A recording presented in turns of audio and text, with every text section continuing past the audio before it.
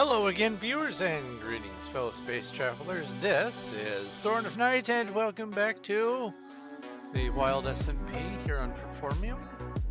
And I have popped over to the Candy SMP to post my announcement for my stream. Don't know if people are going to come hang out. If they are, cool. If they aren't, still cool. I am noticing a trend recently that I'm going to have to figure out what's causing it. When I hop specifically to Candy, it doesn't matter if I go to any other server, but when I hop to Candy, my public key authentication gets kerfluffled, and I have to completely exit the game and the launcher, relaunch from scratch. And I keep forgetting this, and so it's a mad dash when I start the stream. I hop over to Candy to post my thing, and all of a sudden it says, it brings up the hub, and I can move around for a second or two, and then it says, you open kick. Okay, thanks. So that's a weird thing. Anyway, recently I've been playing some Chronicon on my streams, and I got the pacifist run completed. The final boss took a little longer than anticipated, but it was completely doable. And then I moved on to the end game content, and I had a little snafu with one of my gear. I fixed it when I was last at the very end of the stream of the third one. I had, I don't know, about 200,000 thorns, and I think the goal is to try to get to about 2.8 million thorns, and I was quite a ways off. But I'm now happy to announce that I triple that at 8.4. No, now it's 8.5 million thorns. So I think my gear works. I can just stand and take stuff when I'm on the hardest difficulty, maximum mythic 15 setting. So that's cool. But you're not here for hearing about Chronicon. You're here for watching the Menger Sponge, or you're not. But before I get into it, I would like to say, first off, I have a Discord where if you wish to join, you can follow the link down below, and you'll have to pick a role, and then once you do, you'll be able to see all of the rest of the Discord. There is a lot of stuff going on over there, things to watch, things to do, people to chat with. I spend a lot of my time either watching or in the Discord, so when I'm not streaming, you're liable to just be able to hang out with me and chat, talk about whatever. Let's see here. I have also got, down in the description, I have a link to the Streamlabs, where you can do a one-time tip if you like, and if you do that, it'll show up. Let's see here. I haven't tested this. There was apparently an update, so I need to actually test this. Is it going to pop over? Yes, it is. I wish that was true.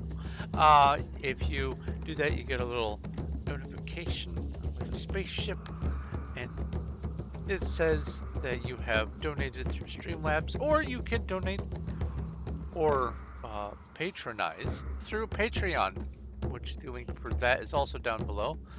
And Patreon is more of a monthly thing. You can spend $1 a month, $2, $10, whatever. I will say that the $10 a month tier will get you a pre-signed copy of anything that I do publish, which I have been working a little bit heavier on some of my writing here recently, especially because I have some terrific news. There's been a change to the Patreon thing. Let me bring this up, put this over here, and do this.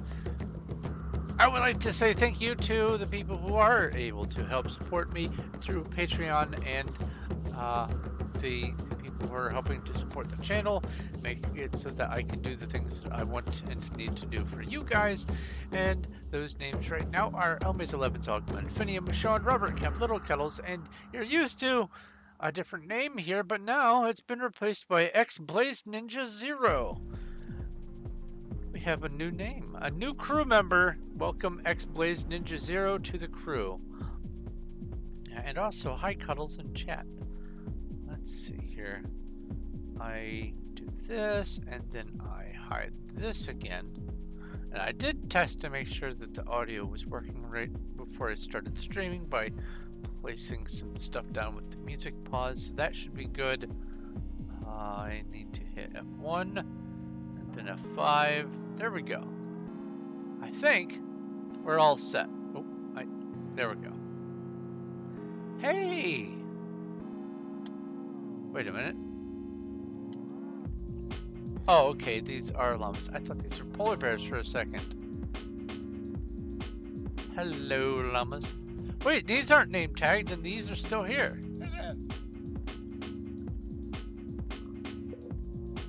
So something weird happened with the server where multitudes, Noah's Arkfuls of animals just up and vanished server-wide.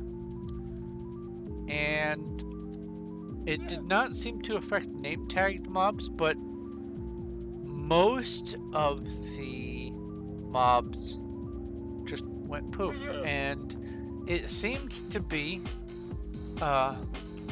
irrelevant where the mob came from. It didn't matter if the mob started in the chunk that it disappeared from, or if it was transported and then moved to a different chunk. It does not matter.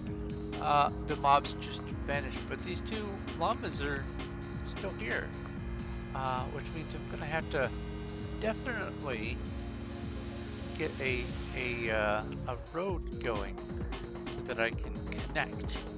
But that's a future project. Today's project is continuing on this.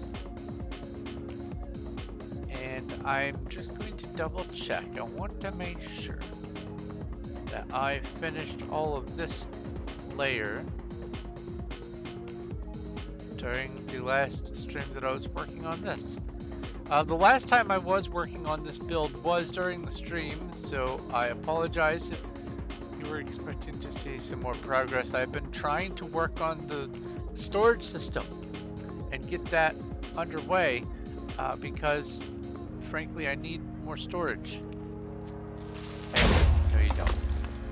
I need the storage for all the stuff that I've been accumulating and the stuff that I need to accumulate for my builds.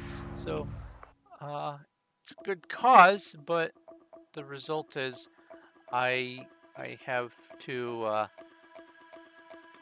I have only so much time to work on projects, and if I'm working on building the everything, then I don't get to work on building this. So this is what I'm working on today. So let's get to it. I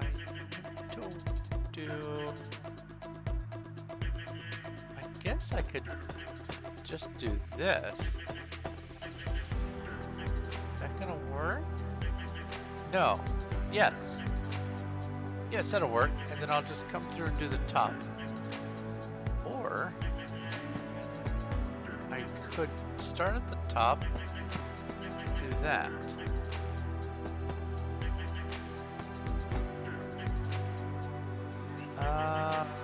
The up and down doing the top is a little, that's going to be a little risky, so I will just do the bottom three and then do the top separately.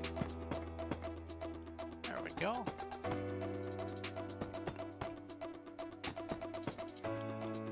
Yeah, this'll work. So anyway, couple bits of news on the subject of my writing. I have been working on a new story to add to one of my compilation books that is a bunch of disaster, end of the world kind of stories. Some of them are natural disaster related, some of them are horror related, some of them are, I guess, sci-fi-ish related. Hi. You're not creepy at all. Over there jamming to your own little music. What causes them to do that with their head, I wonder? That little up, down, up, down, up, down. Looking me over, going, yeah, I can take them. This is full netherite gear, buddy, with thorns. Okay, the helmet is netherite, but you're just so keen on me. I'll let you stay, but you're not gonna get anywhere with that. You do you, buddy. Anyway, the most recent story that I have been polishing up to add to the mix is one sort of set in a... I knew you were gonna do it. Hi. Gotcha. One set in a traffic jam, and while the traffic jam happens,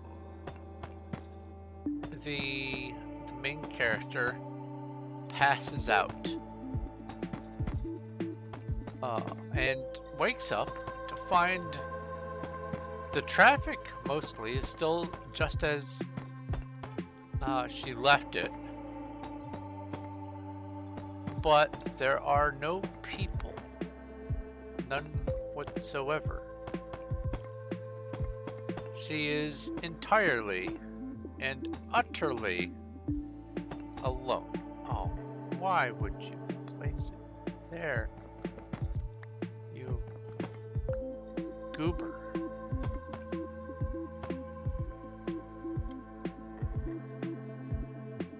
I think I messed up. I messed up.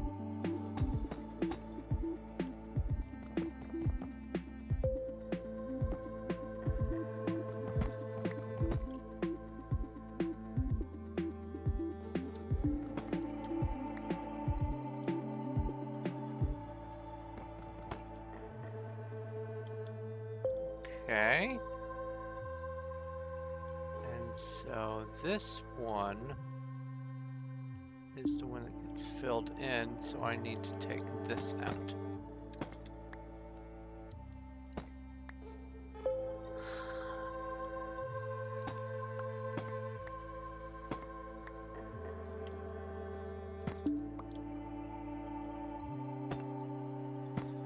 There. Glad I caught that. That's why I do the periodic checks. I think I may have lost a block down there. Don't see one. Okay.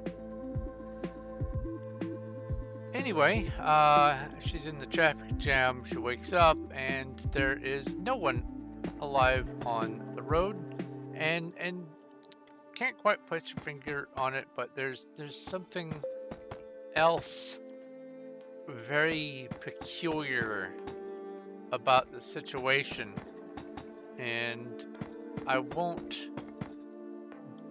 reveal it here, maybe on the Discord, but oh, not there. Wait. Give me the block. You go here. So, by the end of the story,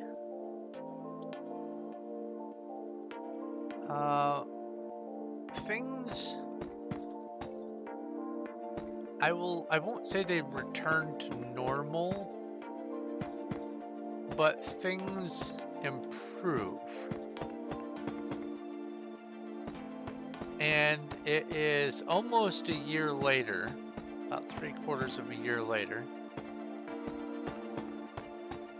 And the radio talk show has the same guest as before. When she was listening to the radio, there was a guest talking about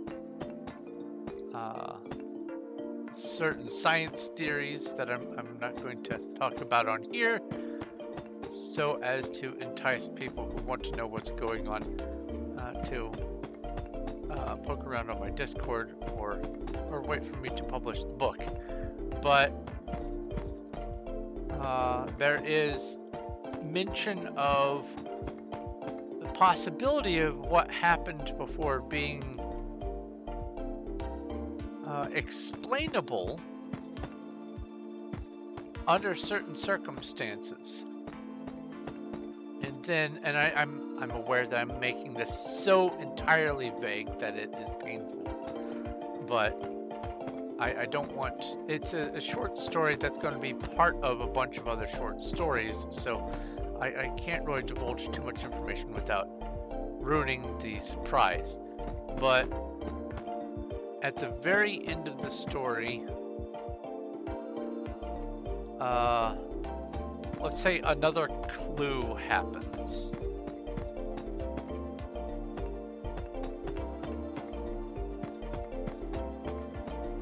But that is just one of the many projects that my writing has been having me deal with lately.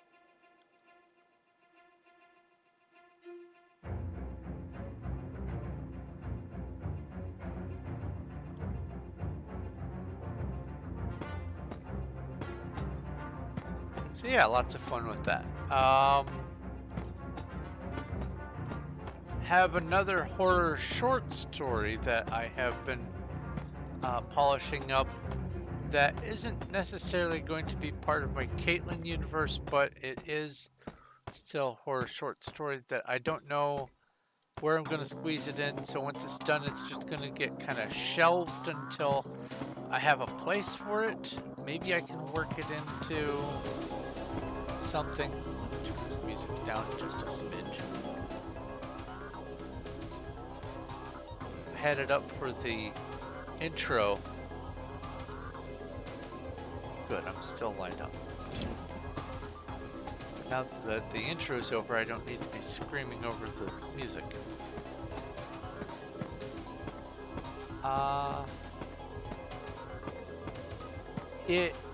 The story is out of place with a lot of the rest of the things going on with my Caitlin universe, because of the situation that is the hoarder. It does not fit the rest of the things I've got going on necessarily. Although, from an outside perspective, I guess who could tell? But for me, it just doesn't fit the vibe going with for the rest of the universe, franchise, however you want to call that. Oh. Why you have to be like that? Don't place wrong. Let's see here.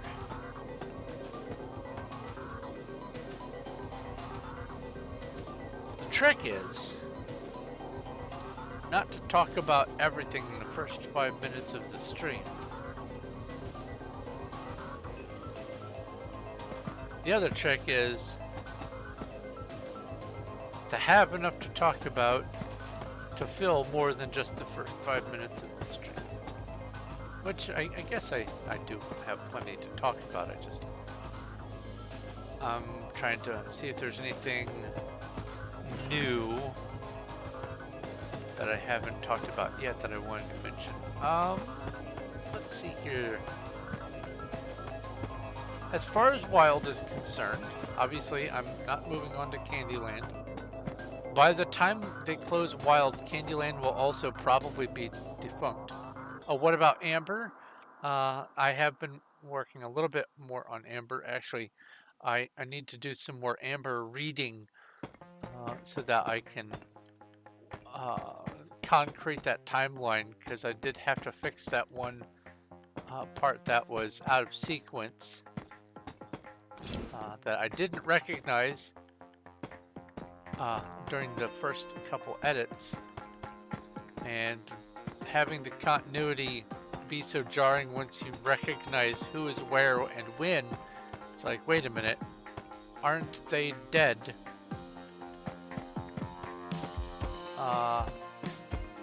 So I have a little bit of fixing to do with that, but I also need to do some reading for the rest of the timelining. So I might be doing some of that this weekend. Maybe that's what we could do this weekend. Else I could, since I don't stream games because of the unpredictability of my availability. I could stream that on Discord.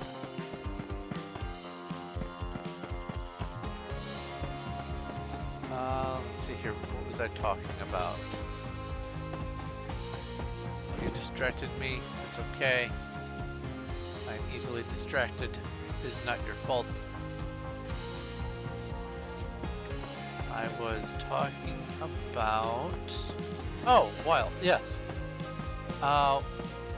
When it comes time for them to decide, hey, let's delete Wild, probably at that same time they will want to be deleting Candy as well anyway. And it doesn't make any sense to just always go on to the next server and the next server and the next server, and, you know, not enjoy where you're at now. So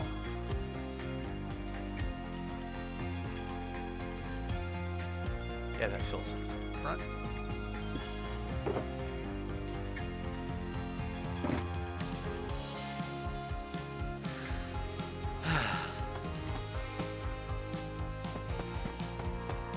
So, like I've told a lot of people, I'm here on Wild. Wild is my home. This is, yes, you accidentally did tee up and enter unintentionally. I know how that feels. Yep, I figured that's what was going on. You're doing a command and you're going T up, up, up, up, up, enter. Haha, I counted right. Surely I counted right. No, I didn't. Oops. But did I miss a block? I did. Let me go there. Something's in my eye. Hold on.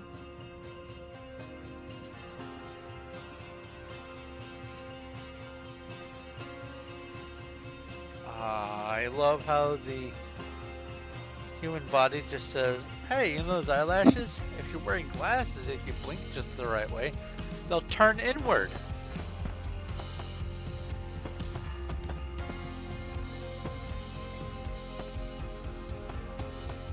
At least it's not as bad as that period of time when I was waking up, having pressed my eye against my pillow and getting that irritated dry spot. That was the worst. Almost had one of those happen recently. Forgot to put my eyewear on. I tell you, the human body is just a bunch of magic tricks held loosely together with some old string.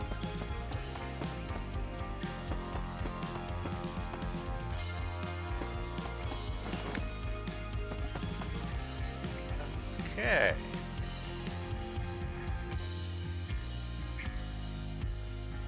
Yeah, I'll do these nodes and then I'll do the in-betweens and then I'll do this in-between part. Yeah, okay. Oh, I didn't do you. Very important one block here.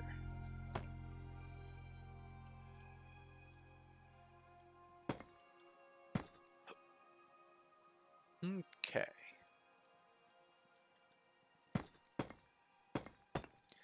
But yeah, the Chronicon build. Going back to that briefly, I was going on some Reddit posts and some forum posts and things like that, and people were just hemming and hawing over certain kinds of stats and items and builds and things like that, and they were struggling to get past 2.8 million, and here I am with my build rocking 8.5 million at last measurement. So I think I found the trick, which means that I will also be putting a video together exemplifying the build so that people want to try to strive for it can.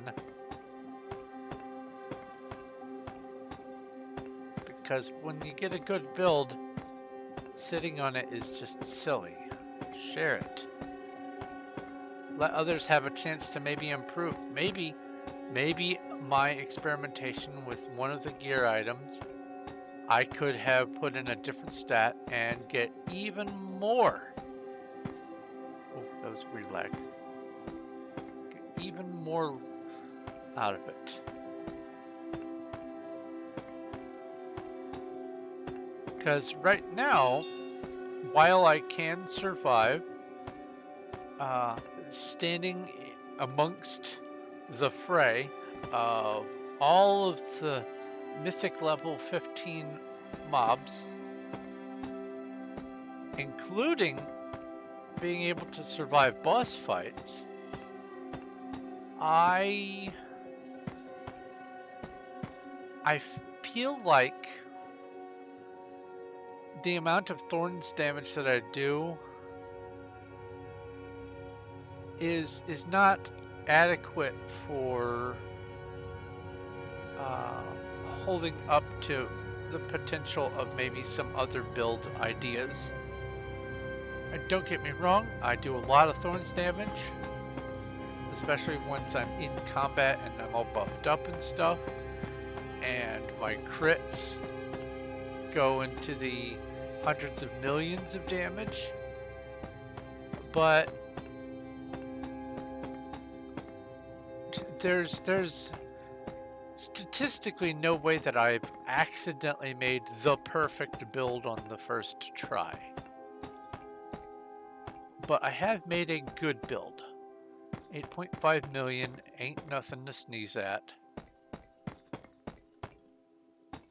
So I will put a video together talking about the build and demonstrating it in action, showing that it works even on the highest difficulty, and it is complete pacifist,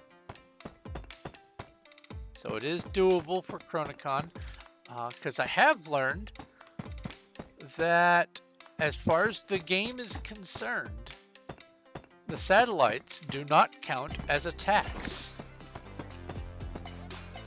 As a matter of fact, in order for them to even register on-hit abilities, you have to have a very special set of items to make it so that the satellites count as on-hit.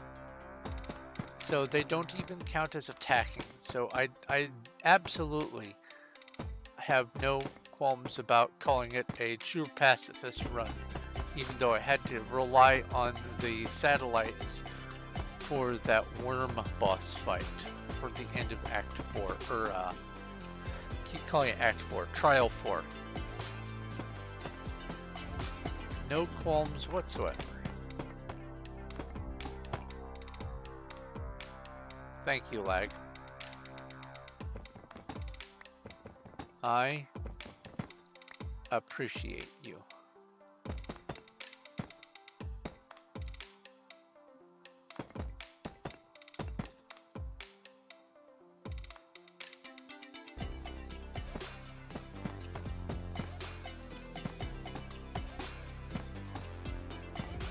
And that doing that series of streams did scratch my itch of wanting to do the pacifist run in Diablo, but now I looked at some of the other gear and I thought, ooh, I could make a build around this item.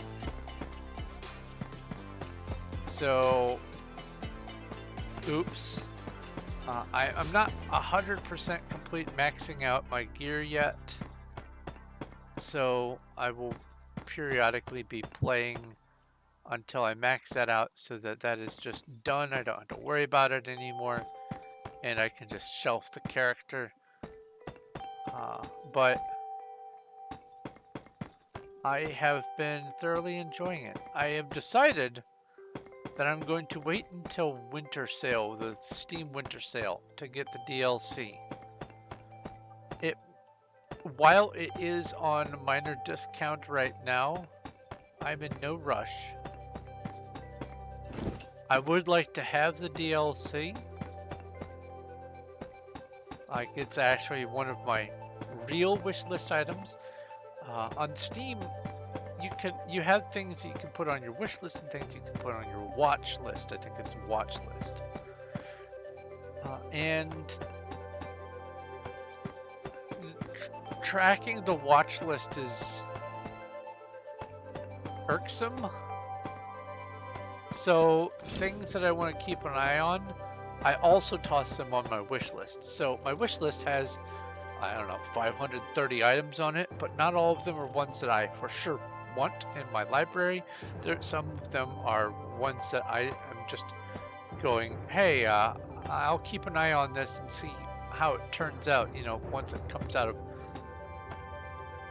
alpha and early access and all that kind of stuff. And I have even gone through and removed a few things because once they came out on early access, it turned out to be worse. That's a little easier on my eyes, less blue.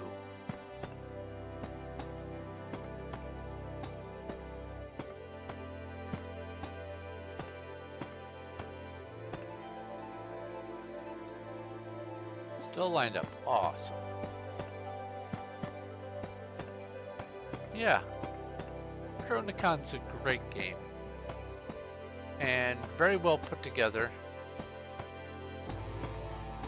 I am honestly surprised how versatile the software is that was used to make the game.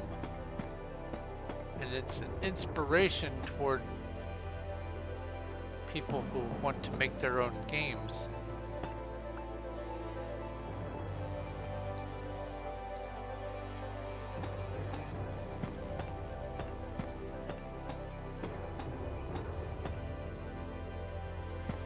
Okay.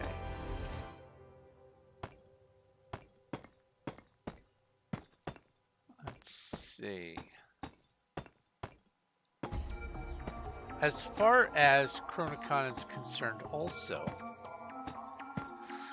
in the playing that I have been doing recently, I have come up with many ideas toward making my Chronicon adventure map in Minecraft. Let me grab a drink here.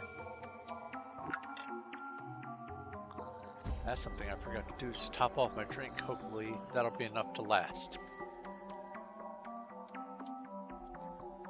I am planning on building the entirety, all 6 trials and all maps that go with all 6 trials, or 5 trials rather,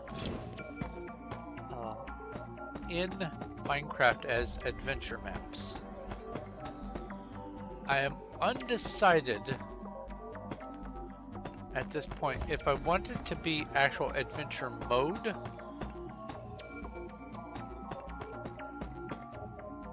because I like the premise of it being in Minecraft and people being able to use their environment to, you know, make little safe homes and maybe even have an item that sets their spawn point or whatever. But what I can do at the very least is the building of the actual maps. Even if I don't have the mechanics of the gameplay figured out, whether I'm going to be using command blocks or data packs or plugins or whatever, I can at the very least build the maps. So that's a thing that I will be doing future-wise. Maybe once I get this Menger Sponge built. So maybe beginning of next year I will start work on building Chronicon. And at that point I should have already purchased the DLC so that I can have any access to additional maps they may have added to some of the DLC. I don't know if they've added more maps. May have. I kind of want to go into it blind. I don't mind spoilers, but with the way that they have treated their product, it is one of those sorts of things that for me it is actually a happy surprise.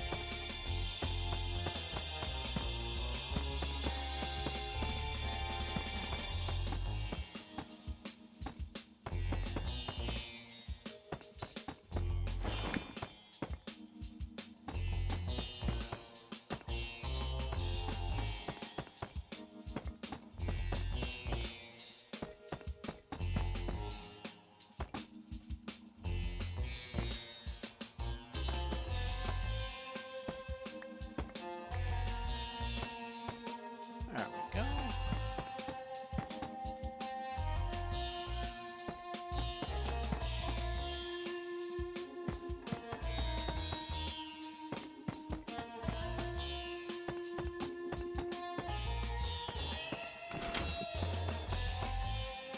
Now, the part of the reason why I wanted to do the Menger Sponge today is, apart from the fact that I haven't been working on it since I started building the storage area, I also need to do something with this chiseled deep slate that I've been accumulating for the project, so I can free up some more of these shulkers.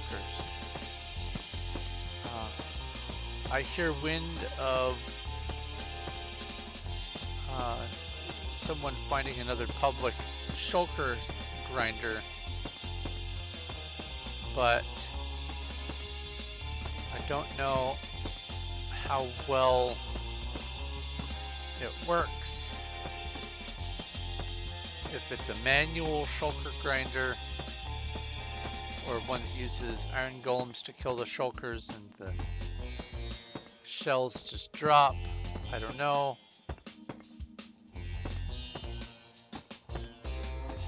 But because the overwhelming majority of players have moved on to the Candy server.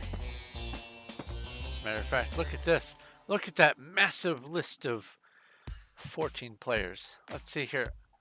Mr. Merlin, Mr. Lancelot, and not Merlin. All three of those are AFK alts.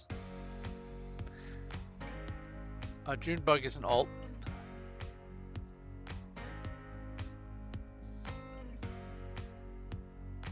So, at most, that's 10 players. I know Cuddles and Elmaze are both active players. As a matter of fact, Elmaze has been amazingly expanding their building prowess, and I am very happy to see the stuff that they have been doing. Elmaze has been a long-time Performium player. Met him back in 2018, 2017 actually. And he has definitely graduated from the plain, stark rectangles of doom and is adding really nice textures and concepts to his build. I'm really happy with a lot of the progress I've seen him make. Have a message.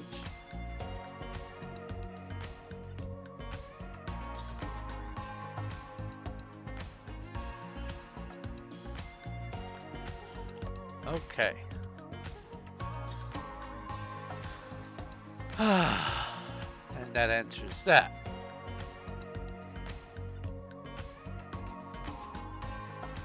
So yeah, I need to do the in-between stuff.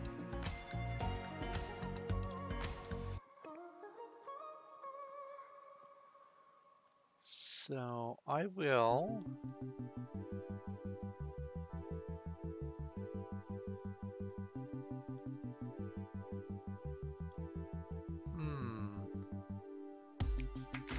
if I do this,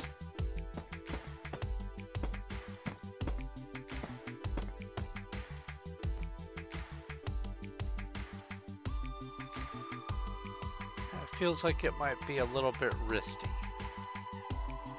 I think I'm just going to stick with this method.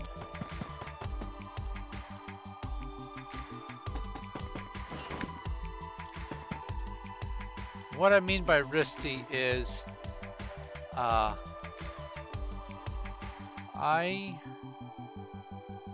don't want to injure my hands any more than they already are.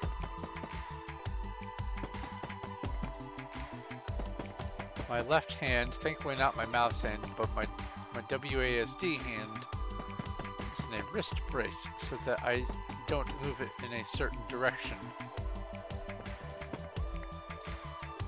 And it looks like it's going to be in this brace for the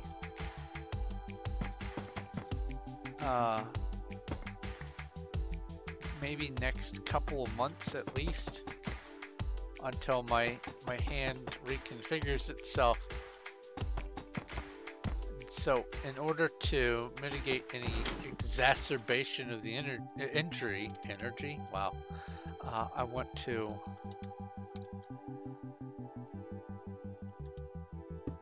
go as easy as I can.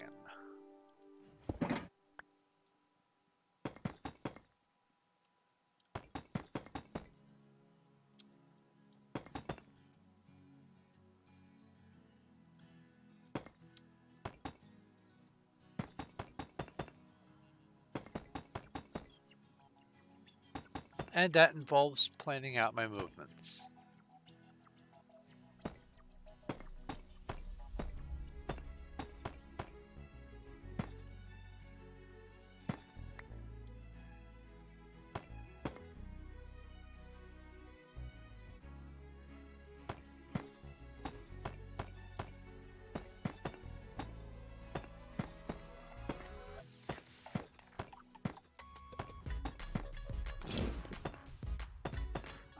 Another thing on some Wild SMP news. Because of the overwhelming migration of people who were regulars and no longer wish to be on Wild, until I hear back from some of the people that I have been doing some projects for, I am going to put those projects on hold so I can work more on my own stuff. Because it's nice to have something to do, but I always have something to do. I have more things to do than I can do. And that's the way I love it, is to always have something going on. But when I always have something going on, it means that I have to decide what to work on and where my time has to be spent. And so if a player who hasn't even paid me for the work that I've already done, with the promise of paying in gym cookies, they can be as nice and swell of a player as they want, but being nice doesn't necessarily make me feel better about spending my time on things that I could otherwise be spending it on my own projects. So I will be working on my stuff. There are a couple of small projects on the side that I am going to do.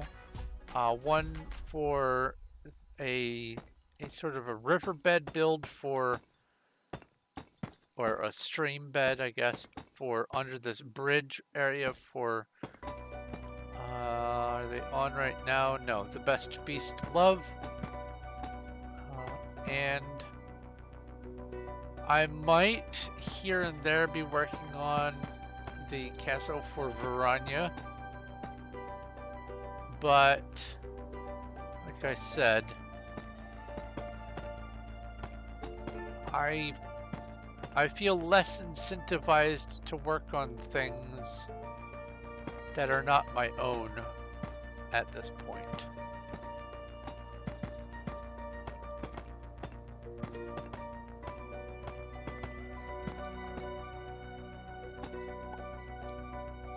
Oops.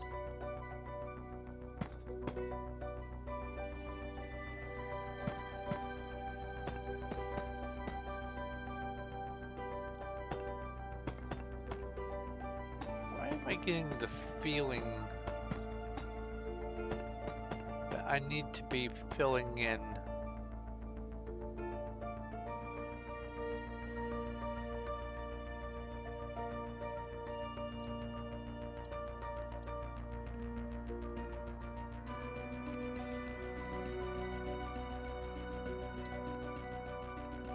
because I do need to be filling that in. Aha!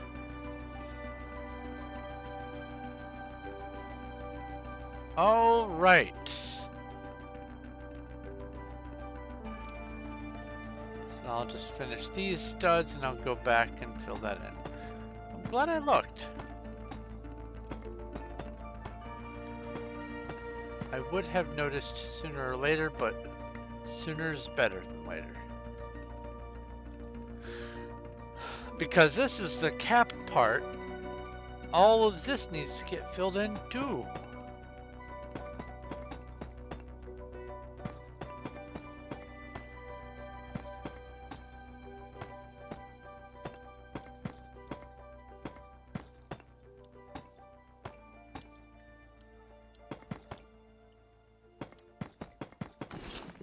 Glad I looked.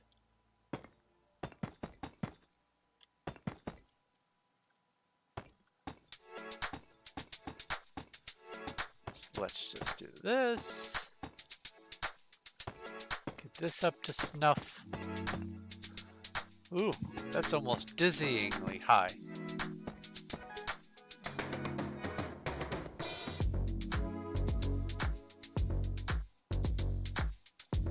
Why, hello. Welcome to the stream. Good to see you. And as always, you missed the beginning of the stream. Later on you can go back and rewatch that if you want. There's some new information that I presume is going to be to your liking.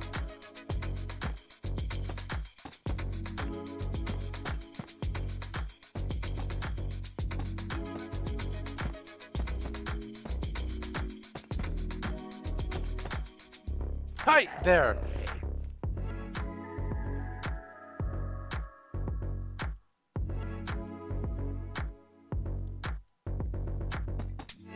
I'm not scared, you're scared.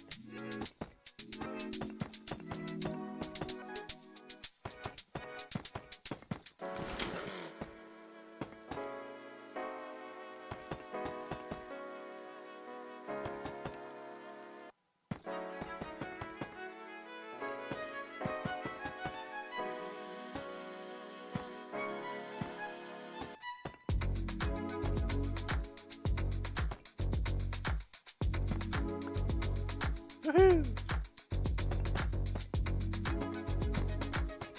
Let's see here, what else? What else was I going to mention?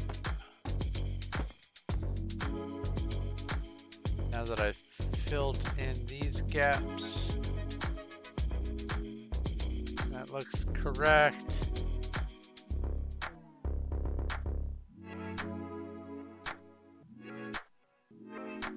Looks good. Okay, cool.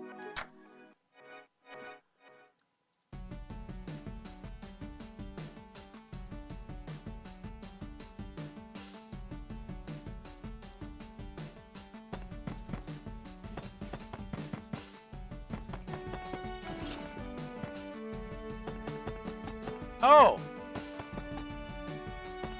I learned recently. Now, let me back up before I say this bit. As far as Minecraft is concerned, I'm intimately familiar with everything before 1.12. And a bunch in 1.12, but not necessarily even all of that, not to the level that I might. But I recently discovered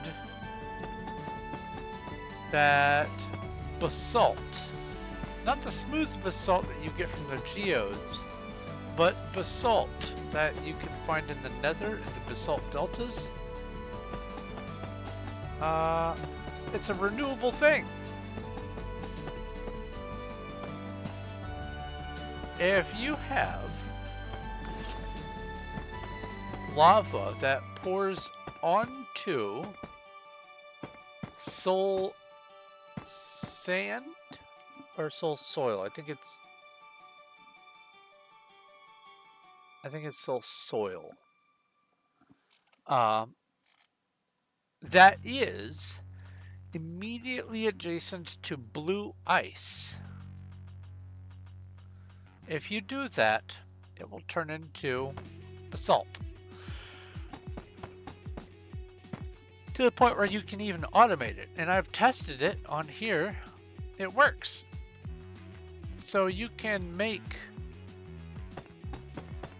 a basalt structure. But the problem is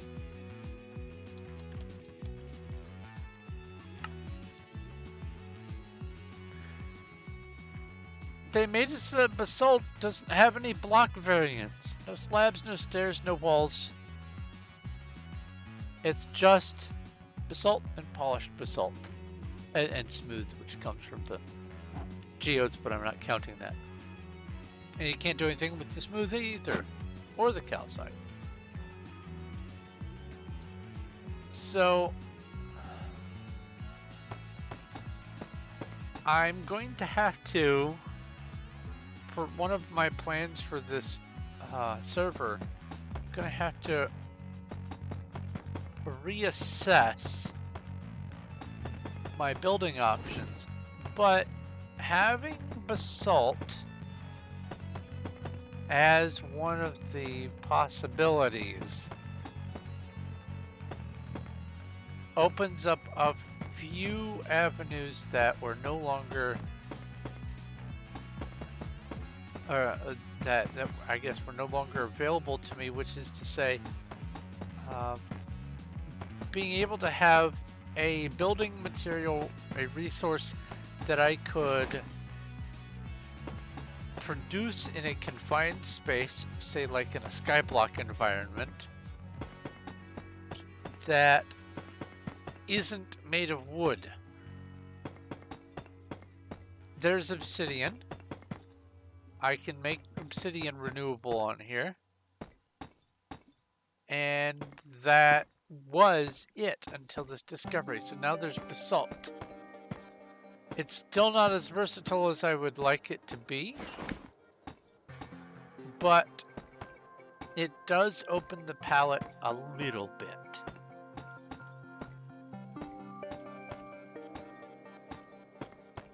Who's that? Soul soil, okay.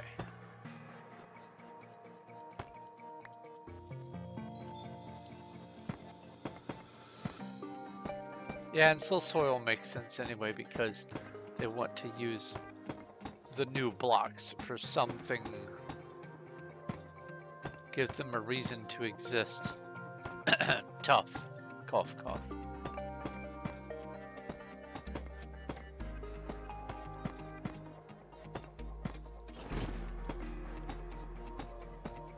Tough is the new gravel. Because now gravel's useful. Gravel is very useful. Gravel equals concrete. That's super useful.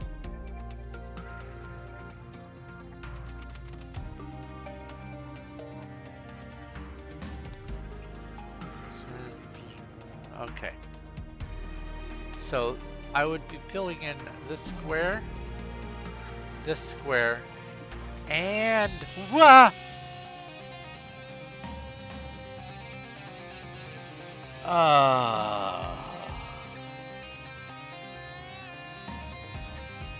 That explosion of experience made me jump, not gonna lie. It's just the right setup. I was looking down, I was focusing down, and all of a sudden, explosion particles. Anyway, this square, I'm going to also be doing this square. Right there. Same thing with this and this. Okay.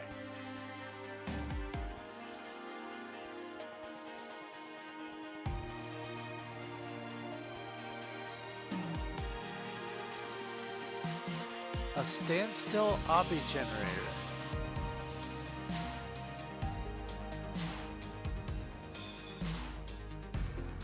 I'm intrigued.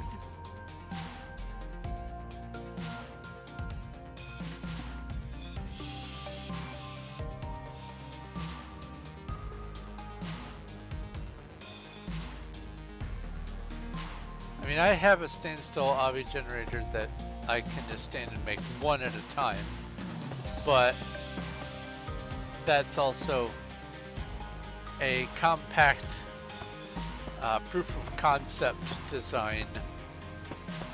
I was planning on seeing if I could make a row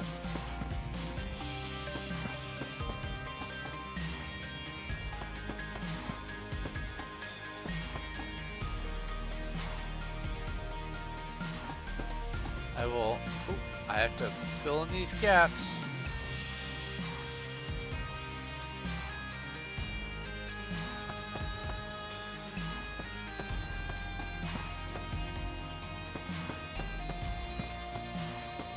Almost forgot.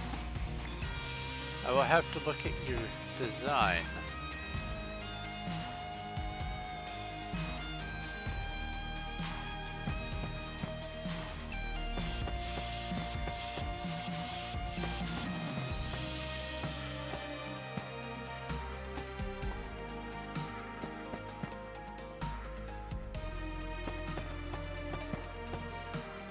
Because one of the things that I do plan on doing on this server is once I get like this project and some others underway, I 100% intend on having a skyblock experience on Wild.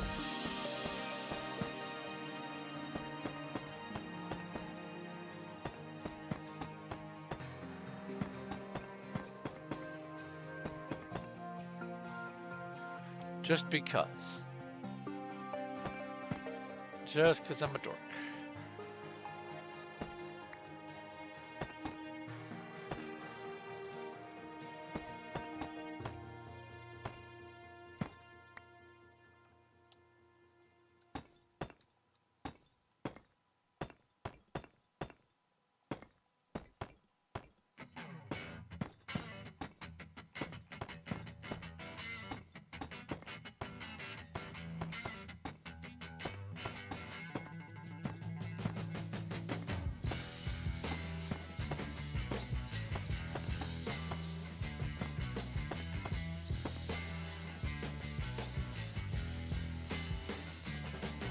Wow. I really have made a lot of progress on this, despite the fact I haven't worked on it for a week or two.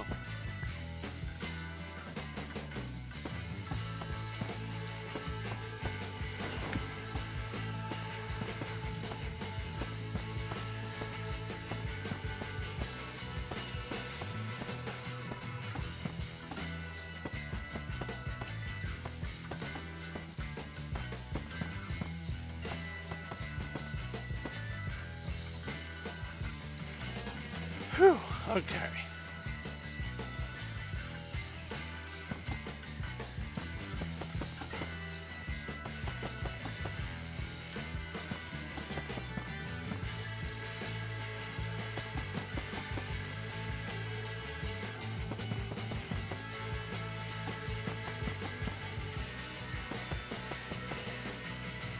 I'm sort of getting absorbed into the music. Apologies. I'm digging it.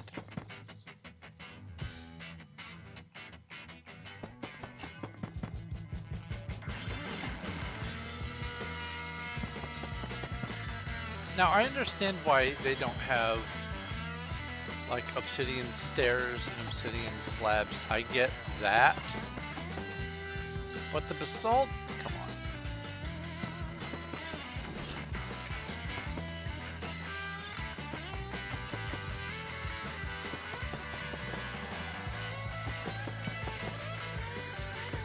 Unless basalt also has the blast resistance that obsidian does, it makes no sense that they would prevent it from being...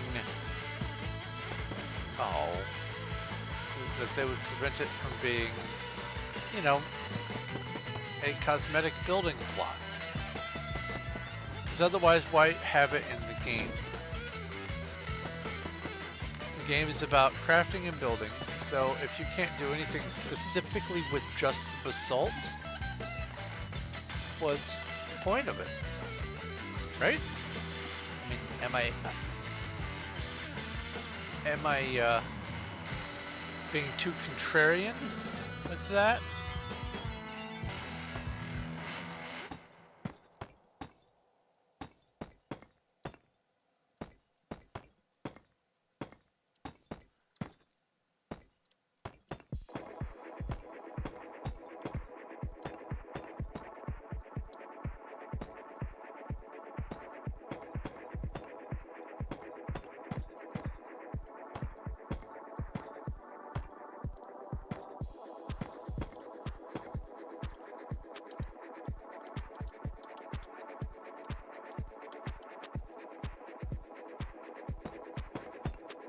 Wubba lubba dub dub.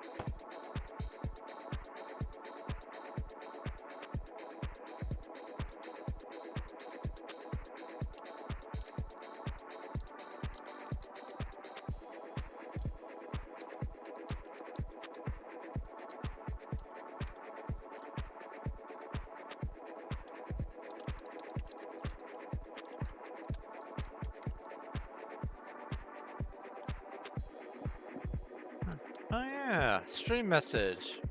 Boop.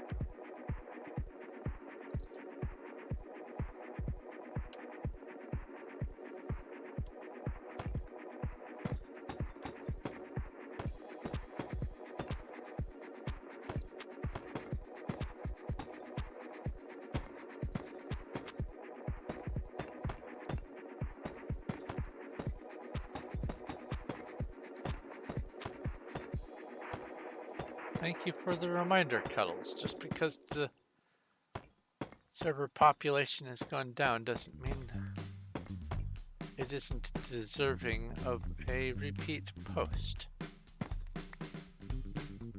Should I go over to Candy and do the post as well? The reminder post?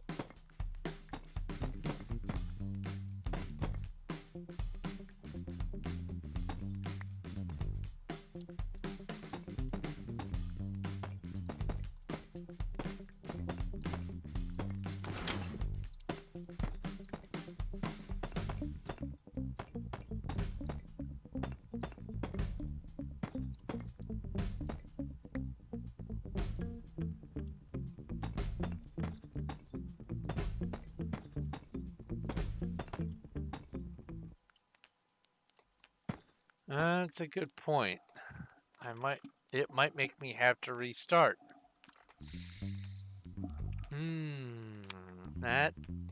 That's risky. Good observation, thank you, Cuddles.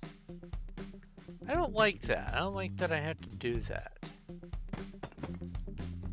It feels weird that it's just that one server, too. I've never encountered a bug quite like that.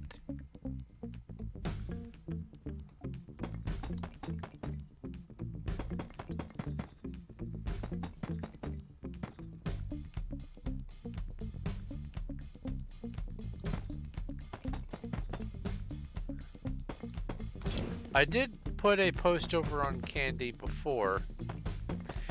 You know what? I'm going to finish this middle area at this layer for this strip.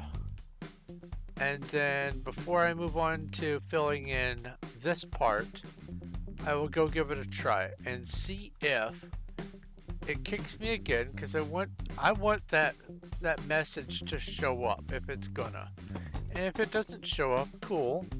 Means I don't have to relaunch, but I want to see if it's going to do it again, because I literally just restarted the game at the beginning of the stream. My game has been up. My entire uptime for this session is an hour and a quarter. Less than that, actually, because I had to restart at the beginning of the stream.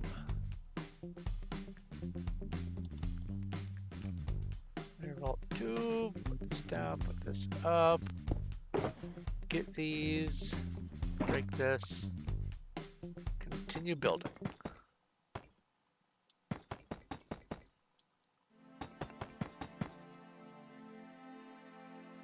Wait a minute.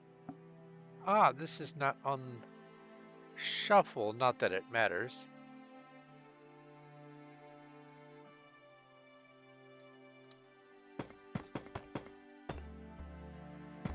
I just recognized that the two tracks were next to each other in the list from listening to them.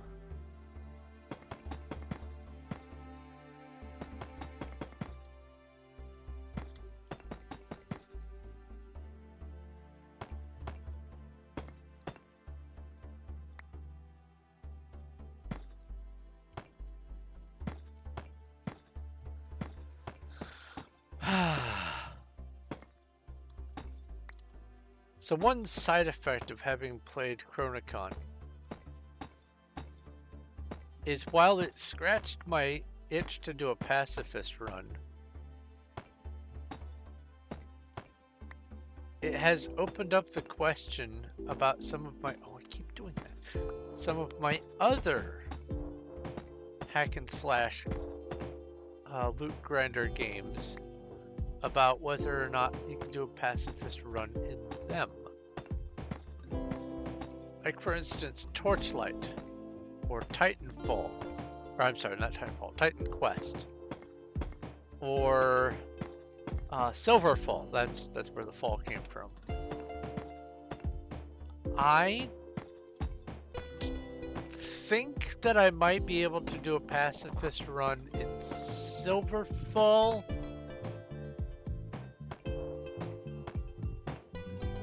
If I go the route of nature.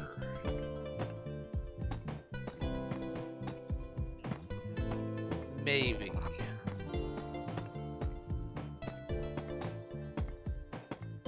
Titan quest, I don't think you get Thorn's ability. And if you do, it's certainly not going to be enough to justify a pacifist run. But Torchlight, and Torchlight 2 specifically, I don't know. Because if I'm going to play Torchlight, I might as well play Torchlight 2 instead, because it's definitely the superior game. I don't know at all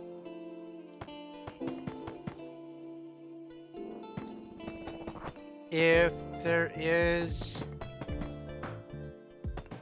not only enough of a Thorn's sort of mechanic, but more specifically, a Thorn's mechanic at all in the Torchlight 2 game. I'm not sure. Ow! Rude.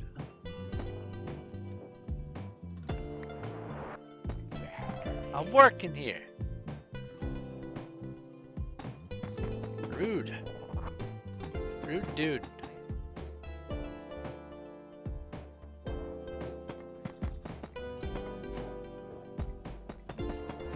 I will have to look into that, because Torchlight's also an awesome game.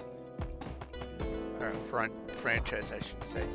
Titan Quest is too. I love them both. As a matter of fact, if I hadn't decided on building Chronicon, I probably was going to start building things that are in Titan Quest, especially because they are, you know, archaeological significant structures from ages past. All right, let's see here. Do I need to modify this message?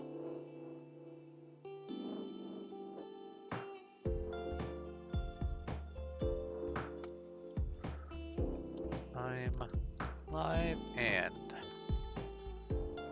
working. There we go. All cut. All right, wish me luck. Candy. Let's see if it does this message. I did not get kicked.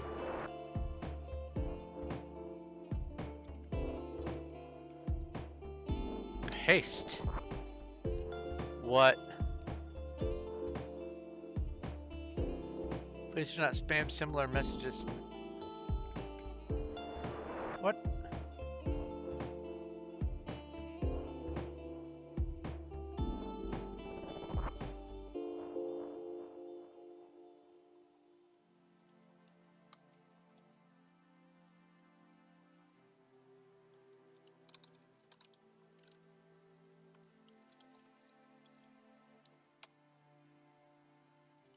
The fuck?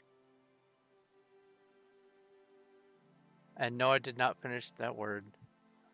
That's duffa. Although I probably shouldn't even get that close for my streams. Oh, what is the name of that cartoon, too? Who introduced me to that cartoon? It was someone on Performium.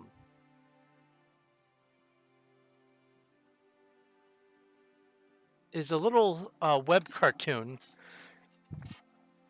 And one of the premises is they get just close.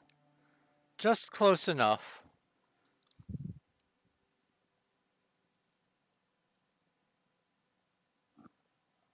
How can I... Here, I know what I'll do. I will... X...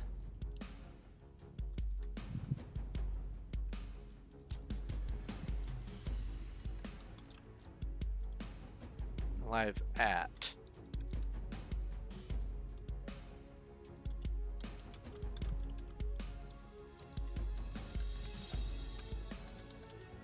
Menger Sponge and Listening to music. Is that similar? No. Okay. I don't get it.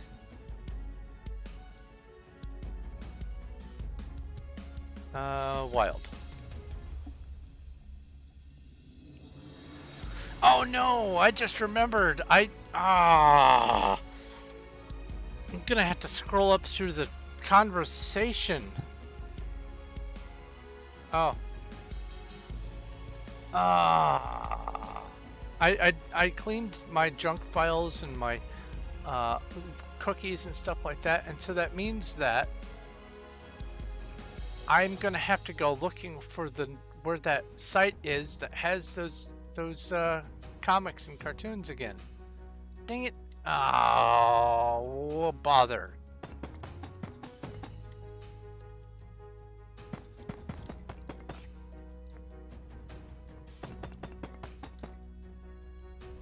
One, two, three.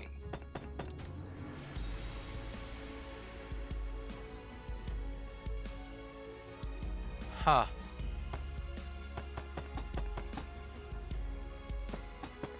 That also means I'm gonna have to figure out whose conversation it was.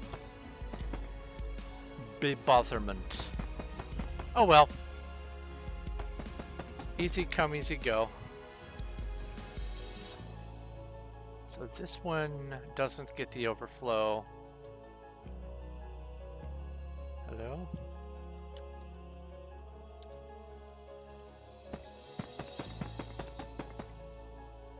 Three, four, five, 6, 7, 8, 9.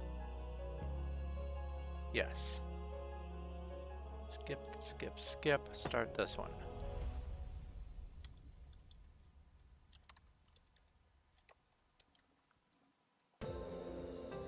That's the problem. I don't remember the name. I don't remember the name of the comic or the name of the person who gave it to me. It wasn't for Rania.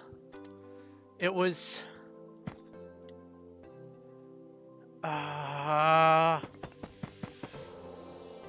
it wasn't Hoff.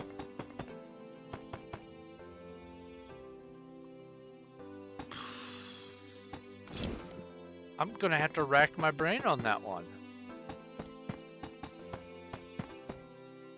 Because it was a cute little thing, and the premise was basically staying just this side of getting in trouble, just skirting the edge. And one of the things that it talked about was censorship and other things, but it was...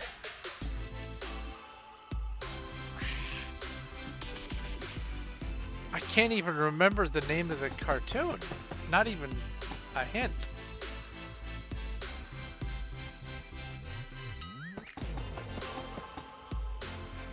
I specifically find the material funny because of my interest in linguistics. Specifically, over time,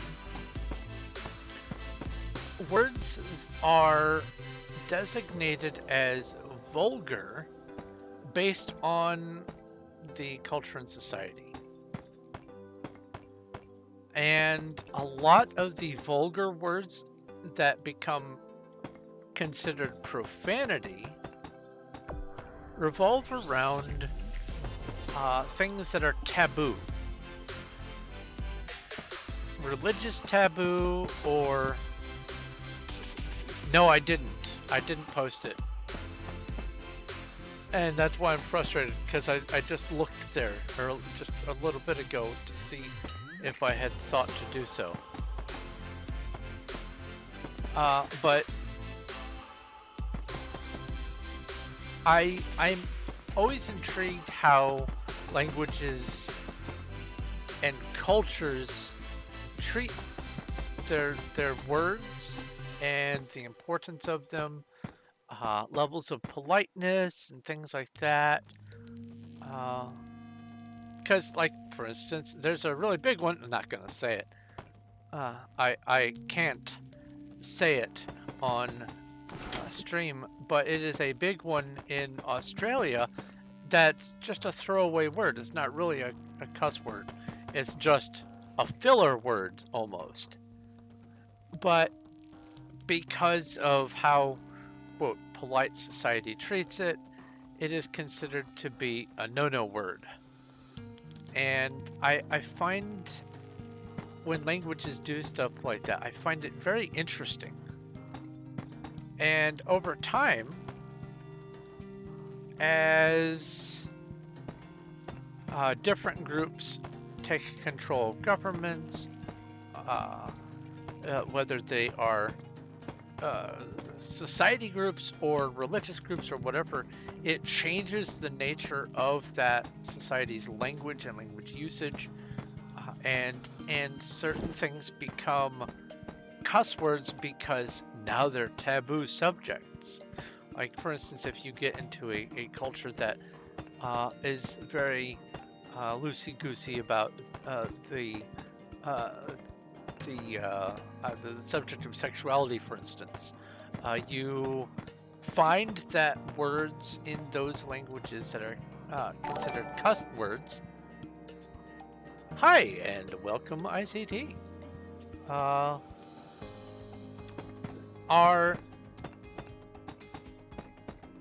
not words that surround subjects that are just culturally acceptable.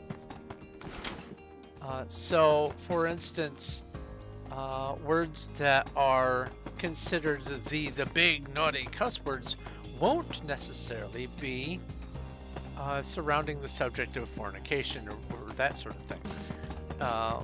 But very frequently, in almost universal nature, words that have to do with some of the baser body fluids tend to be in the lump category of vulgar words. So, for instance, things that have to do with feces. That is typically where you can look to find profanity, feces, urination.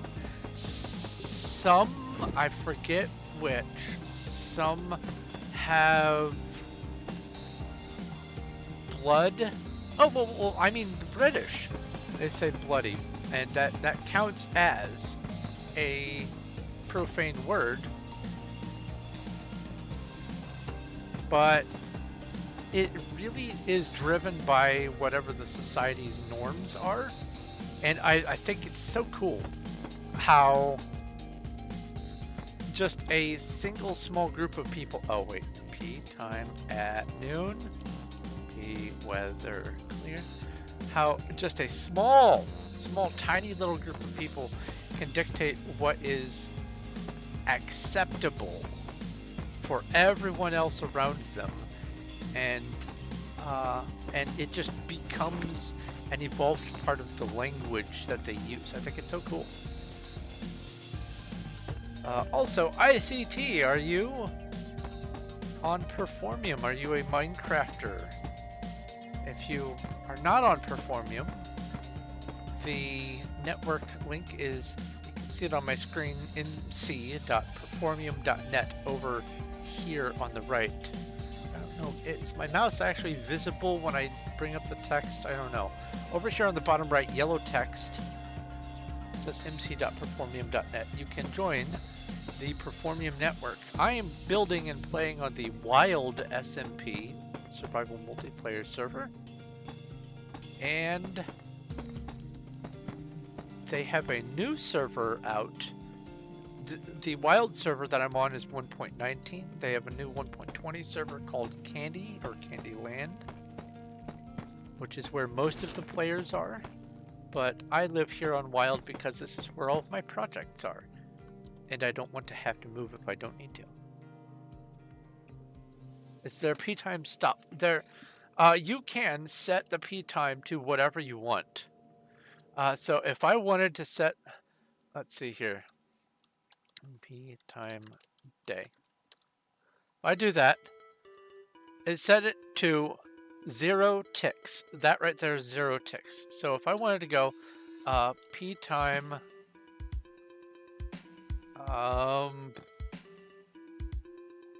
let's say 3000. Oh, really? They've limited that? P time. Oh, P time question mark.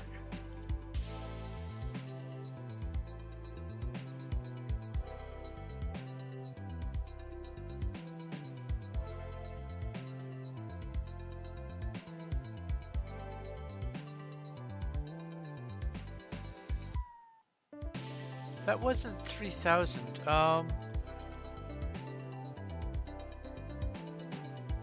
Let's try P time. Let's go. Let's just make it clear. Let's go 8000. Thorn of Night. Set to 2000 ticks. There we go. And it is locked at 2000 ticks. If I... It's not locked! They have different settings on this server! Look at that! If I bring my mouse up to here and hold still, the sun's rising. Weird! Okay, I've learned something. So P time... Time noon. Or at noon. Oh, wait. At 8000. There we go. That did it. I forgot the at. Every time it tries to move, it goes, all right, am I locked at a time? If so, move back to that time. So the sun just goes blah, blah, blah, blah, back and forth like that. I've locked it at 8000, which is 2000 ticks. Here we go. P time at noon. But I like to have it at noon, straight up. That way I can look straight up and see the sun. I've learned a thing. Neat. And you can also set the weather. I forget which rank it is. Allows you to start doing the P time and P weather. I have a list of when you get new commands based on rank. I have it on my Discord, in my Performium channel. Actually, let me look that up. Scrolly.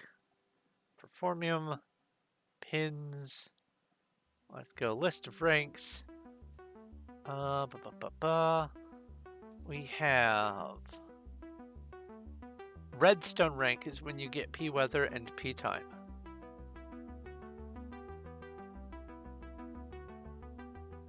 Okay. Minimize. There we go.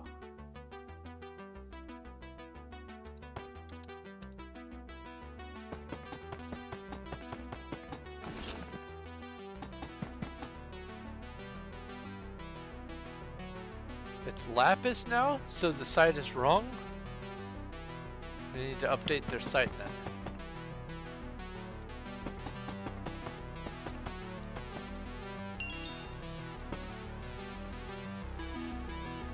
Unless I read it wrong.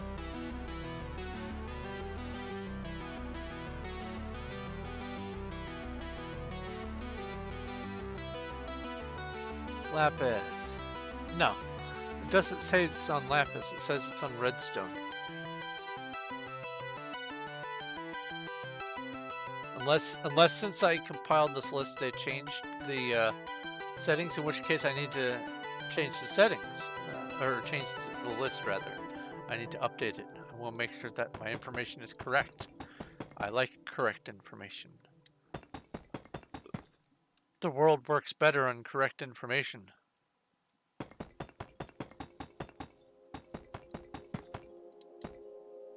Also, Ian's Corrupted Timeline. Great name.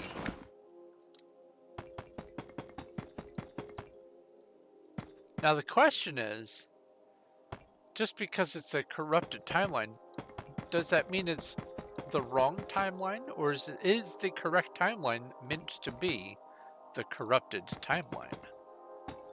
There's a deep question for you.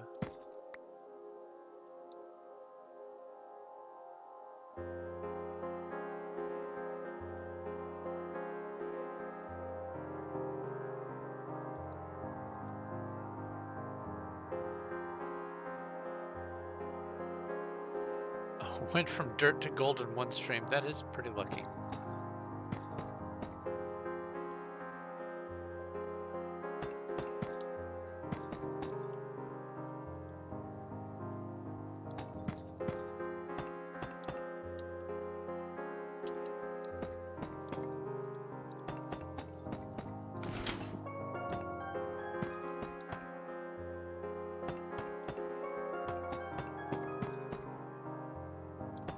So this song, because of the, I guess it's a steel drum? Maybe it's not. It gives me like sort of Caribbean vibes, sort of like a tropical island, but it's also got that sort of almost a melancholy, saddish kind of feel to it. So it feels like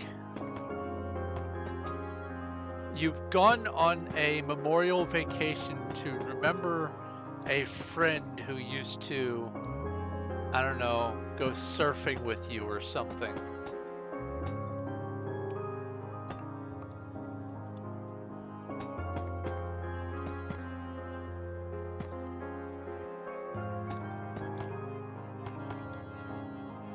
Not quite funerary, but definitely melancholy.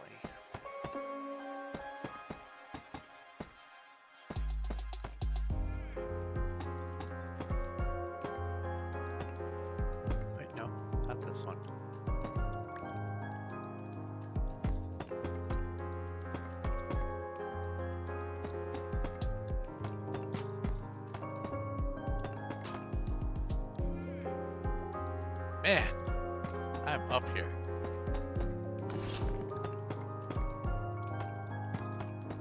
Now, I don't think I'll be able to finish all of this. I'm going to try. See if I can finish this in one session. This part, I should say. Not going to happen if I keep placing blocks in the wrong spot.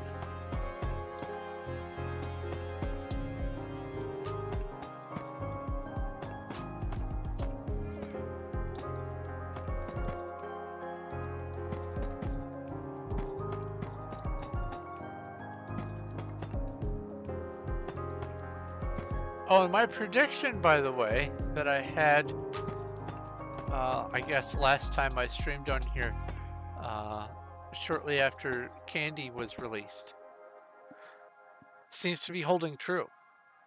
We have not been getting a steady flow of gray name new players that come in and try to troll and grief in hopes of garnering the attention of player who's never even been on the server.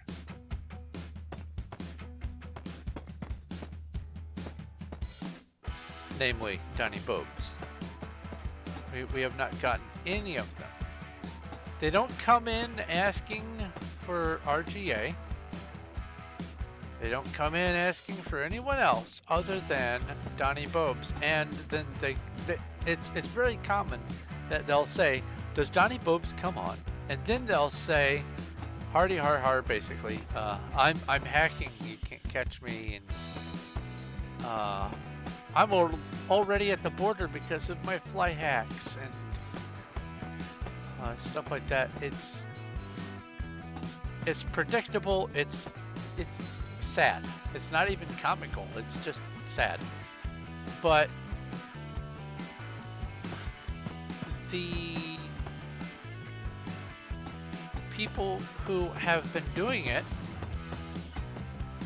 have reduced down to quantity 0 since Candy was started up, for the reasons that probably for the reasons that I demonstrated. because it is such low effort troll that if they wanted to put effort into things, then they wouldn't just be doing that sort of a troll.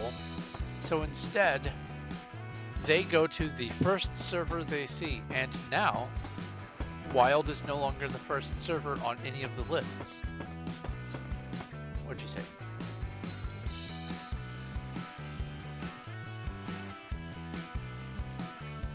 Aye.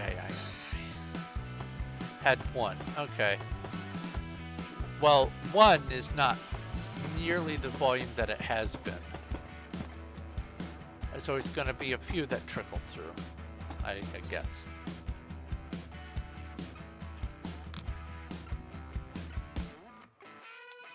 Huh. Yeah, the ones that say, yeah, he does. I watch his videos. He comes on. No, he doesn't.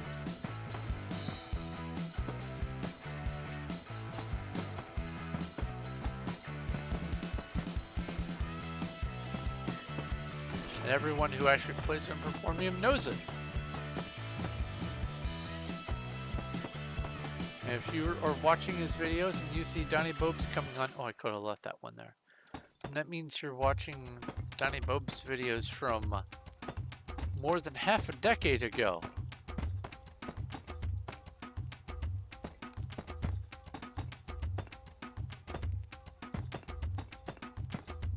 Which means your video proof is almost as old as you are.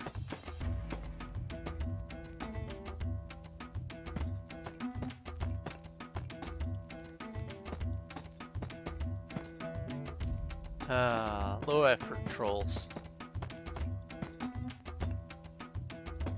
It is a bit of a sigh of relief though. It's one of the things that I tried to do is when I recognized that they were on, I would try to take all of their attention because they would target pestering people. And they would pester everyone until someone really got their attention and they spent all of their time on that one target. And like I've been saying before, I have pretty thick skin and... Oh, am I? I already went through the stack. Okay, PB2. And so I don't mind being on the receiving end of someone trying to be a cretin.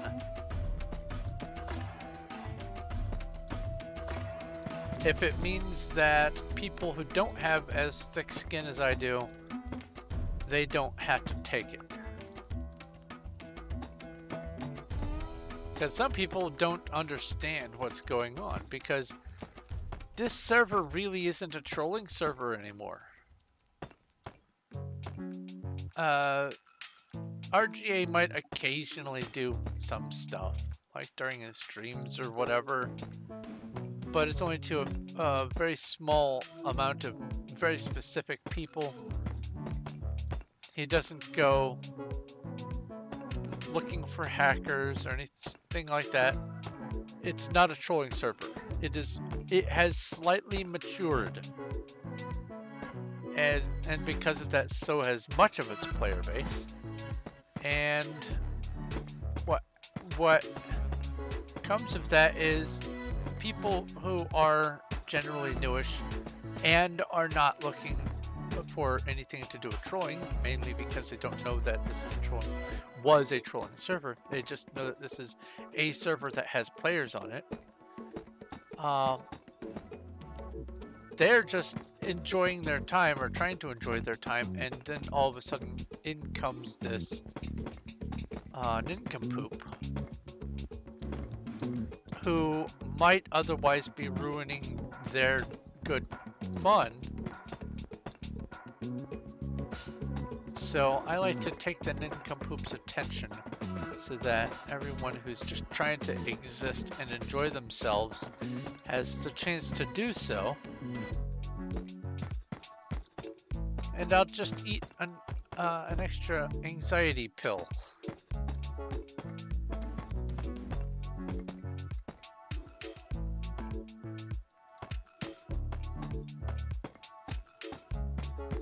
Oops. Oops.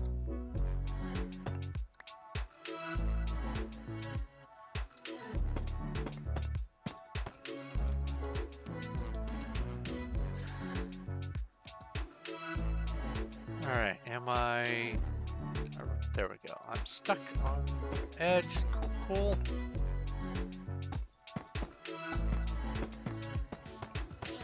So, I recently saw that 7 Days to Die had yet another alpha update. It has been a decade. And they still haven't figured out what they want to do with the game. And it has made one of my plans for a series that I was going to have 2 seasons, I guess, revolve around 7 days. It has made it more challenging, but I think I can still do what I was planning on doing. But I'll tell you, it feels like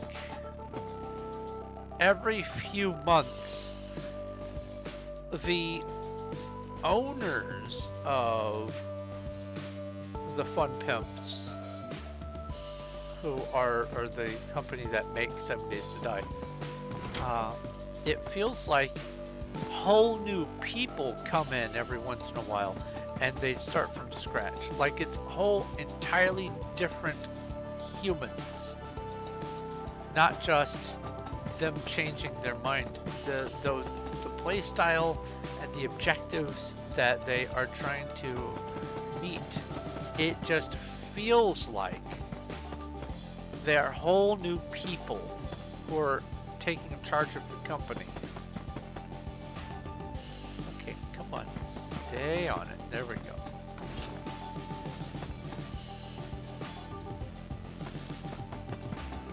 I haven't checked the news for what the updates entail, or what the update entails, I should say. In fact, it's actually a good question. News.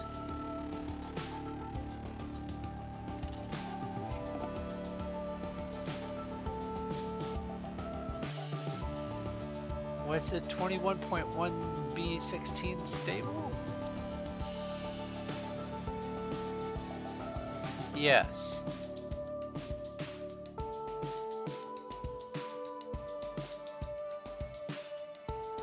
Added that. Adds.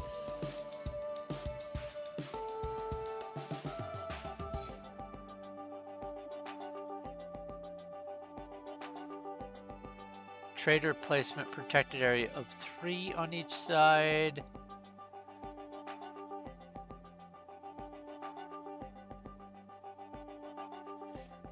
Interesting. Exploding vehicles spawn a loot bag of contents.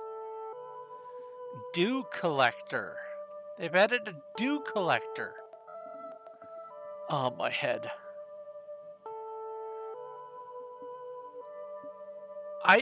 Sometimes it also feels like they're like, okay, well, what do these other survival games have that we don't? Why are people playing some of these other games? We want people to play just our game. So what do these other games have? And so someone said, well, I've been playing Raft and there's this dew collector. Great, let's add it. It's like their changes just feel so arbitrary. I don't get it.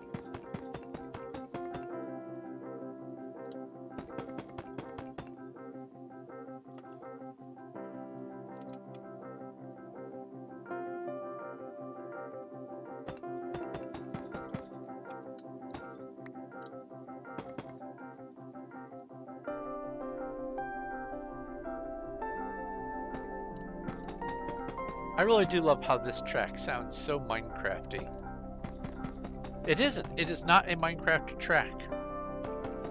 Which I learned early on that Minecraft tracks, even though I'm playing a Minecraft game, Minecraft tracks get my streams and videos flagged. So I am not going to do them because that's just a hassle I don't want to deal with.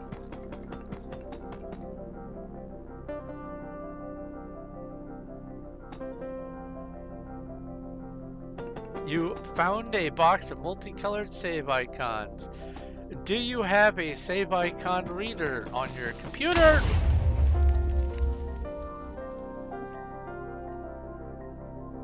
GG, Creeper. And you have a friend. I knew to look behind me. I just knew it. And I'm above sea level, so they did 0 damage. Aww. That one little jerk of my hand.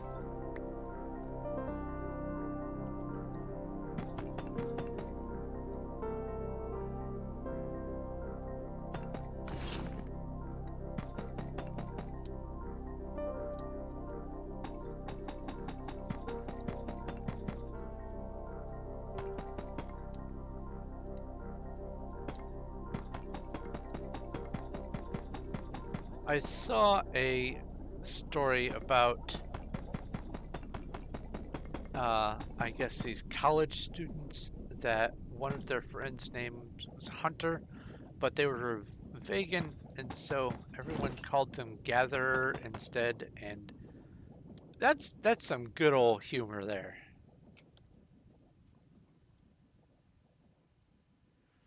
Yeah, 1.44 megabytes. That was how big of a save.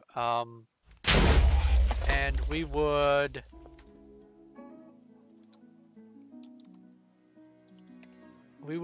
live our lives around stuff that could fit on those discs.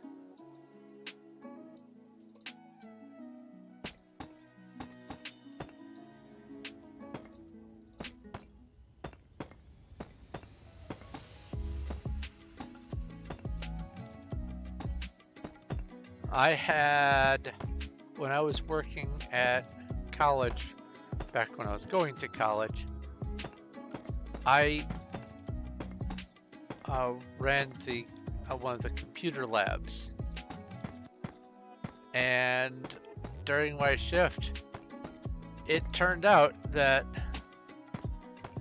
while they had all this access to computer usage at the college, it still hadn't quite caught on enough.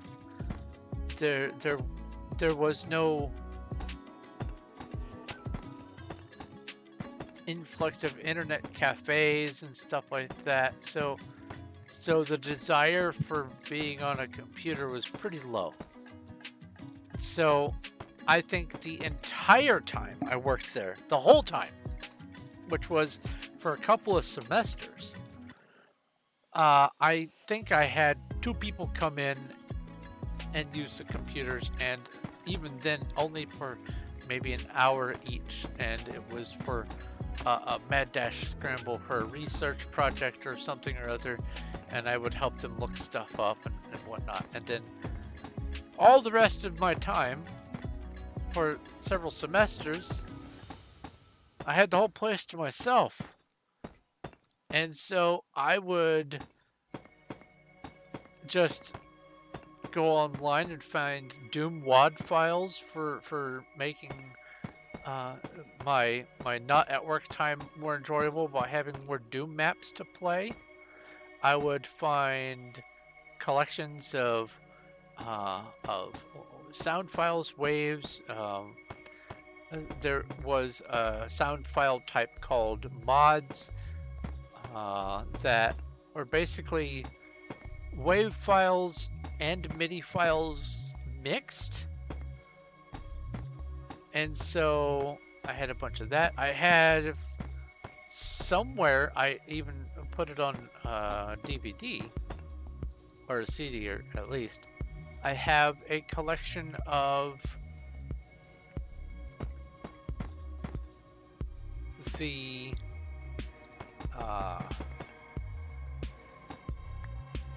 well, the alternative music at the time, Korn and Nirvana and stuff like that, I had MIDI files of all their music. Oh, I missed a spot. Hello. Here, have some arrow.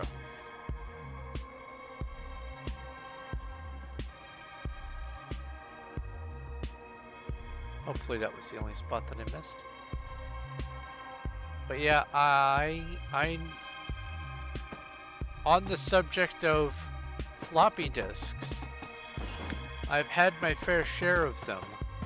But now, when I built this computer, I said, all right, I want to be able to have this, this, and this. And one of the things that I said was,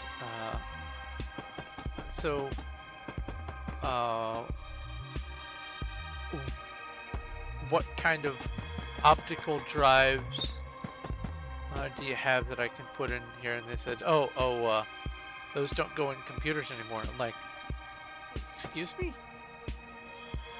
And they showed me just rank and file all of their computer cases, mine included, do not have a spot anywhere in the front for you to put in a disk of any kind. So not only have we moved on from putting in floppy disks, but now we've moved on from putting in disks at all. Now it's all like I will say thumb drives, but maybe flash drives is the correct term, or I don't know. Things have changed in my lifetime. I'm not getting old, you're getting old.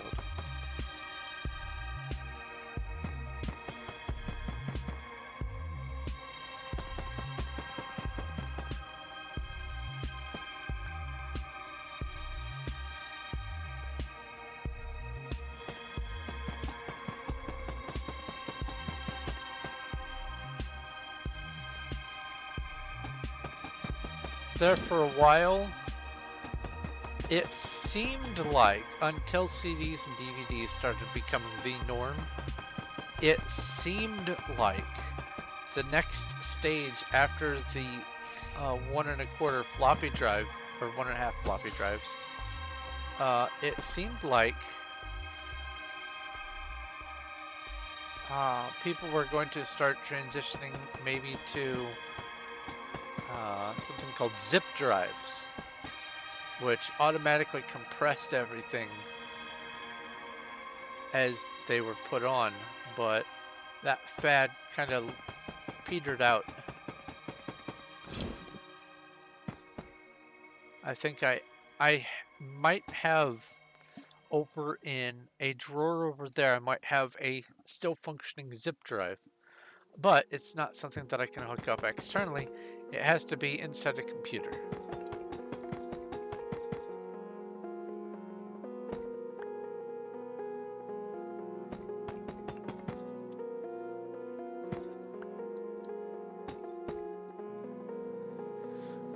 All right, let me take a drink here.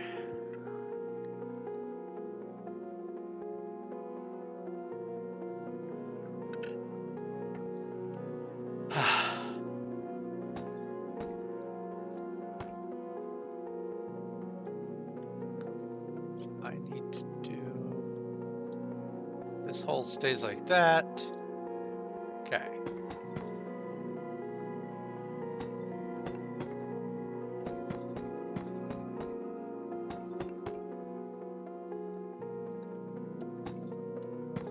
Times they are changing. Just think we'll be able to look back at these times and go, haha, remember when we used to have water?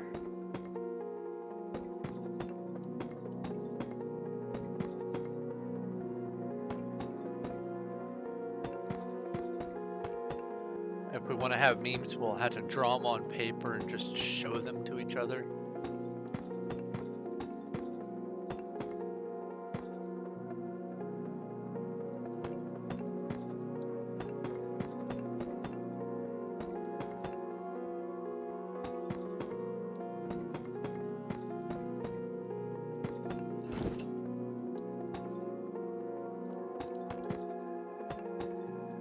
Okay.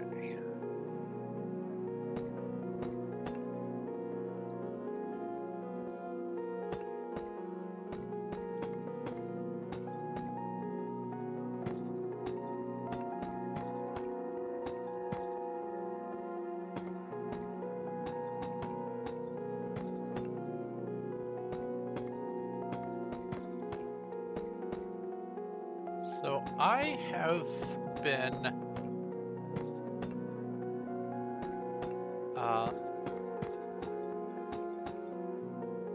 in addition to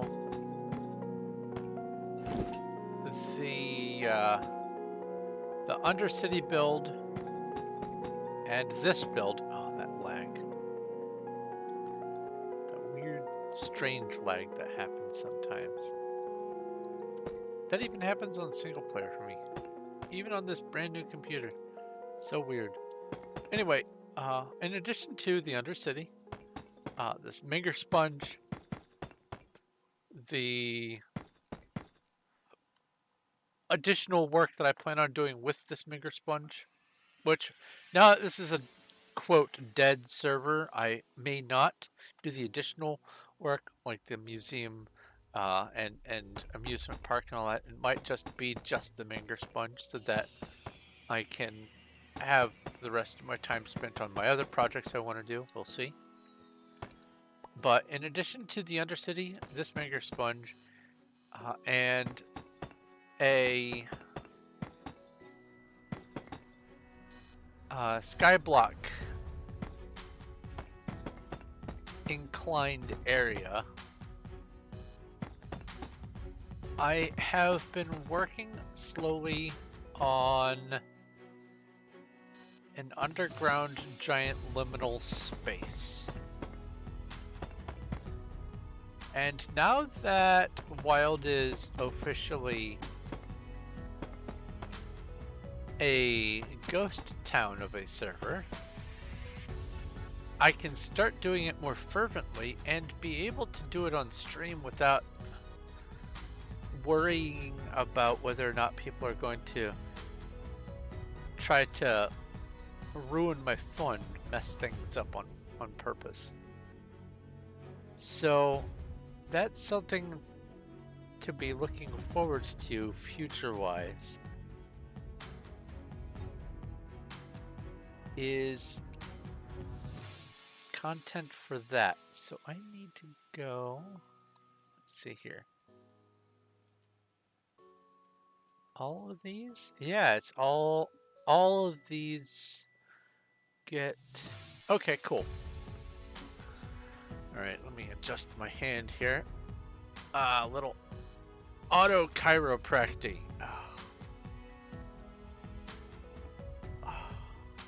Have to make sure I stay seated in a specific orientation, otherwise I will put wrong pressure on my hand and it doesn't help it heal, honestly. But what is this dark spot? What are you? Oh, bunch of shulkers. Are these the... No.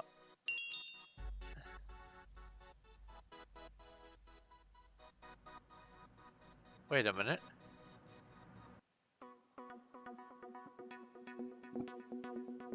Dino said they were leaving some shulkers for me full of deep slate.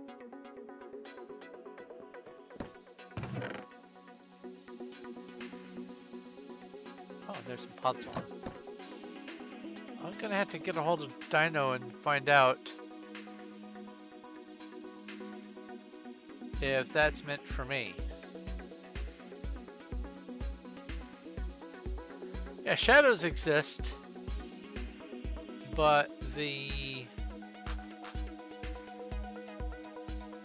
shulker itself does not. Alright, I will start out. I guess it doesn't matter where I start. Oh no!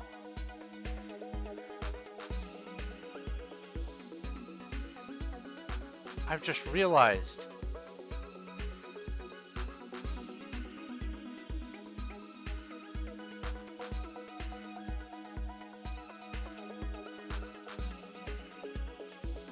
also need to build this area in as well.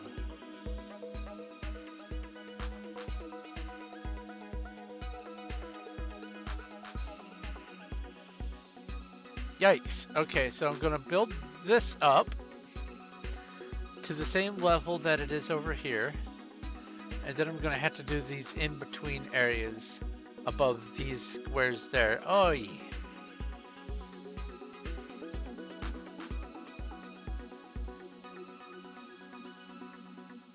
Okay.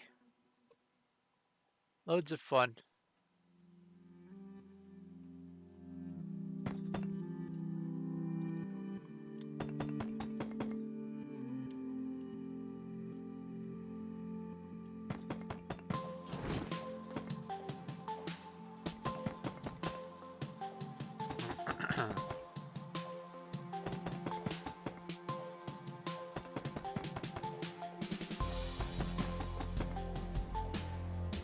Now the cool part about the liminal spaces that I'm building is, unless somehow I accidentally put up the coordinates, they are in effectively secret locations. I'm just working on these giant dig and build projects with just immense size that all are designed to make people who encountered them, well, firstly go, what? And then secondly, to make them get lost inside the structure.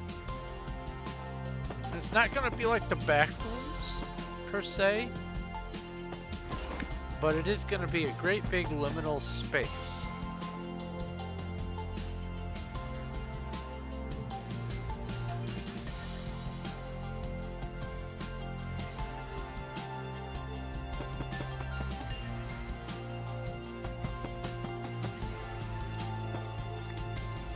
And the principle behind the builds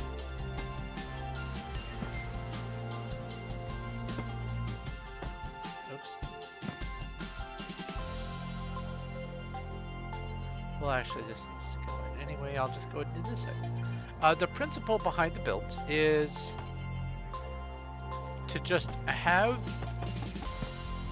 these giant places where players who do play on here and do explore around and dig and stuff, where they can go down underground and just stumble upon this immense space of almost otherworldliness.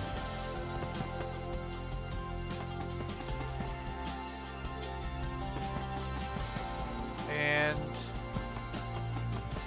I'm thinking of even having pseudo biomes to go with it, so that even within the confines of the build, there feel like there are sections that are distinct from one another, even though it's going to be all the same. So slightly different block palette from place to place or whatever.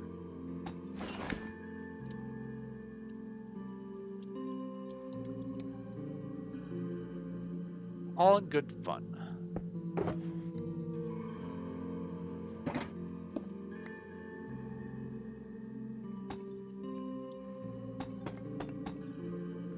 See here, I have already cleared out 5 shulkers worth. That's nice.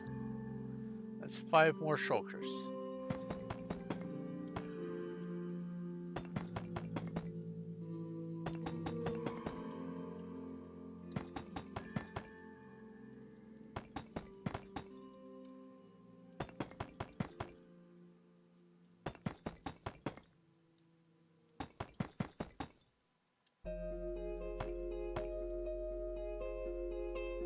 This side is all filled in there. Okay, cool.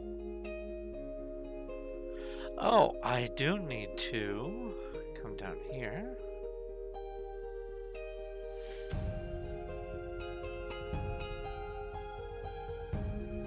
And include those. Otherwise, might run into some oopsie issues.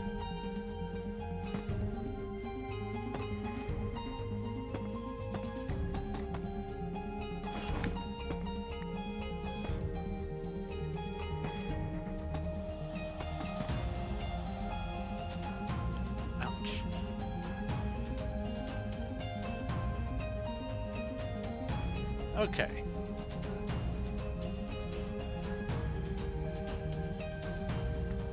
It's already been 2 hours. You are correct.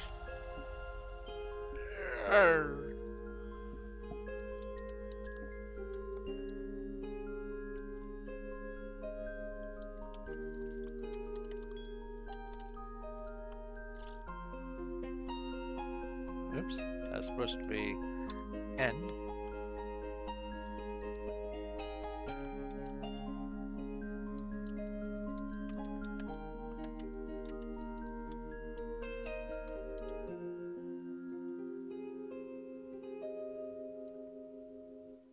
That's right. Better not be an accusation of a spam. That was bizarre.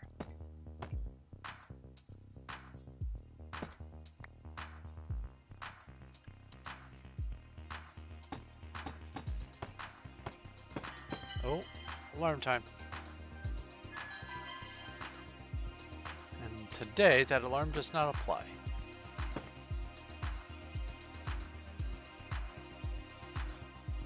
That is surreal how big this place is.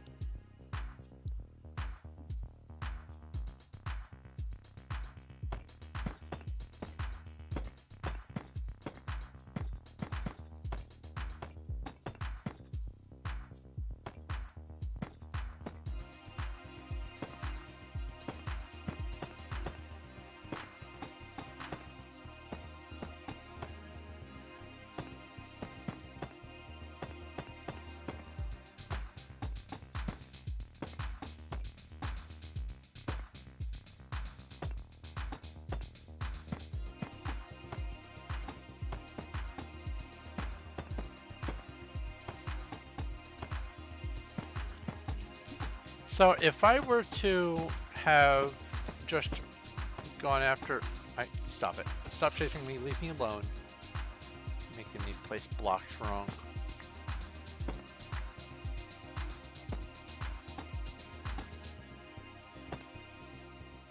What did I do? There. Here. Go away. I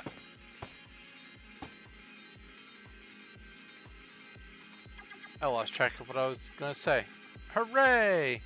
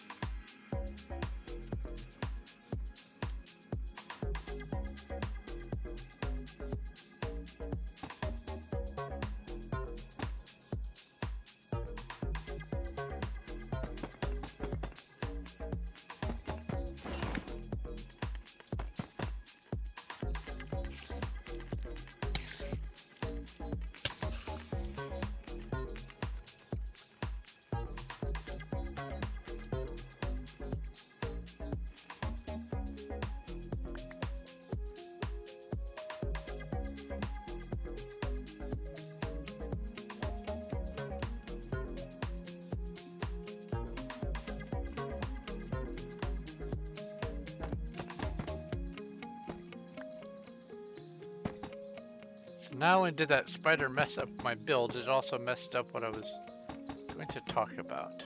Great. Stop it. Leave me alone. Go away.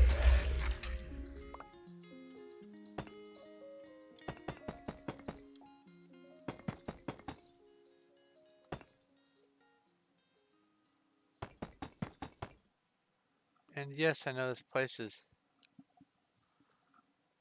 dark enough to spawn things, but I have to figure out where the torches are supposed to go on this layer to illuminate this layer down here. I might do that after this layer. I just might preemptively put the torches in. We'll see.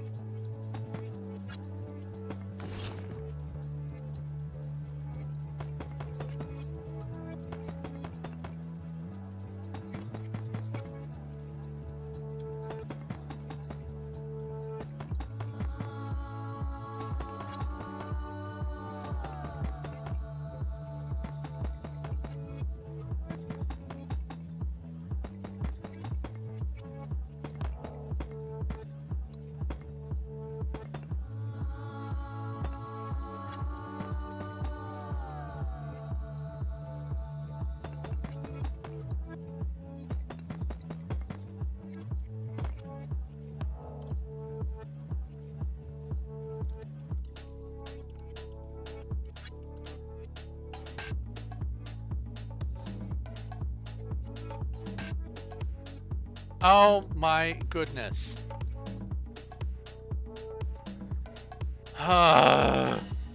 So what happened right there was, apparently, because Discord links are .gg, people use commas instead of periods to evade the filter. And the result of that is they had to make an extra layer of nonsense so that people don't go comma GG for Discord links. So it thought that this was a link. Love filters. Love them.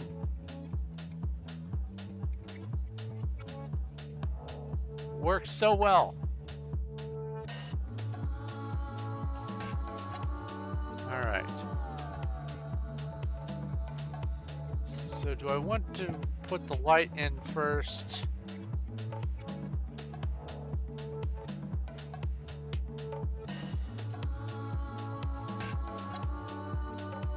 The answer is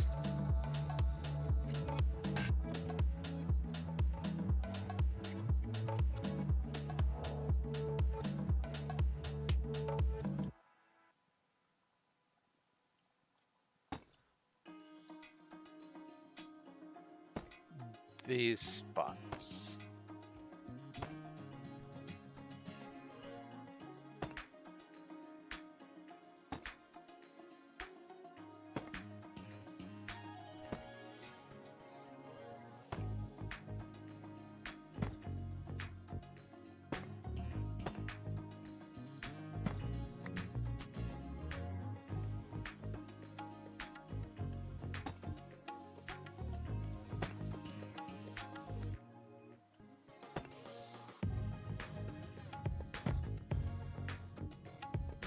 Pretty sure all of these spots are going to be getting... Yes, they are.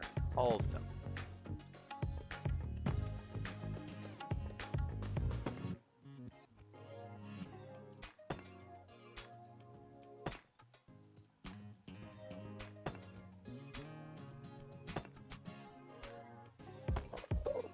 Hello, Dave. I don't know why I've just decided that all Endermen are named Dave. Because it's funny, I guess.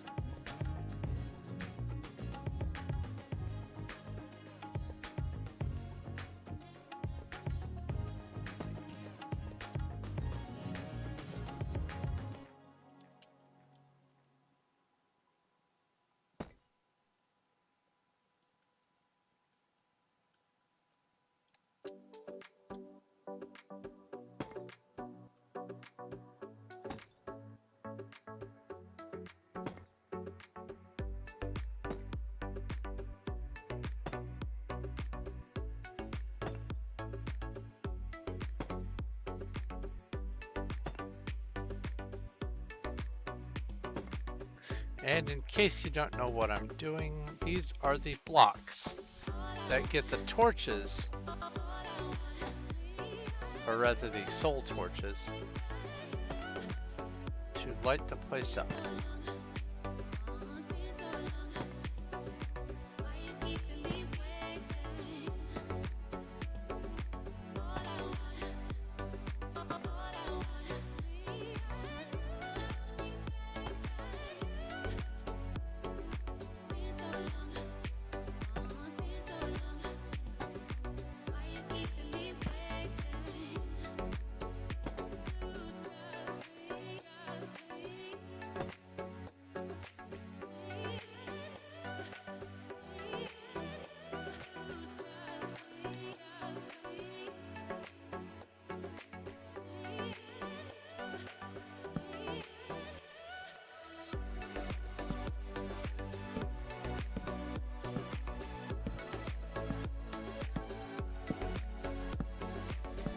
This may not light up the whole surface,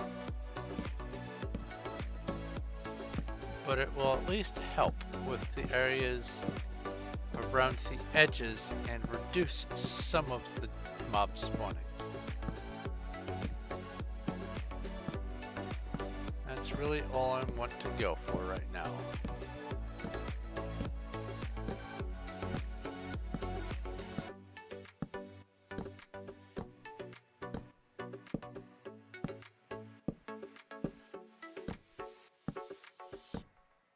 There we go. And now I do it over here.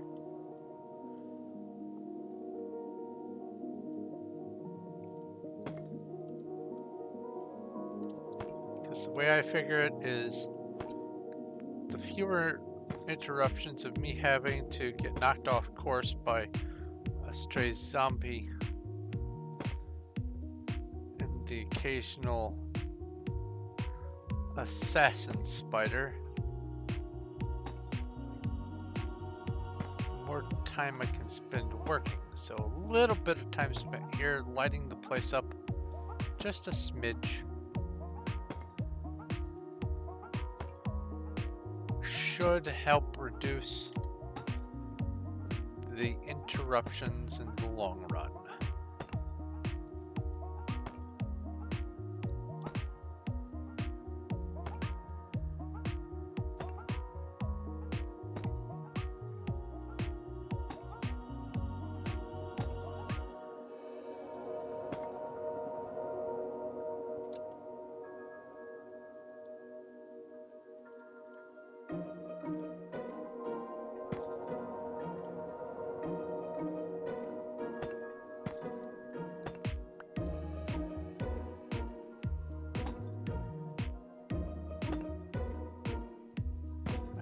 Line up with the end of that.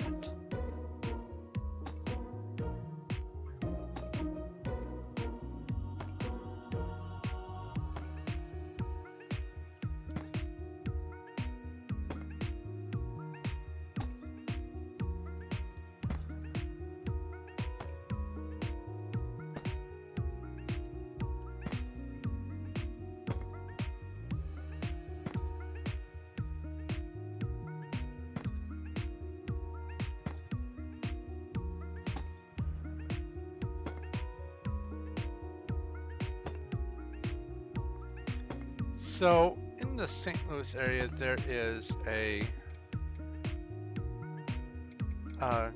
campus area that is also a hospital area. And I recently ventured to pick someone up and drop someone off at one of those hospital related places. And I went through the area that has the rest of the college campus, and I have come to the conclusion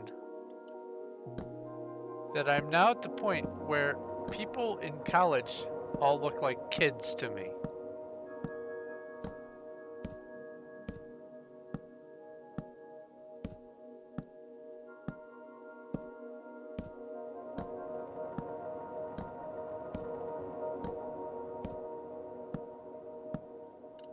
I would say that's another feather in my bonnet, but no, that's another gray hair in my beard.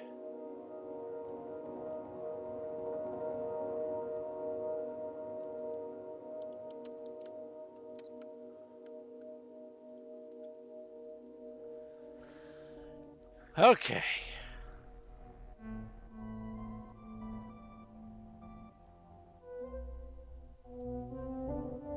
So that should be good. There is a mod that I could add, as long as it's available in this version, that puts little red X's in the locations where it is dark enough for things to spawn.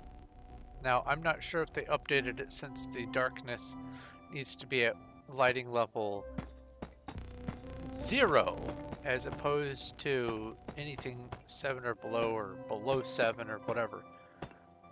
So it may be updated, it may not, but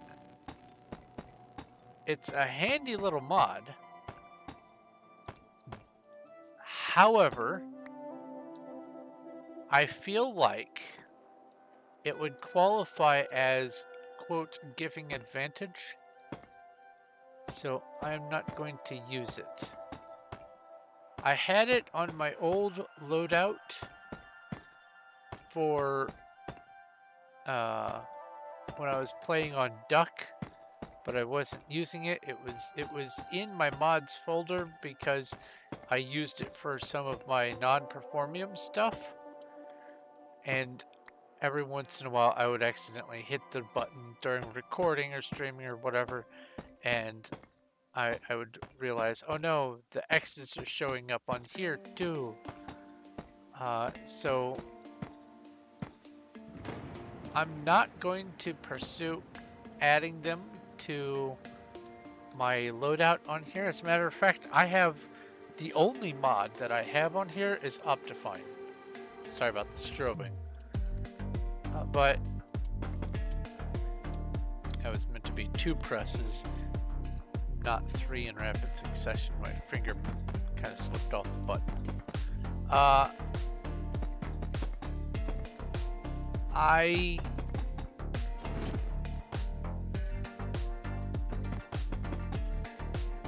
haven't spent as much time looking into 119 mods.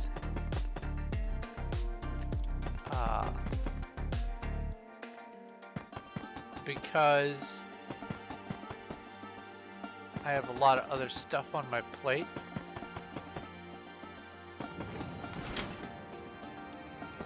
And I feel like, based on what I saw in the modding community,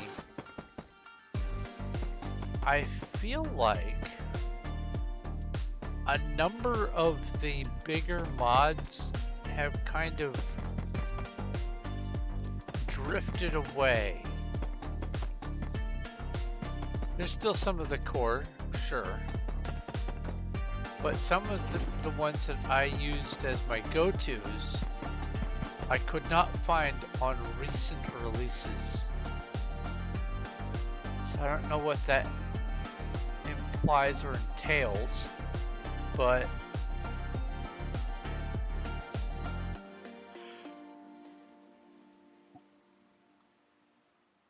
just an observation.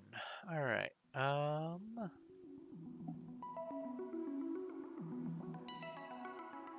So yeah, now I do this stuff.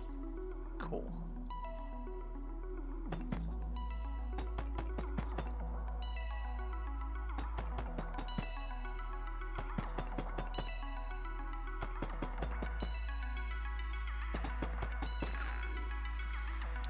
Go ahead, fall in a hole. Come on. You're not gonna hit me, are you?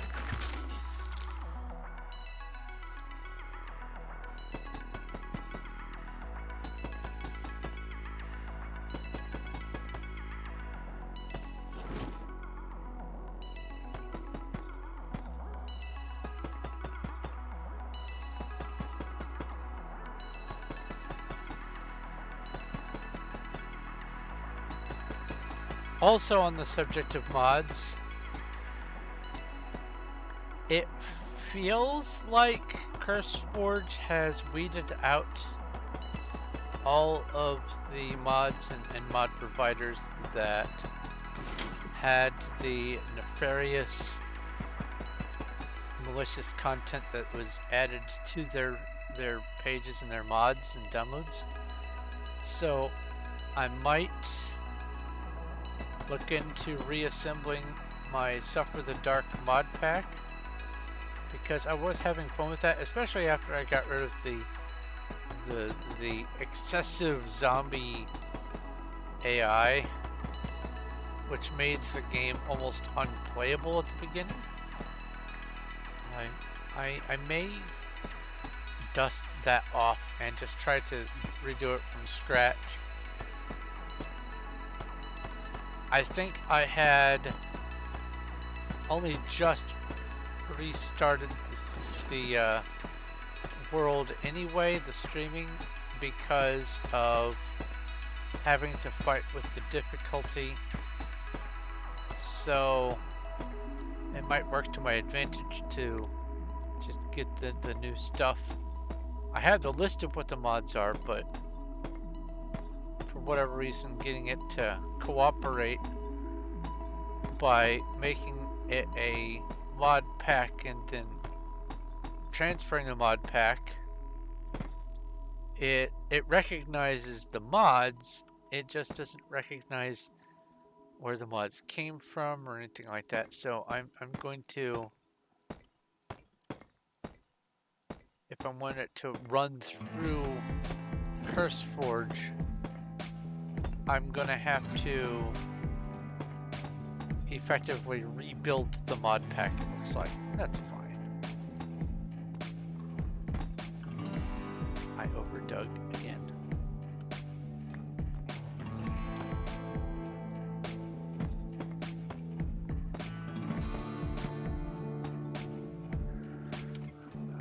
Okay, reposition so my wrist is not in the wrong orientation. There we go.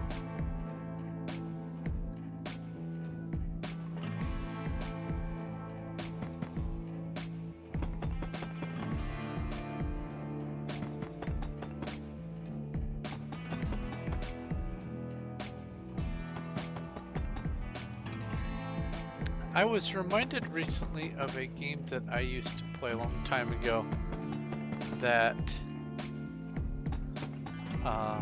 remembering it activated a bit of nostalgia. Vampire the Masquerade Redemption. The beginning is it's okay. But then after your character goes into torpor for a while and then wakes back up in New York in the far-flung future. Or no, you don't wake up in New York. I think you wake up in London, and then you go from there to New York or something like that.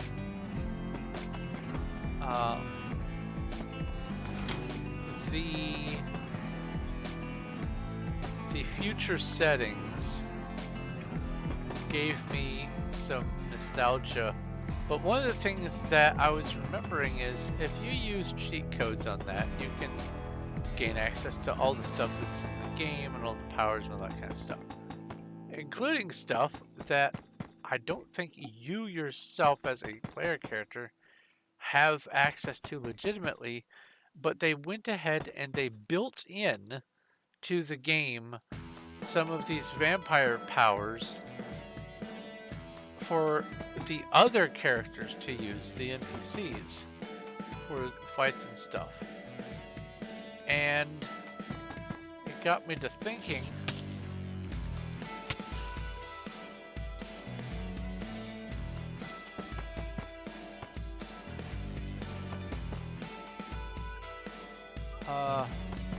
I know that they also put together Vampire the Masquerade Bloodlines, and I think maybe one more game in the franchise, but I'm wondering if they managed to put any of the unused stuff into use for the later games, because I don't think you can actually diablerize other vampires in VTM Redemption. Diablerie is the act of draining all of the power from another vampire so that you get their power, basically. I mean, there's a little more to it than that, but you attack another vampire and you get their stats, their own powers, in effect. And I don't think Redemption has the ability to diablerize, but it has, if you use the cheats, it has some of the other vampire tribes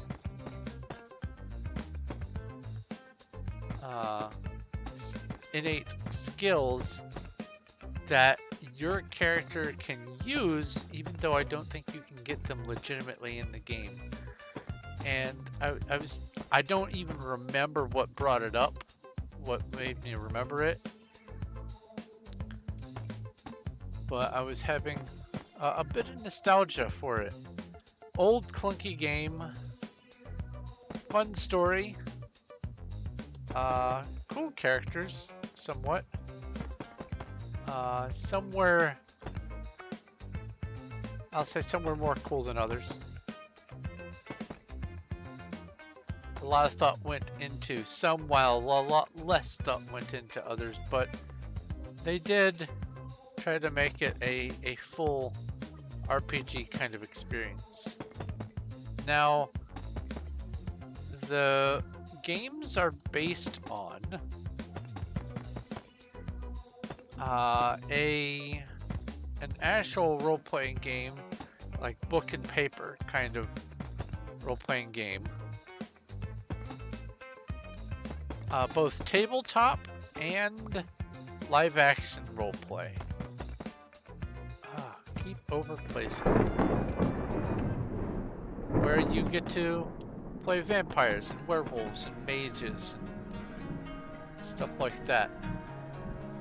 It's a fun little franchise. I used to, at my game shop, I used to host weekly or...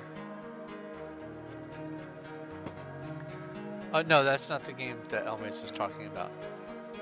I used to host, I think, weekly game sessions, maybe bi-weekly, and I don't know, 30 or 40 people would show up. This is in the before times when people all went together and clumped together and did things outside and at places. Spooky. But the premise of the game is vampires are among us and you're one of them, and you have to act within vampire society and all that kind of stuff. It's a great franchise. It really is a good game system, and especially if you have people who are there for the game and not to try to find all the loopholes. It's not designed around making those characters where from day one you're just so overpowered that you can't be touched. That you can do in some like D&D campaigns and stuff. A lot of it is driven by, instead of calling the people who run the game DMs or dungeon masters. They're called storytellers, and you do scenes and acts and stuff like that. And the evening's session is divided into acts, and it's like a play. And it's a fun little experience. You don't throw dice, you throw rock, paper, scissors. And you have to have a little bit of linguistic wit in order to play the game, at least to play it well enough. Because especially in the live action, if you're there, you're in character. And so if you need to do out of character stuff, you need to, step away from the game, have special designated out of character zones. No, I am not eating this cheeseburger in character, thank you very much.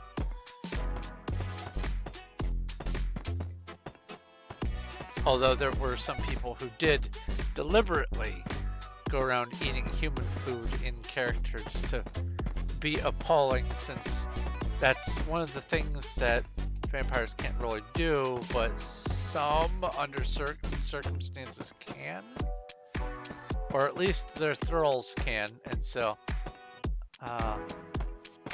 eating human food in the presence of vampires is meant to be, shocking, like taboo, like how dare you, or how could you? But the crowd that tends to be drawn to Vampire the Masquerade games tended, at least when I used to play it and or host it, tended to be the same sort of crowd that you'd find at goth clubs, and often wearing the same clothing. Good times, good times.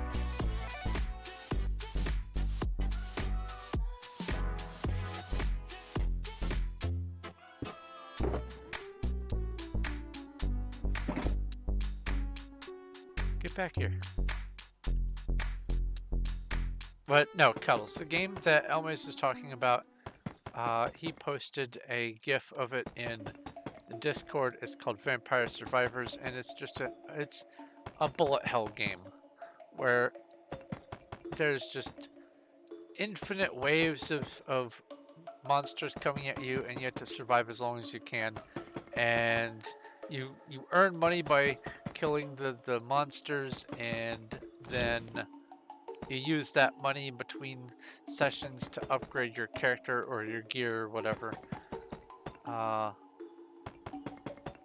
That's the game that he was talking about. I've added it to my Steam wish list because it looks very, very fun.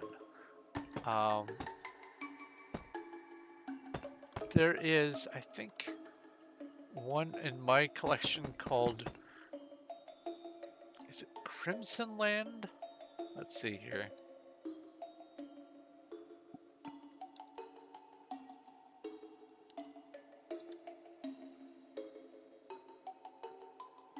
Yep, it's Crimson Land. Wow, I remember the name right first try. That feels good.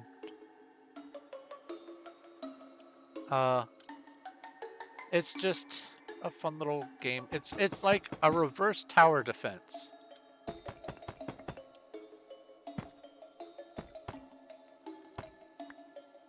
Or not so much reverse, a sideways tower defense. I don't even know how to describe that.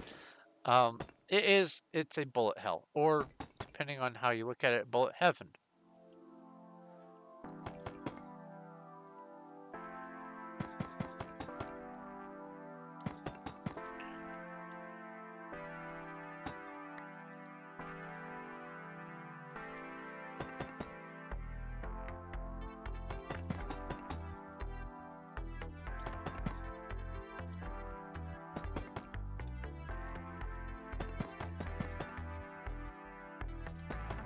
Oh, going back to what I was talking about before. In a lot of circles, the word hell is a no dirty word. You're not supposed to say that.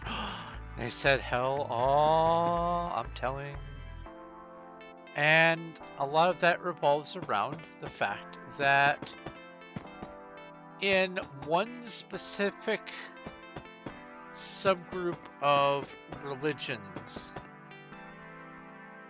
that is the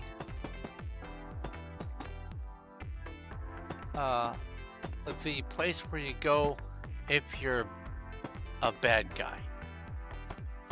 And so if you say the word, it, I don't know, somehow invokes bad guyness. I'm not sure exactly how the understanding of some cuss words works, but because it is that place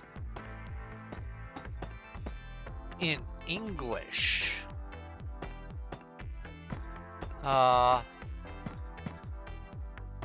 the word is considered to be a bad word.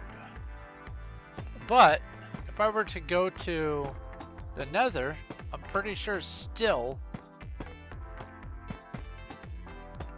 it's called the Hell Biome. And there again, dirty words revolve around taboos and religions and things like that. I just find it interesting. What is taboo in one culture, perfectly acceptable in another. Very frequently. With the exception, like I was saying before, with the exception of, like, you know, bowel movements and stuff like that. Those tend to be universally frowned upon words.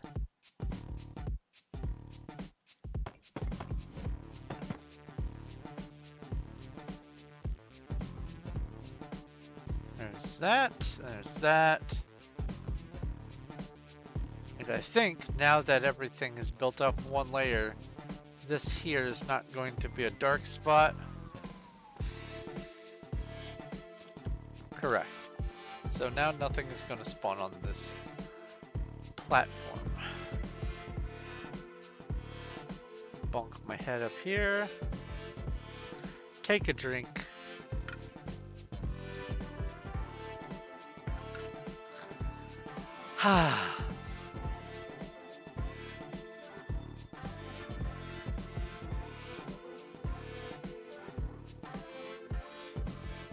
Okay, so now I go through here, I do this.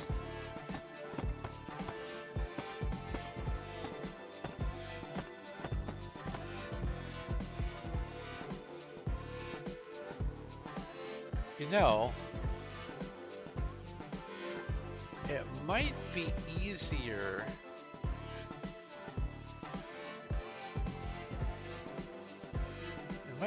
for me to put the top in first.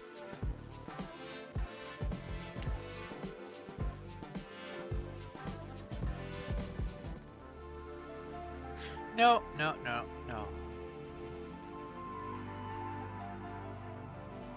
I'm just gonna do it like this.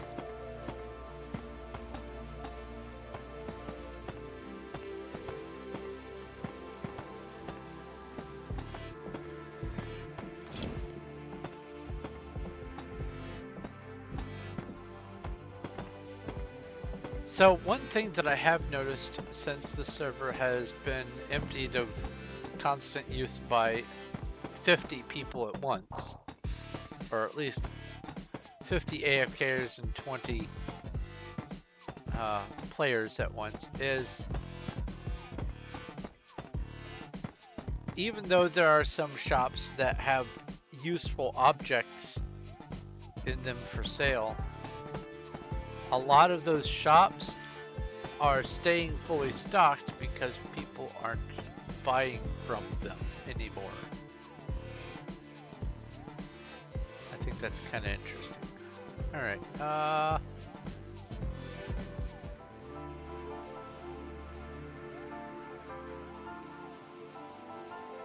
I think I will do the tops first. Being fickle, but for good reason on this account.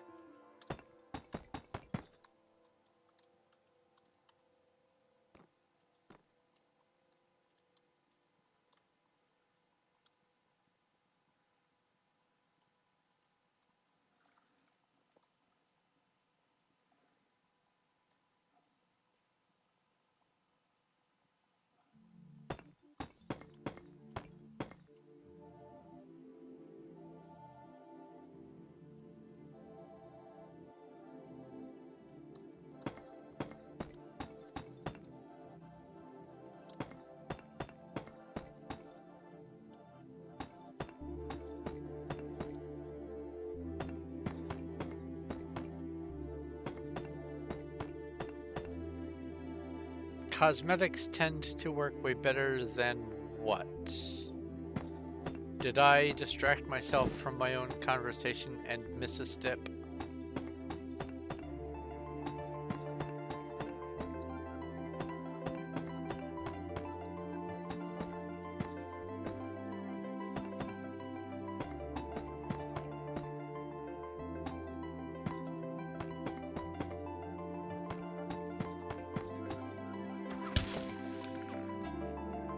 Came from up there. Silly. Oh, since candy.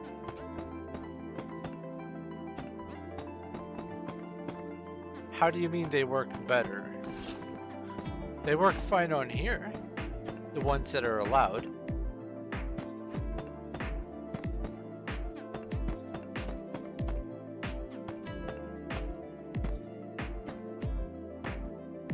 Oh, speaking of things being allowed, I'm gonna have to sometime soon test something. Apparently,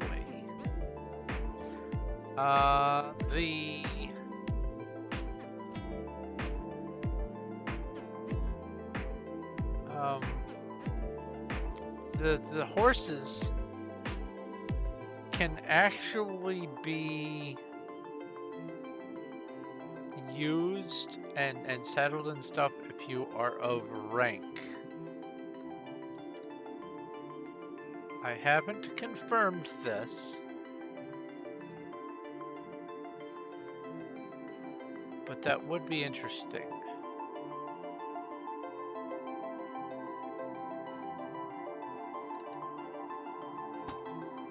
So,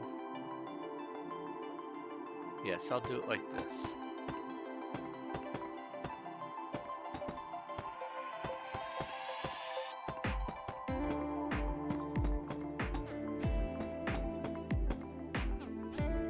Oh, you tried donkeys and horses. Oh, okay, well that answers that question. One thing off of my tentative to-do list then. Thank you, Cuddles, for...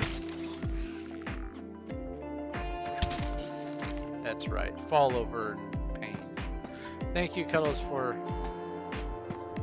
testing that.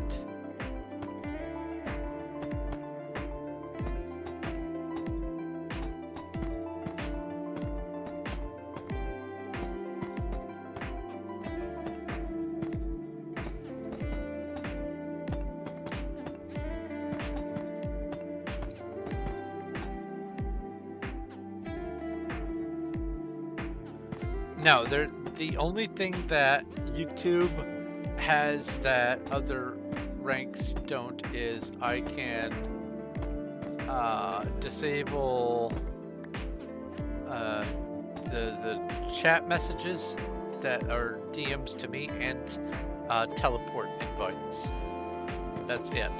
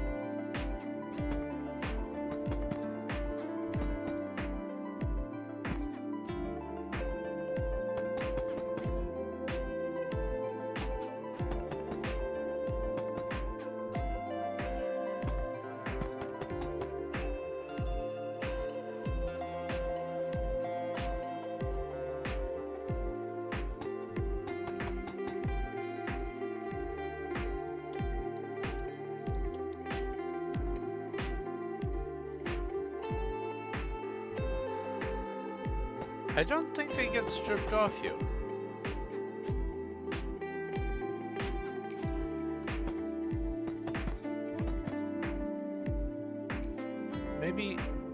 Maybe I would just get lucky and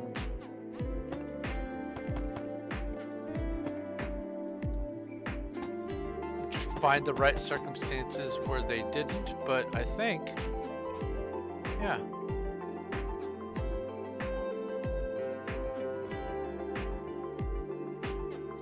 A vampire cloak stays.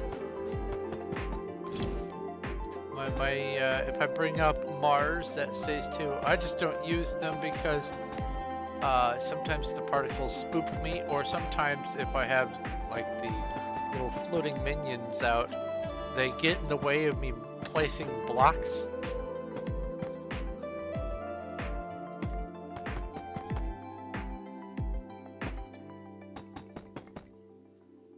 I've not encountered them getting stripped off though. That's new to me.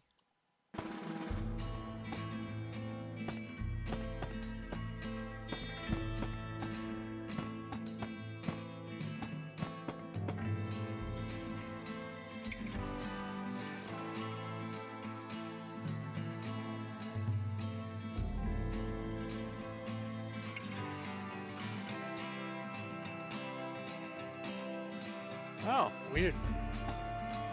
I've not encountered that then.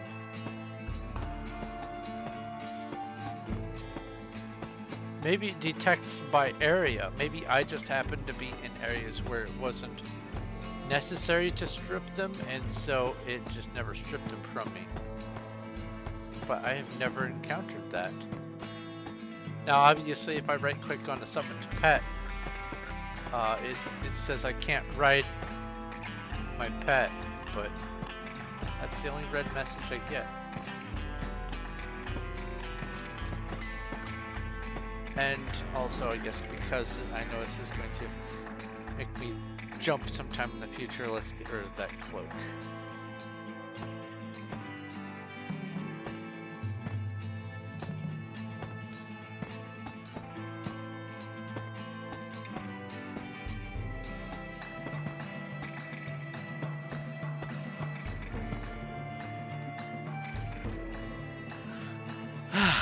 Okay.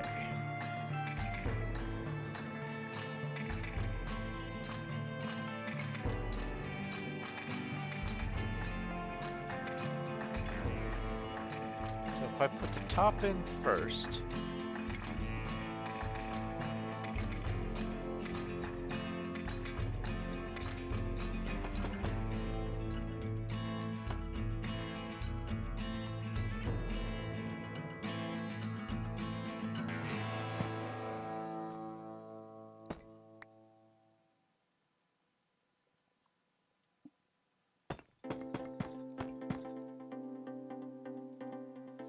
then I come through like this, I can go like that. Yeah, okay. That feels more comfortable.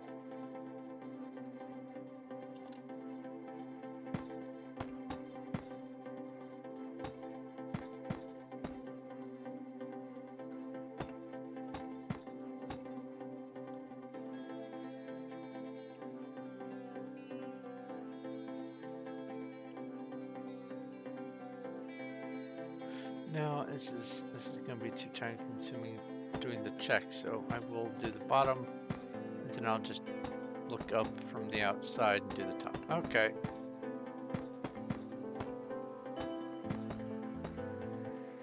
Trying to figure out how to streamline things.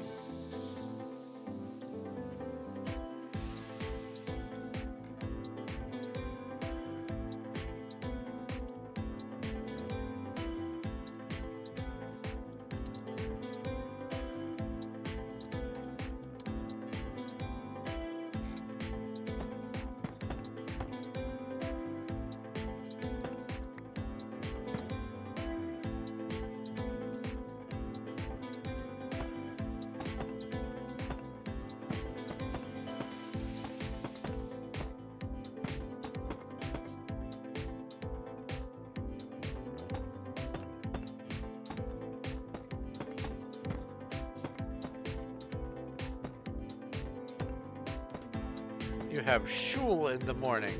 Ah. I know you're not watching, so you can hear me say shul funny, but I like to say shul funny.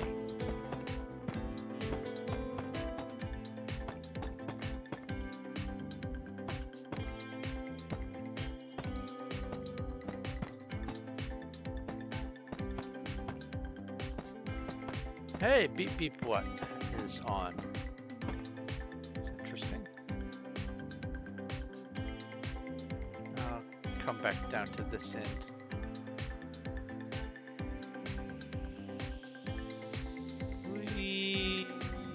This is so cool looking. One of the many reasons why I'm doing this, but it's cool looking nonetheless.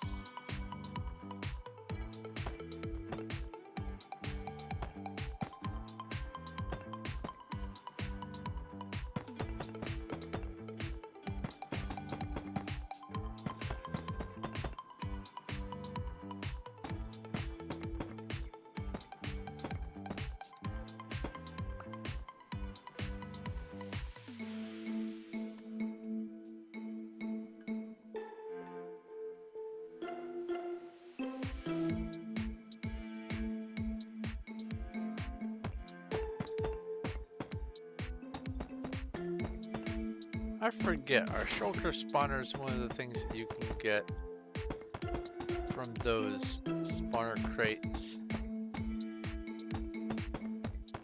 Or do people just happen to have shulker spawners from like RGA or something?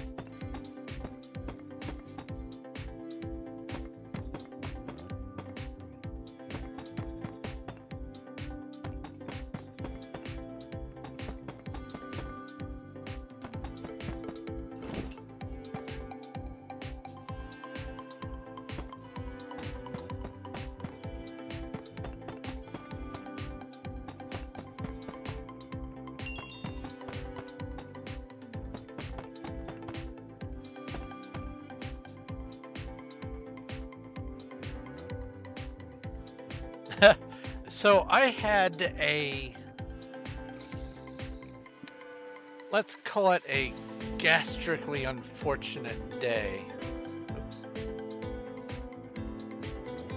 Yesterday. I couldn't figure out what was causing it until I remembered that, oh yeah, I have been eating licorice sticks. And licorice sticks aren't black. They are just very, very dark green.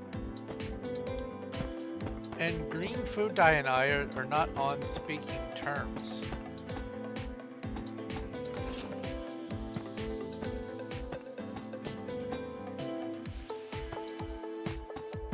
So that was fun.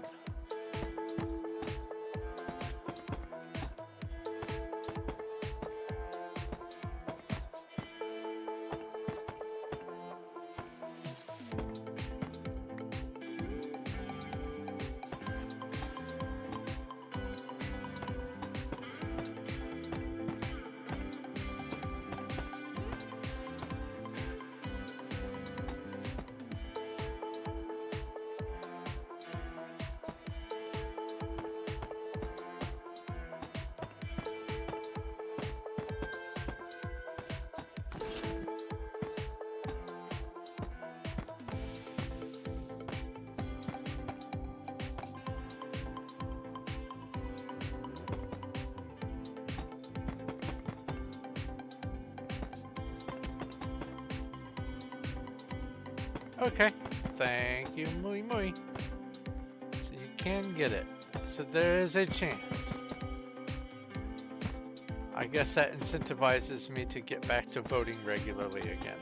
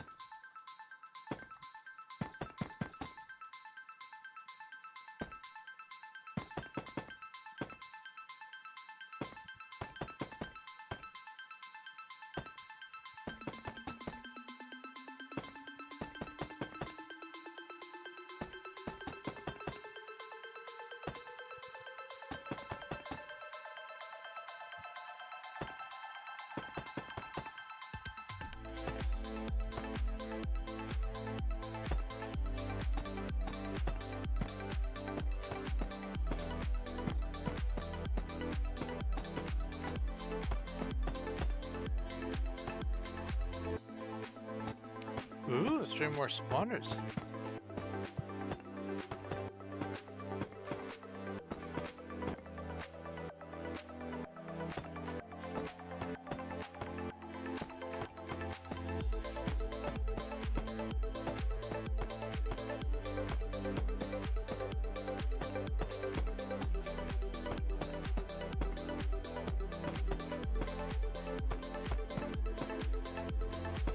So this week or this weekend, I need to, for sure, I need to get the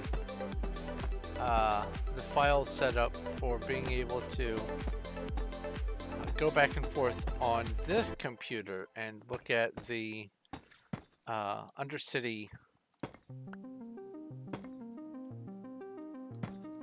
build, so I can start doing the measurements.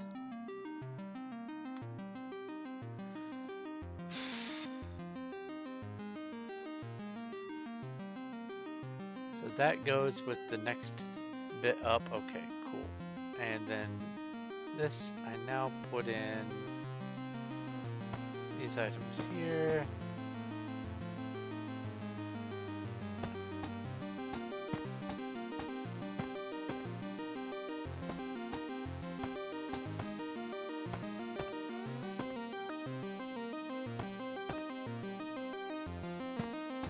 Oh, I learned something fun, and I will demonstrate this shortly. If you have fly, you can use it to do the trapdoor tunnel thing on the top half of a block instead of, or the up in the air as opposed to on the ground. Which is to say, if you have a trapdoor here and you flap it, it'll make it go floop, and so you can crawl through this hole. Well, if you use a boat in a certain way and you have fly, instead you can do it up in the air. Very specific circumstances, but it's possible. And it was a fun little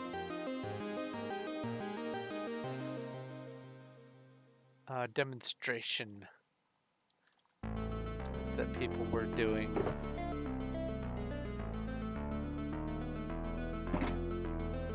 Oops.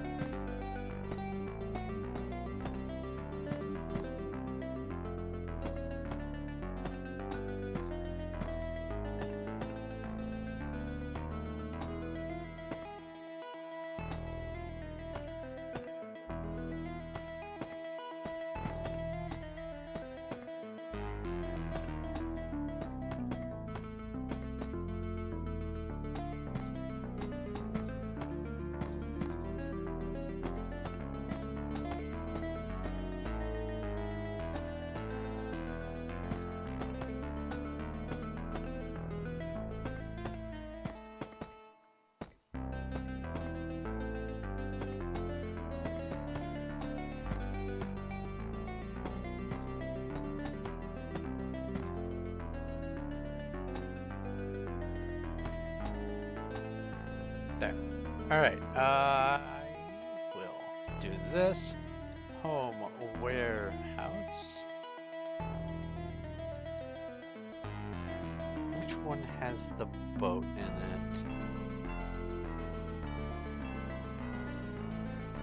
it? Is it in 3? No, it's 2. Yes. So let's say you've got an area like this, and you've got a trapdoor. Actually, I can just use this as a demonstration. If I am here and I do the trapdoor, then I get pushed down like this. Hello.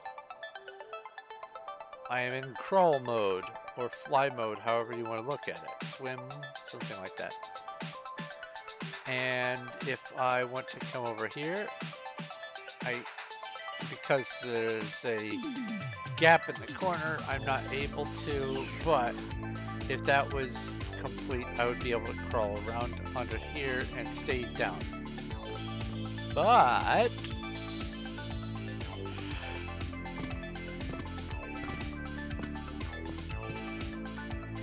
if you have a boat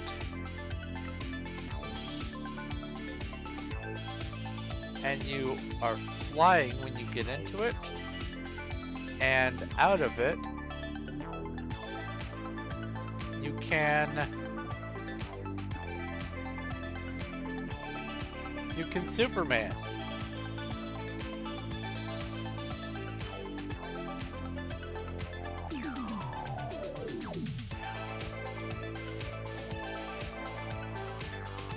And the fun part about it is you can actually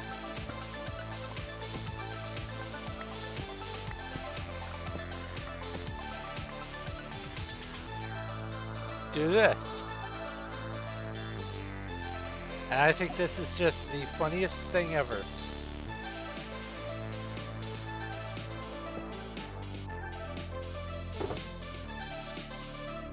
Ooh.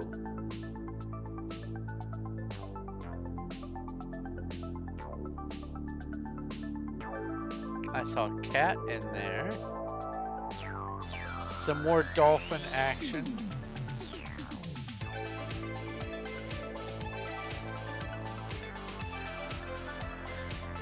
Nito Kino. Jelly Beano.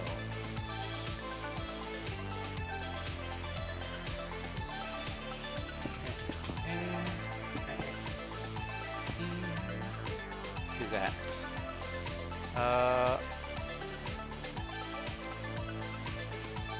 I was gonna throw it at you, but that would be cruel.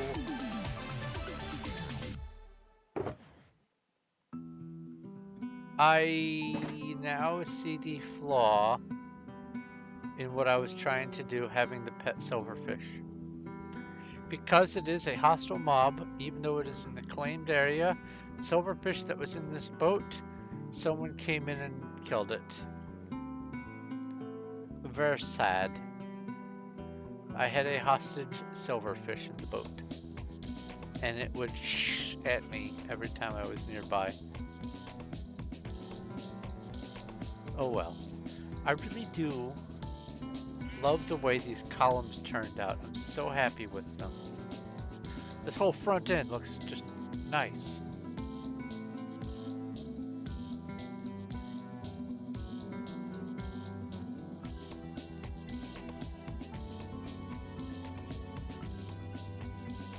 Anyway.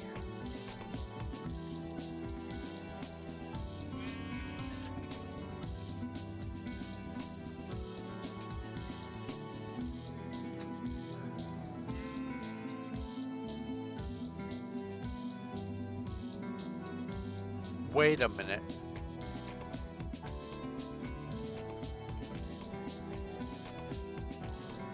I heard sheep. Oh, I know why the sheep. Okay, they came from the sugarcane farm.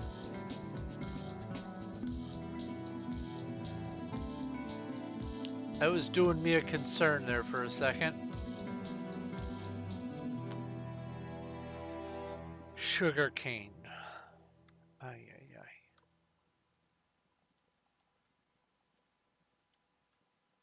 There we go. Oops, oops, oops.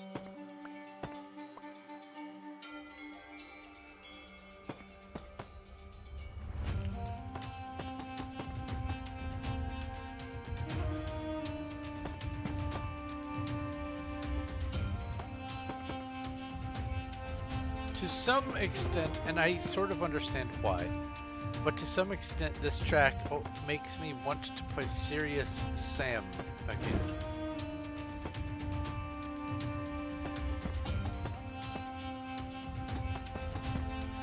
Serious Sam is an example of a franchise that the games are rather simple, but what makes them good content, good quality product is the thoughtfulness with which the simple components are put together. There's not a lot of mobs, and there's not a lot that you can do with the, well, I mean, there's a lot more you can do with most games, but there's not a lot you can do with the environment, especially stuff that isn't done before. But tossing the, I guess, the lore and the storyline of the franchise into it, and making the environments fit. It doesn't matter how absurd some of the enemies are. It's just taken for granted. Ah, yes, these are the enemies in this franchise, and I am in this location and having to fight them. Makes perfect sense. Yes, I accept this. And it's just an example of how all it takes is a little bit of thought, a little bit of extra effort, and you can make something that's otherwise just bizarrely absurd and hard to follow become this beloved franchise. I just love it.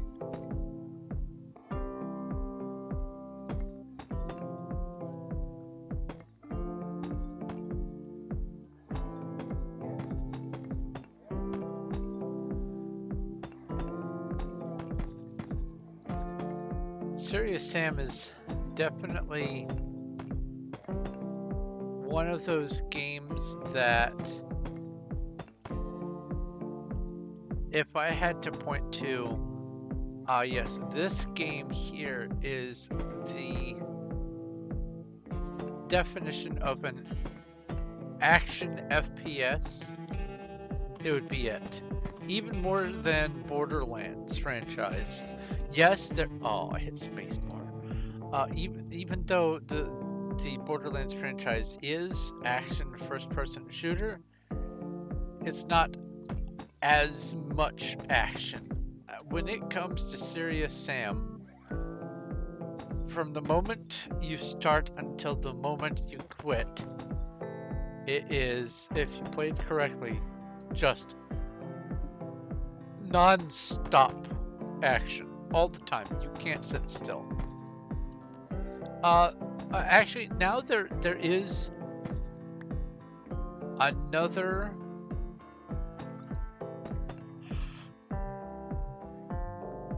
sub-franchise. Okay, the Doom franchise has been around for the dawn of first-person shooters, basically, but the last few installations, starting with the 2016 Doom, they too are the definition of what I would call action. Because if you stand still very long in the new Doom stuff, you're just gonna die. That's all there is to it. You have to keep moving, you have to keep doing stuff, you have to keep killing things, otherwise you're just gonna fail the level. But that is because, well, of a good level and whatnot, level design and enemy design and all that. But when it comes to the Serious Sam franchise, it's just sheer numbers. You have to get good if you want to survive in Serious Sam. It is just insane. And I absolutely love it, but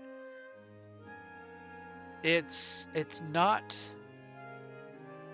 definitely not for everyone.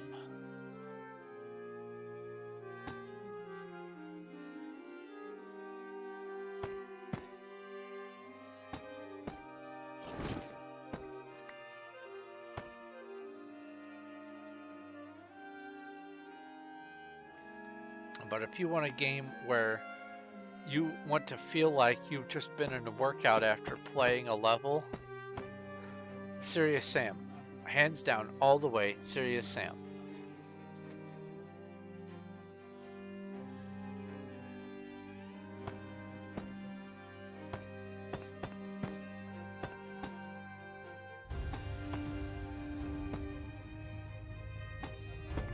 Yep, the levels with the oh, what are they called? Clears, K-L-E-E-R, clears. The skeleton horse thingies, as you said, with the arm sides and all that. The levels with the clears and those space bowls. Phew!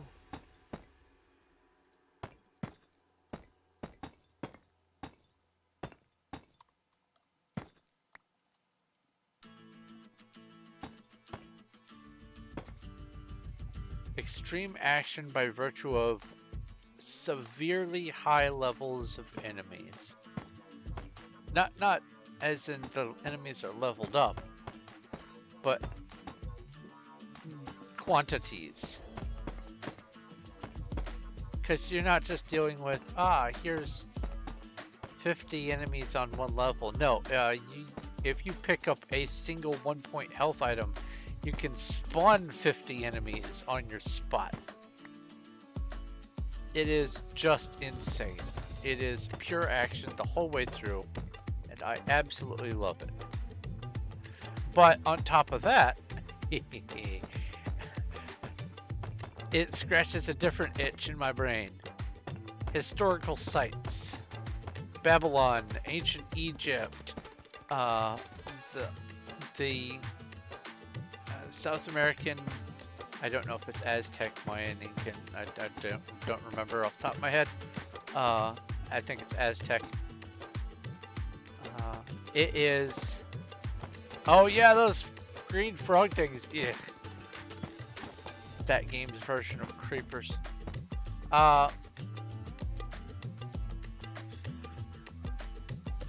The environments that you are put in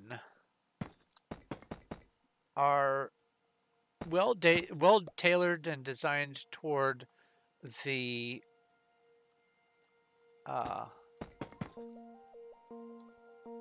toward what the level is meant to do as far as difficulty, but it also they put a lot of effort into making the levels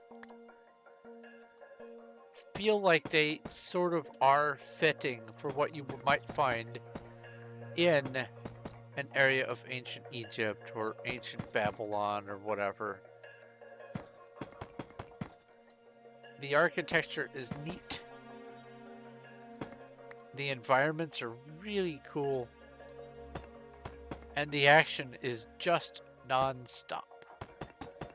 I might stream some Serious Sam future-wise. That's a fun game. Don't know if I'd be able to stream and multiplayer it. Not with my internet. What?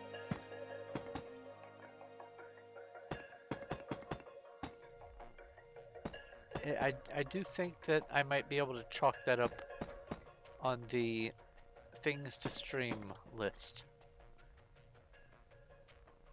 Oh, those are torch smokes.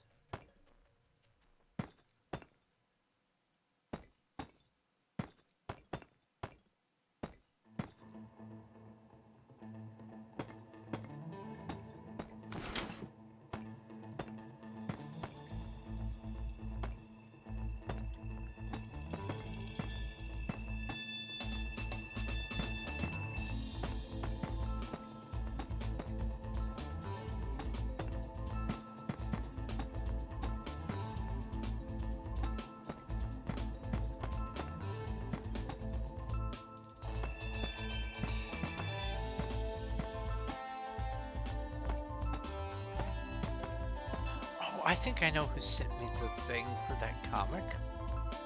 Let's see here.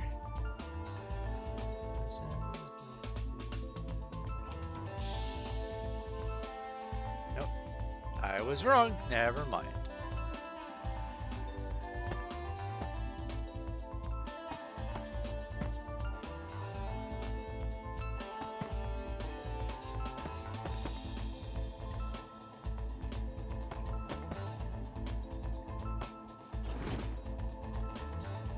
The comic has a vibe of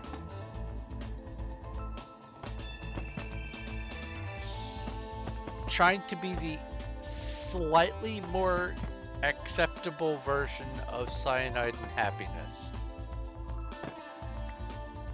It's not quite the same art style, but it almost has that sort of level of humor, only it's less crass. There is a bunch of absurdism to go with it, but it's... I can't remember the name of it.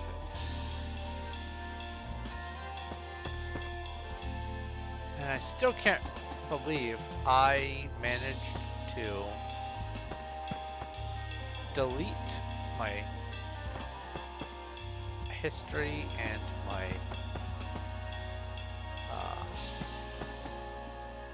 links and stuff like that because of the sea cleaner.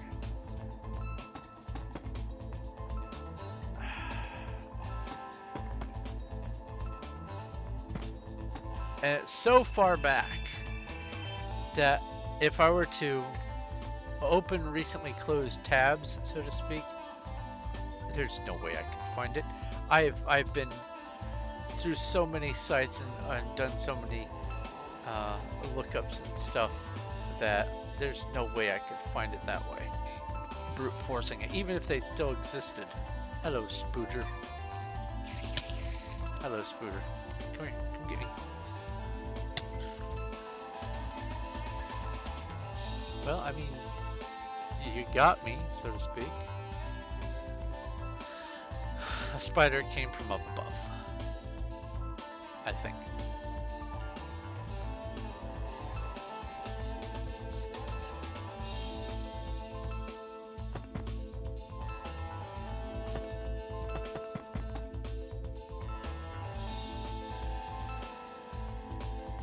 No, this isn't gonna work. I'm just gonna have to do it like this.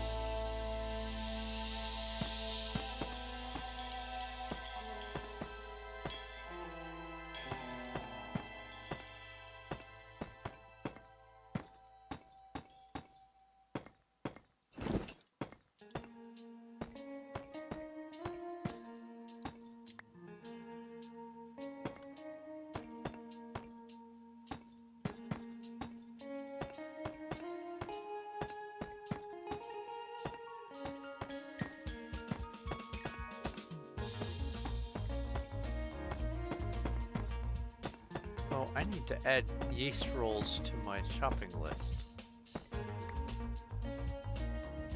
As a matter of fact, while it's on my brain,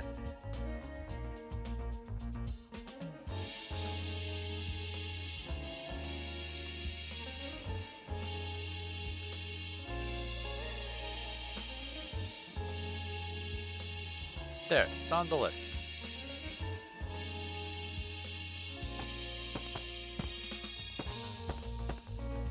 Oh no, it's the end of the world.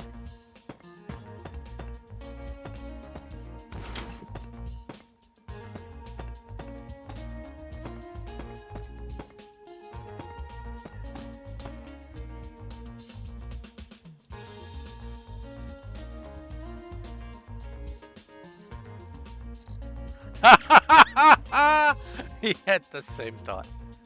Alright. Let's queue back up for Wild. Go get some daily rewards. Ah, see, it does this. If I were to accept this, it would not give me the correct amount, but I am currently on Hub 2, so let's go to Hub 1. Let's see if it's gonna do the thing, no, it's not today. Every once in a while, it will say no matter how many hubs I go to, even if I log out and log back in, it'll say, I have not been playing long enough.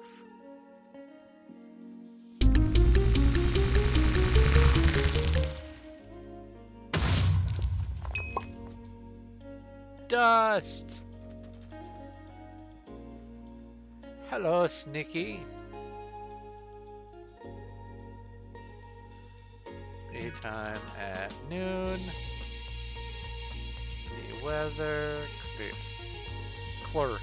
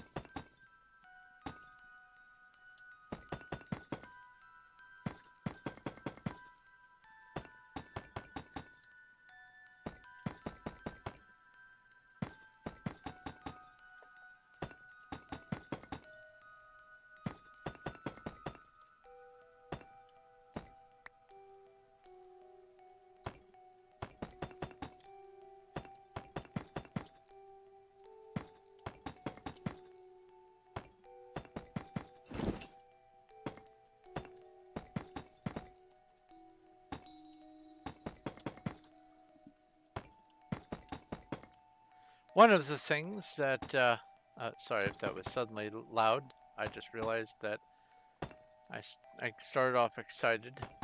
One of the things that I have realized is, oh, okay, so that's where I left off there. Okay, cool.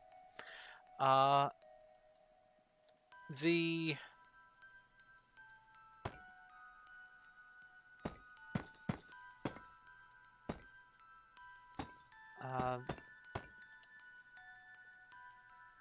one of the, I guess, reasons behind me deciding to spend so very much time as I have on doing my projects on here on Wild and doing the Chronicon and all that kind of stuff is because I have felt maybe slightly less keen on focusing on my writing. And so since this is a project that's right in my face, I can go, yes, I have the tools and capacity and wherewithal to work on this. But now that I've gotten a little bit more Patreon support, there, I did not overdig this time. I am going to designate more of my time for writing so that I can get some stuff published sooner. So what was this?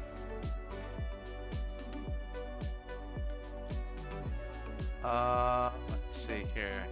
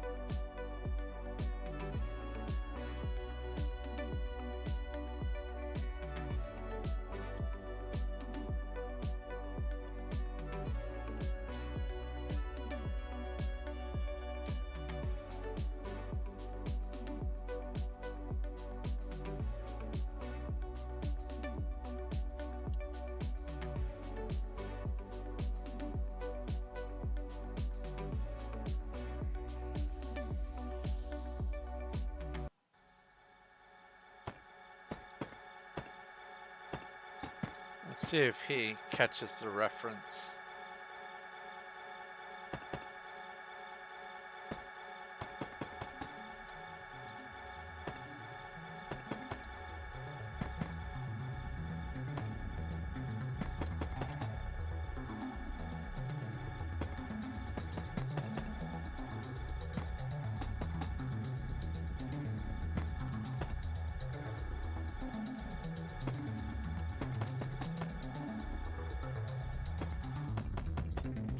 And yes, I just came up with that.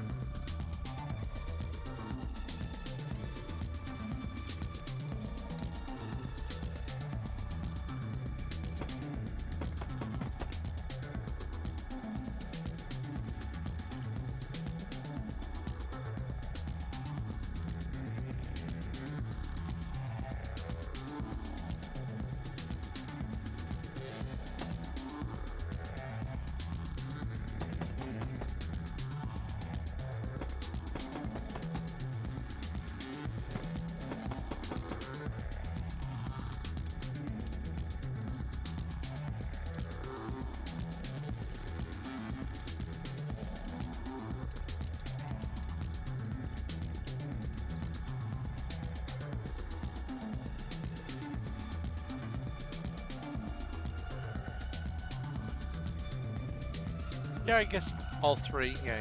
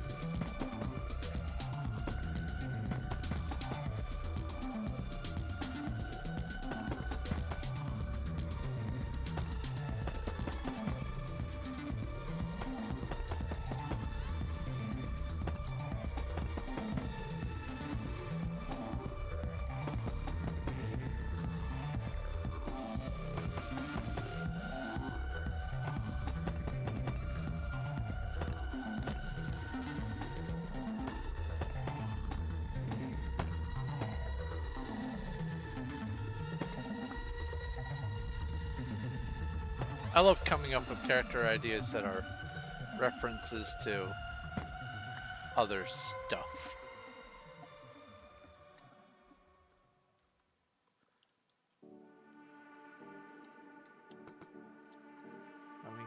There we go.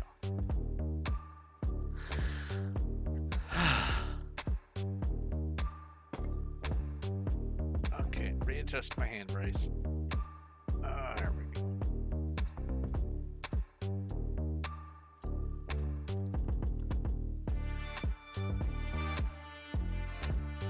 There we go. Now my keyboard's in position. Cool.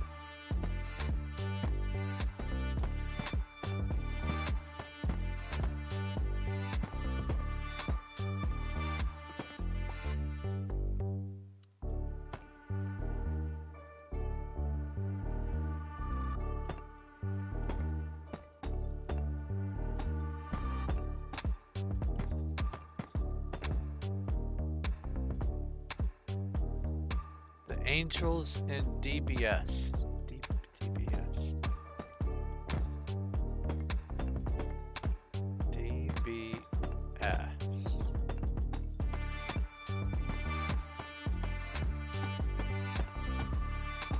I'm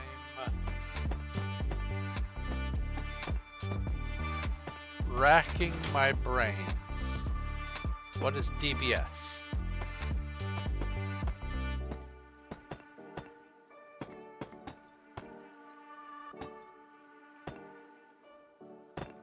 Oh, I overdug. Nope, wrong spot, wrong spot.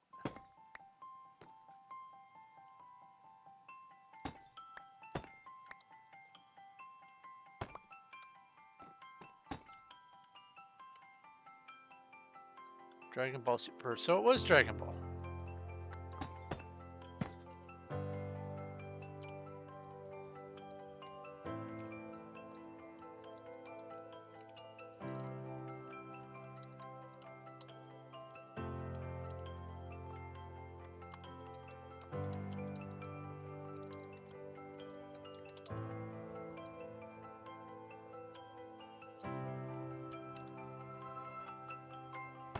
Thank you, Cuddles. Almost 4 hours in.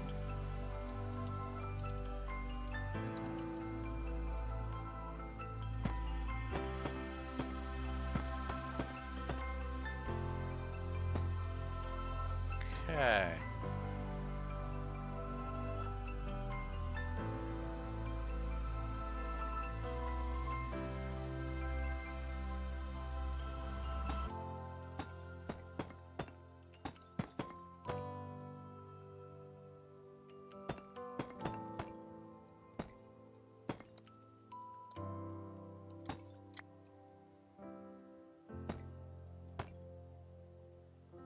All the angels' names are plays on alcohol. That's actually kind of funny. Because they are spirits. And if that's not the reason, then shame on them.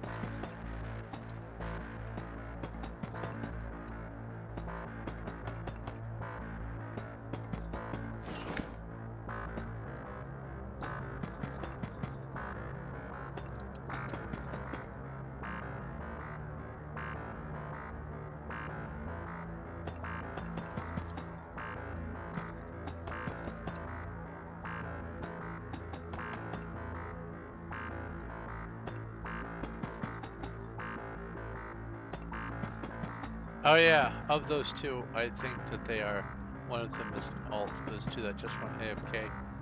One of them is the alt for the other, I think.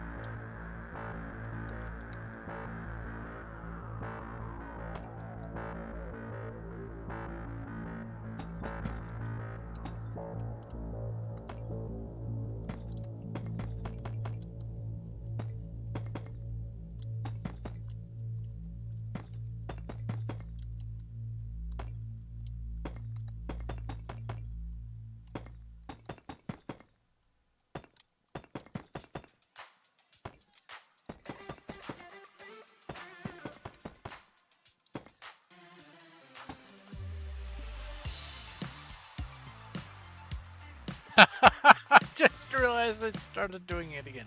Every time this track starts up, I start, you know, just involuntarily dancing.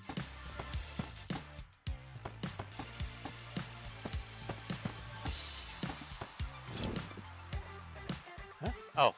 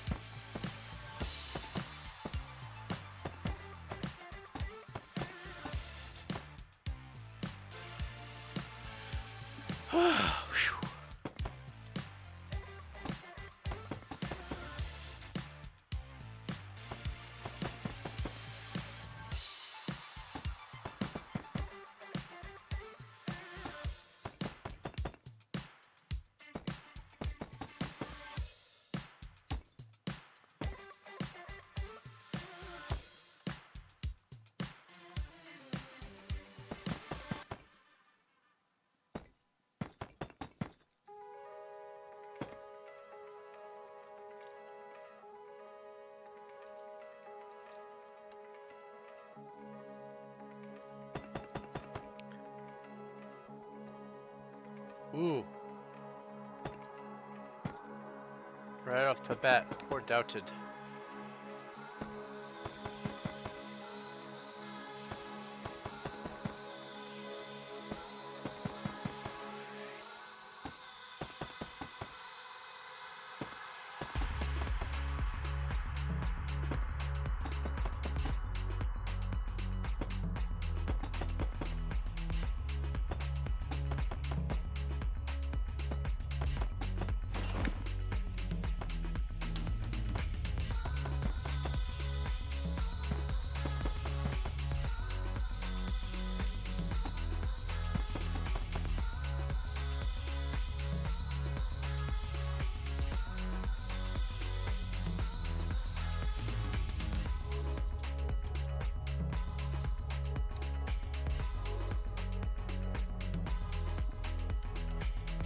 Get my wall of text.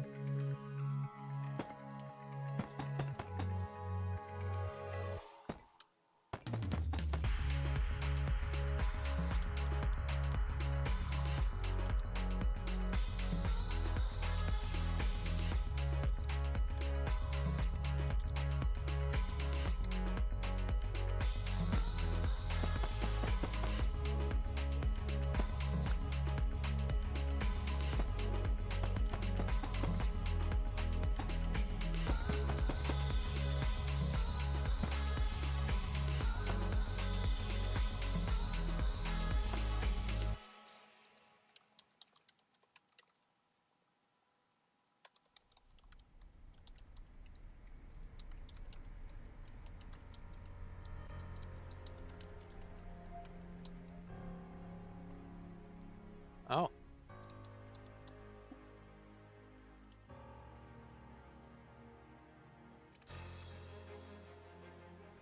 I mean, chat says it was a zombie, but, you know, maybe it's a wall named Zombie.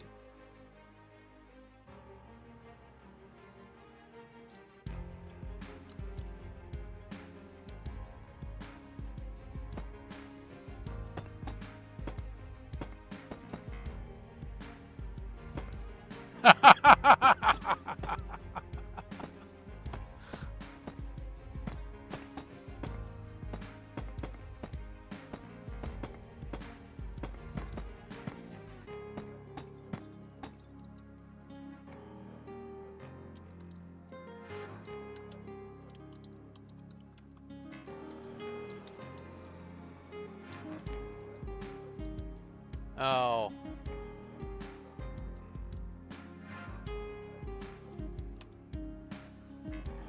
That's another example. The hyphen counts as a link. So freaking stupid.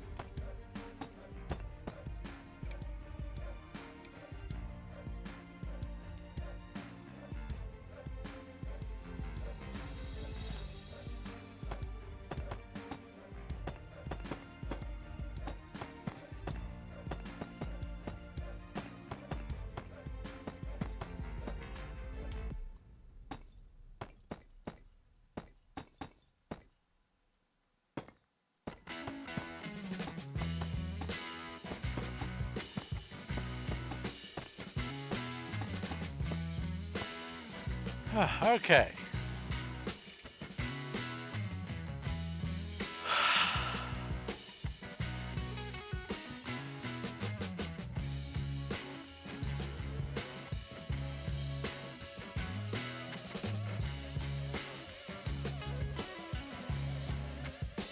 So I do this.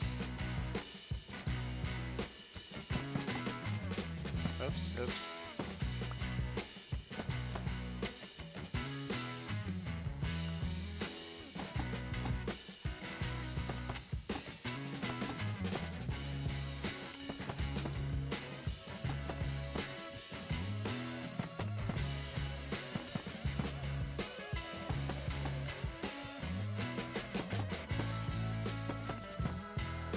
Staying lined up? Of course I'm not. Where did I miss?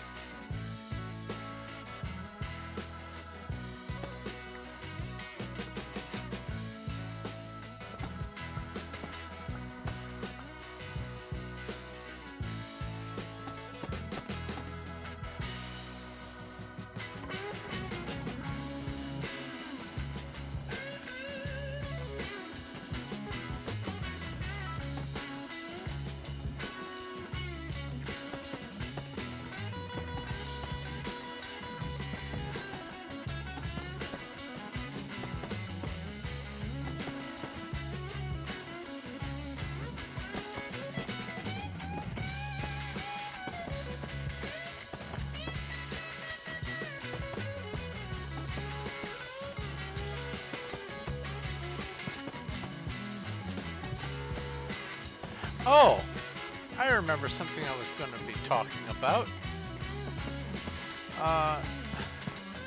One of my projects that I am slowly working on is a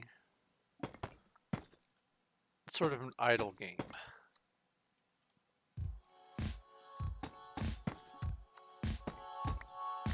And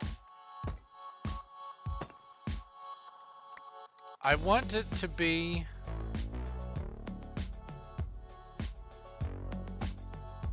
along the lines of like an RPG kind of feel, fantasy RPG or whatever, but not quite. Maybe a little bit of everything, but the thing I wanted to mention is I am working on some code for, it lets me in but it doesn't let me out. I'm working on some code for randomly naming the destinations and objectives, and the names are going to be in English.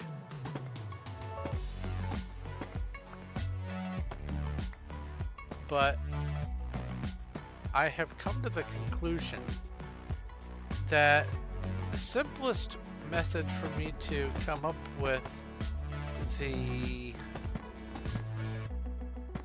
roots of the names, let me in, is, oh well, that one's gone forever.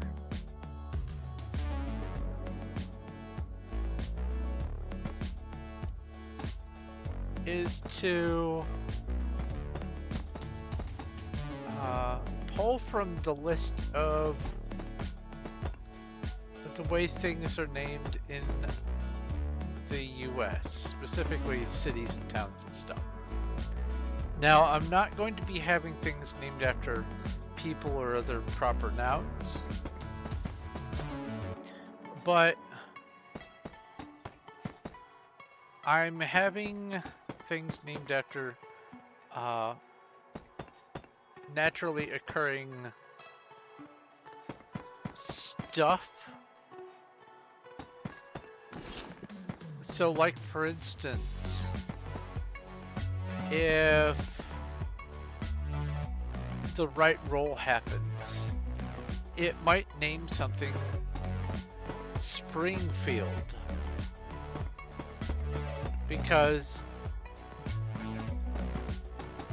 spring is a natural thing that can be found. A field is a natural thing that can be found, and so by combining the two words into a place name, it is not unheard of to have a place called Springfield. As a matter of fact, I think there is a Springfield in 11 of the states in the US. So that sort of naming convention is pretty common, but there are other sort of naming conventions that I am trying to work into it as other options. So there's a chance of maybe it being the format of Springfield or Glendale or that sort of thing. But it could also be something like, you know, Twin Oaks, Twin Pines, Twin Rivers,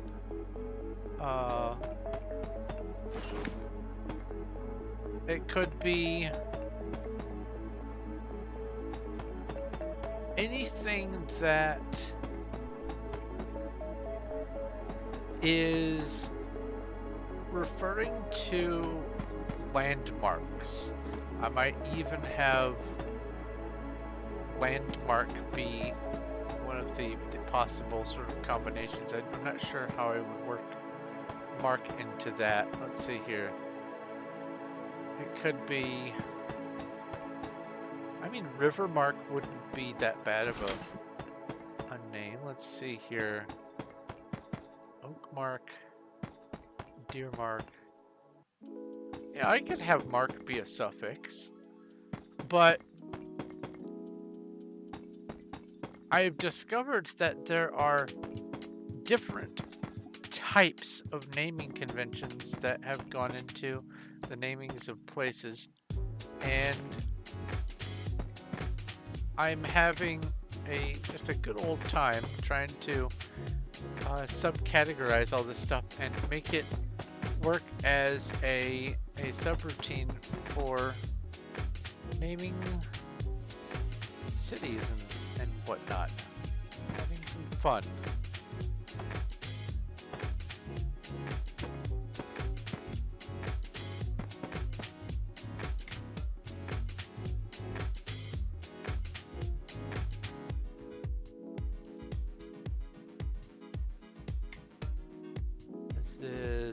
Yes.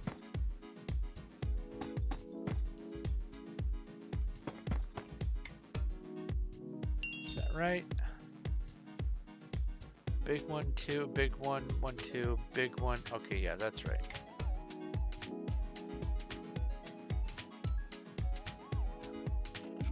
So that's another little something that I've got going on. Oh, I need to minimize this. Yeah, there's Peoria in a few places, but Peoria isn't named after like a landmark. And that's more like what I want to go for.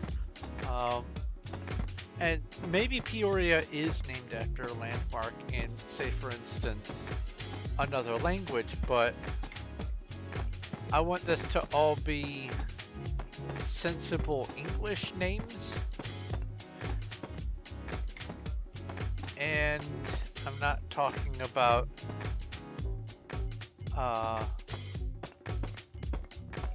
the Limey Fog Breather English either. I'm talking about American English, where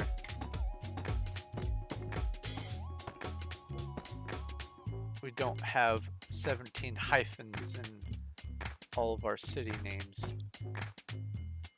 Am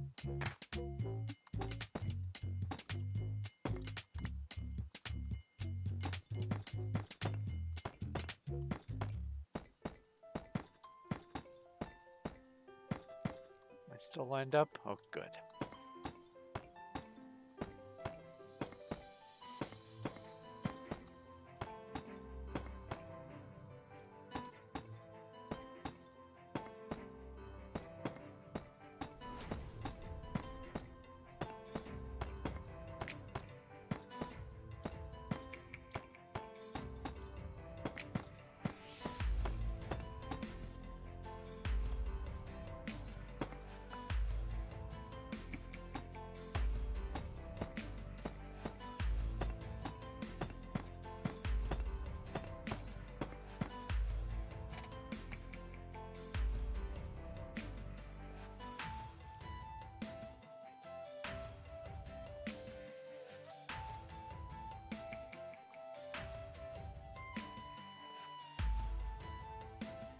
I do.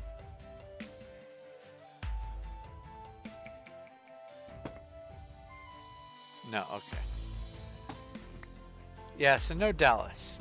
No places named after people or anything like that. But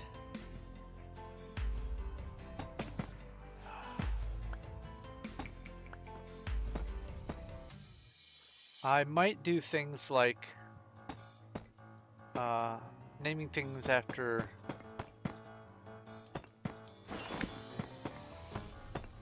well, that would be hard to work in.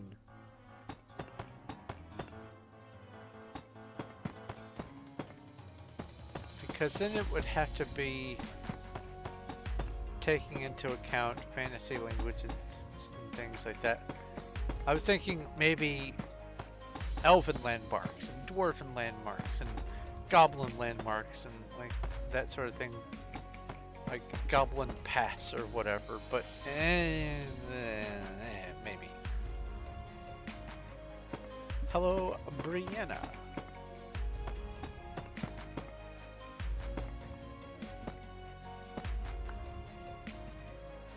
I hope things are going well with you.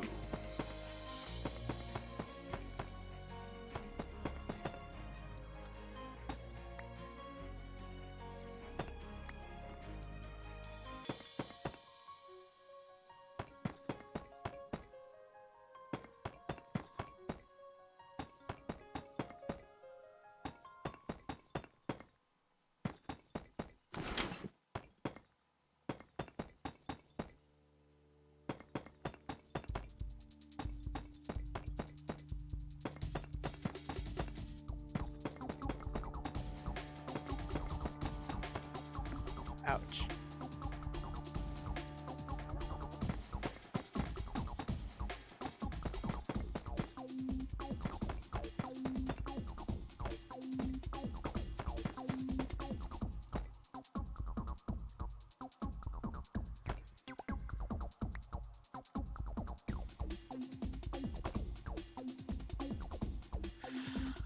Oh good, everything's still lined up. Hadn't checked in a while. Good.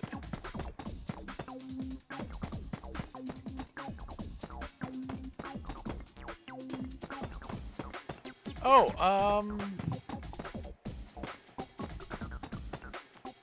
I might, I might try this week to do another session with that World of Warcraft dwarf character, because I've been wanting to move on with that and become more familiar with some of the Alliance quests so that I can better formulate my hypothesis.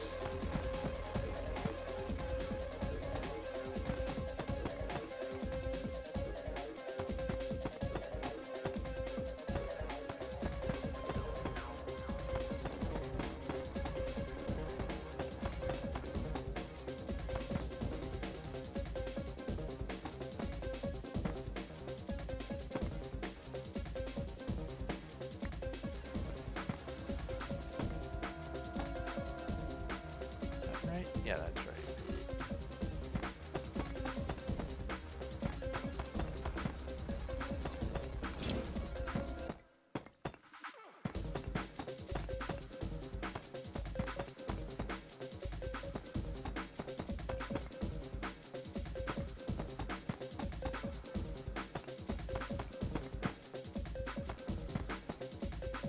Oops, oops, oops.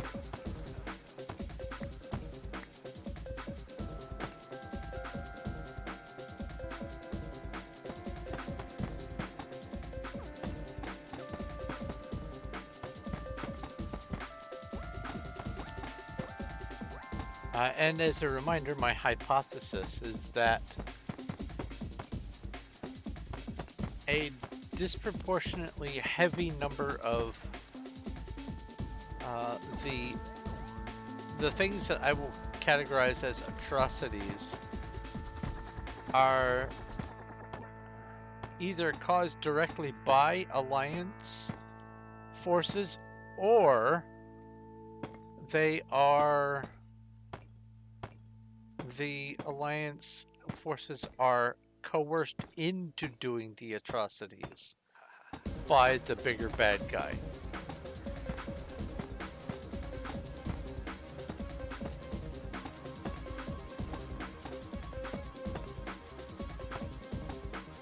But most of the Alliance forces are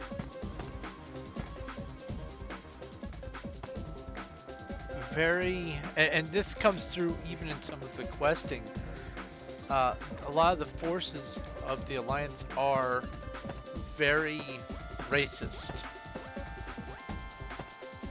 Anything that is perceptibly monstrous, which is to say,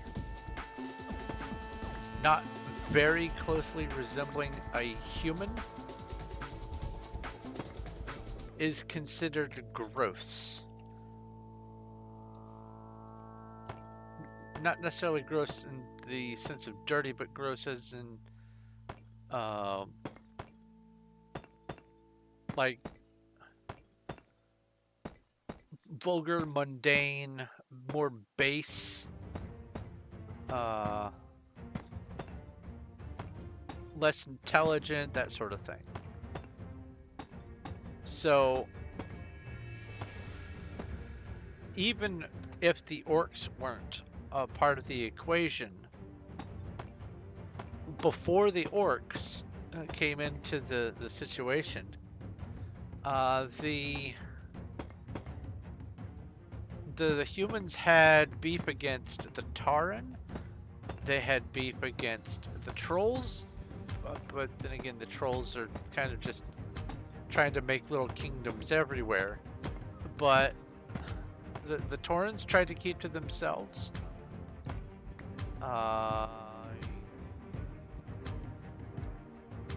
Messed up here.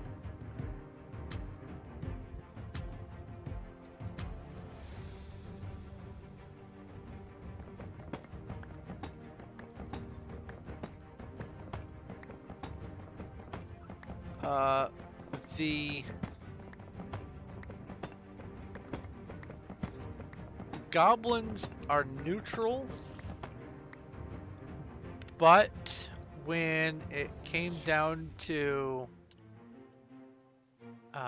being accepted, they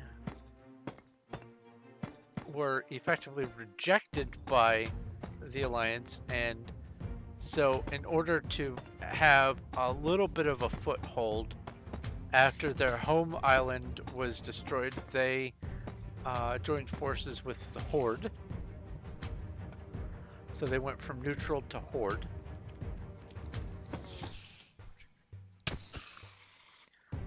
But also,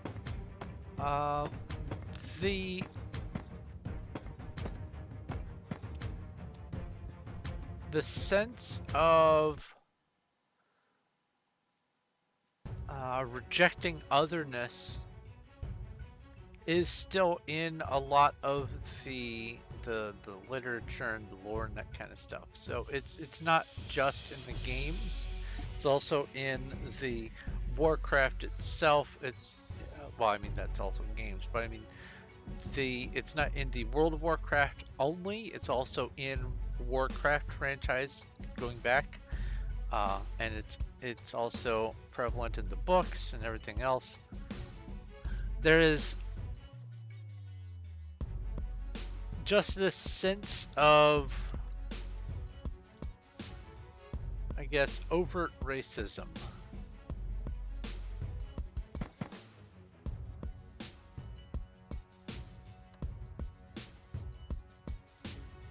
So how is going to be... Oh, I could do that and then that. But I'd have to be quick. I could do that.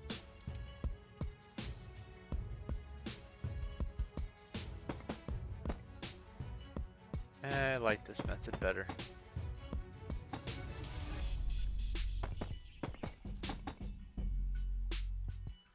No, you know what? I'm just going to go ahead and do the tops as well.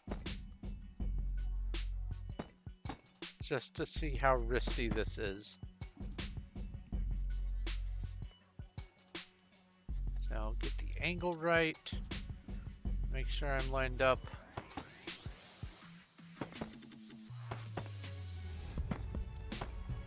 Place a block rung almost immediately. Cool.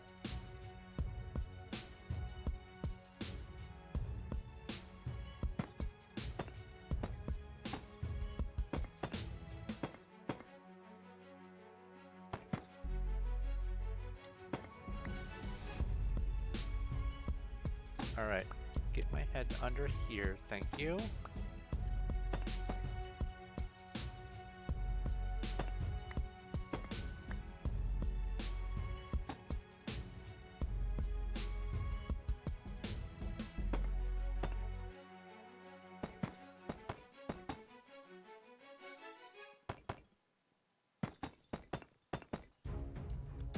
Yeah, I can do this.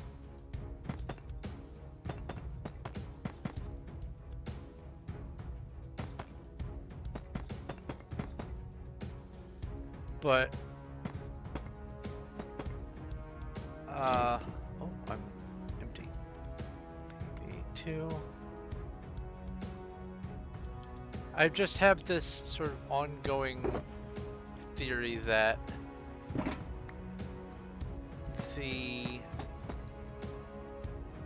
the Horde races and sub-factions only exist as a faction because they have to join forces to defend themselves against the Alliance. Now, the Alliance was already in existence before the actions of the Alliance side, which made the Dark Portal open. And so they already considered themselves effectively at war with the lesser races. And if you look carefully at the Alliance races, you've got human, you've got dwarf, which are slightly smaller human, and you've got gnome, which are even slightly smaller than that human. You've got one of the elf races, the one that looks most human. Or no, I'm sorry. Dark elves look least human because they have the longer, pointier ears. So that one isn't as on the nose, but still it's more humanoid than, say, a Tauren is. And then you've got, more recently, you've got the Worgen, which are humans that were cursed and turned into werewolves. They accept those because they're still alive. Whereas the undead, which were humans that were cursed and turned into undead, are unaccepted because, ew, gross, they're no longer alive. They're less human. Even though we recognize that you're the same person, ew, gross. So the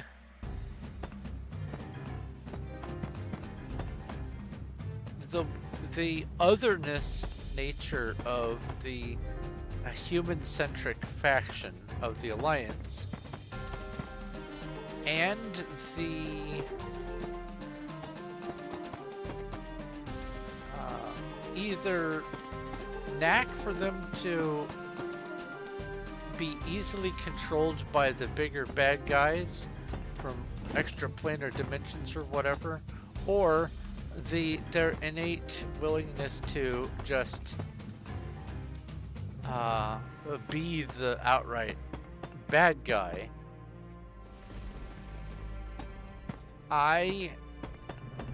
Not so much the dwarves being at fault or the gnomes or that, but I want to say that if it weren't for the fact that in the Warcraft universe the humans behaved the way they did, there would not need to be Warcraft.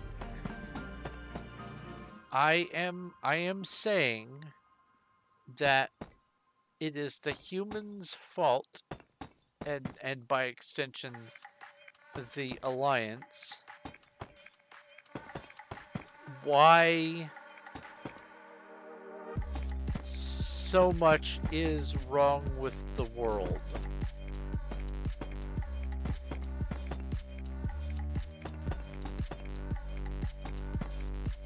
Either due to susceptibility or just outright malice. I propose that the humans are the actual bad guys in the World of Warcraft.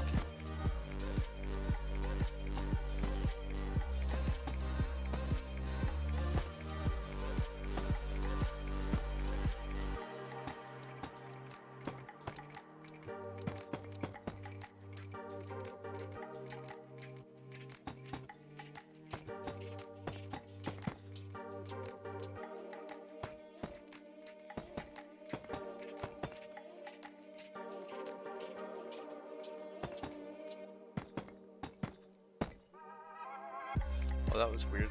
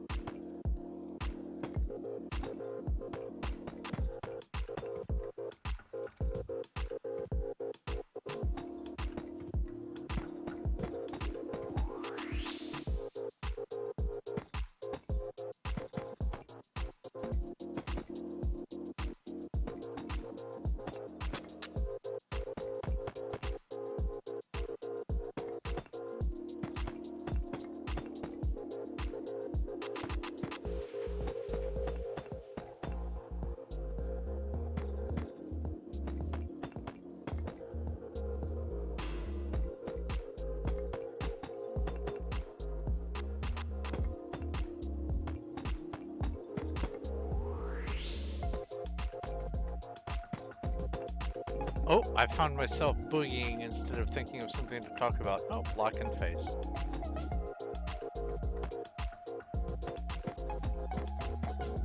Apologies.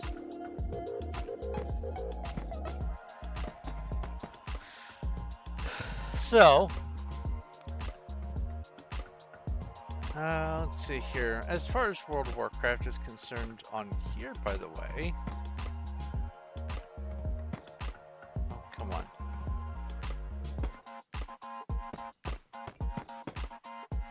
I am basically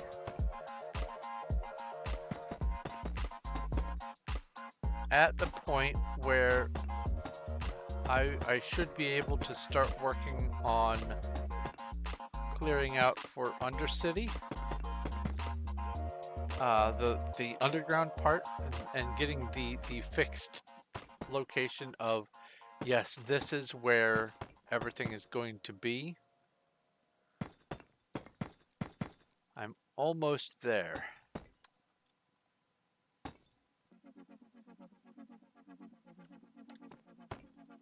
I did forget to put those in.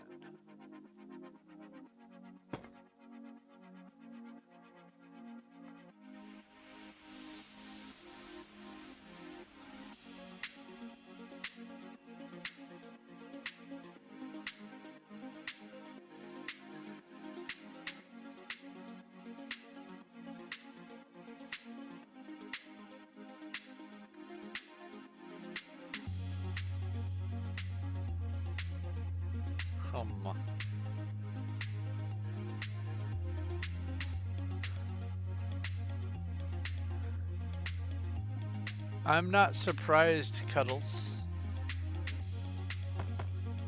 If you're doing the thing that I expect that I think you're doing anyway, I estimated between 30 and 40 hours of constant digging to get that area taken care of. So I am not at all shocked to find that you are not going to be able to clear that out as fast as you had hoped. You can only dig so fast.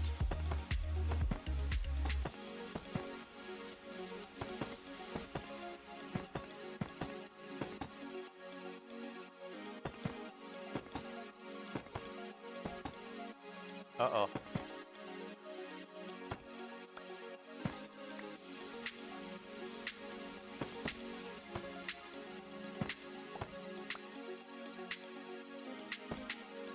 Yeah, but that 2.5 layers is still a lot of digging. Like a lot.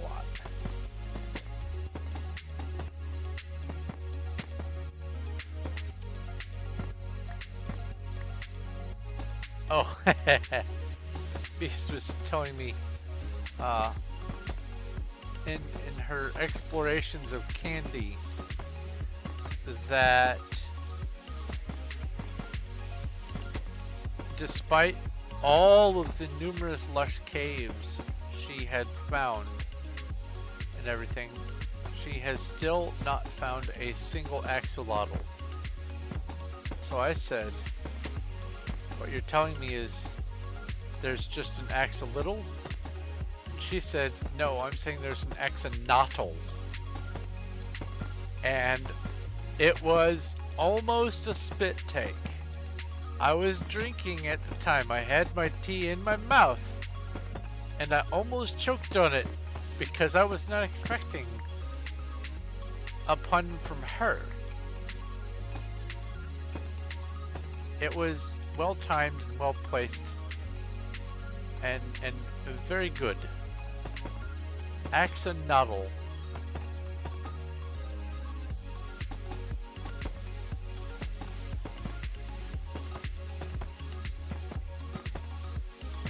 Oops.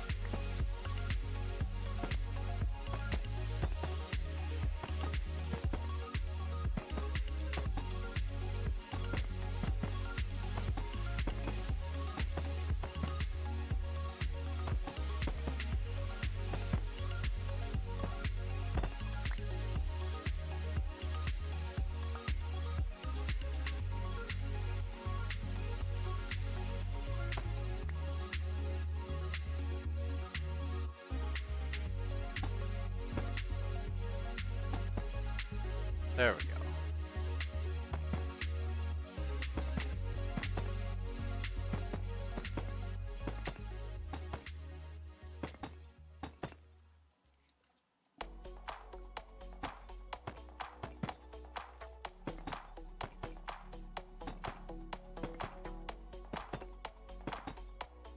I also have to add bananas to my list. I'm out of bananas. I have been for, let's see here,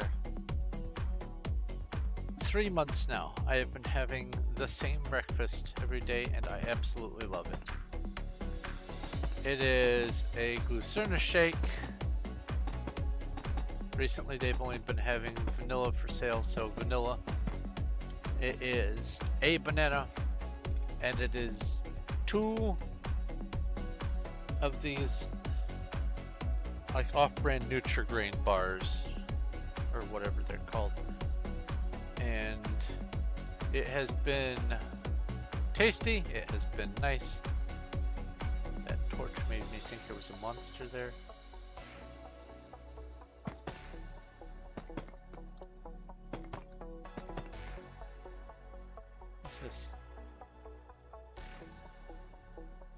Nah, I'm not gonna send out a stream message at this late. There's no one on right now that hasn't seen my stream messages. I don't think. Unless doubted.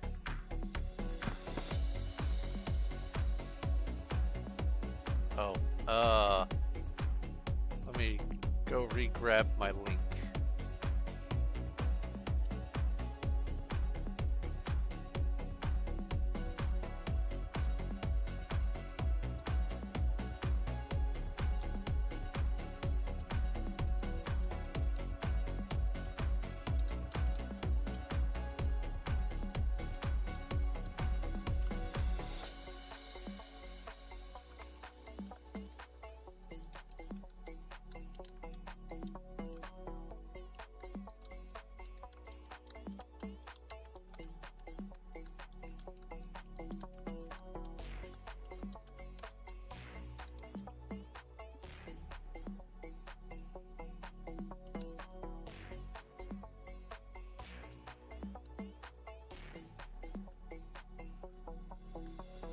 Why not?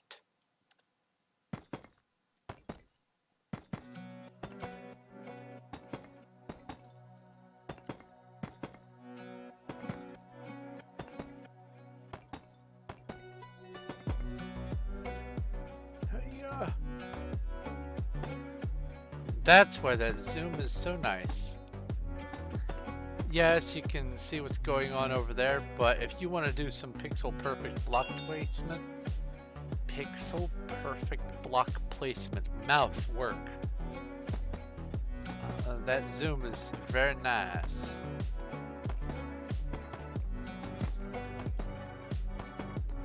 Especially because when you zoomed in, you have this sort of cinematic slow movement thing.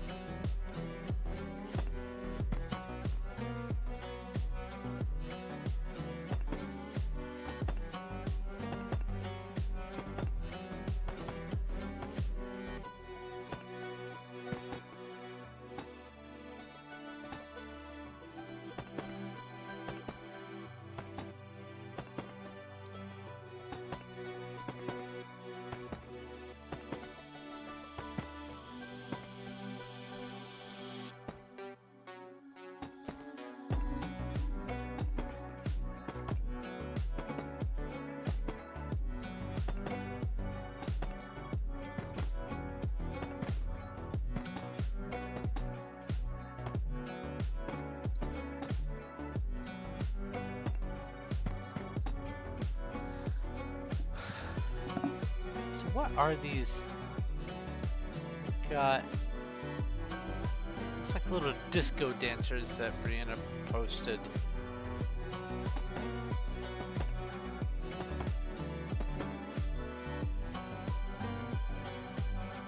The zoom in is from Optifine.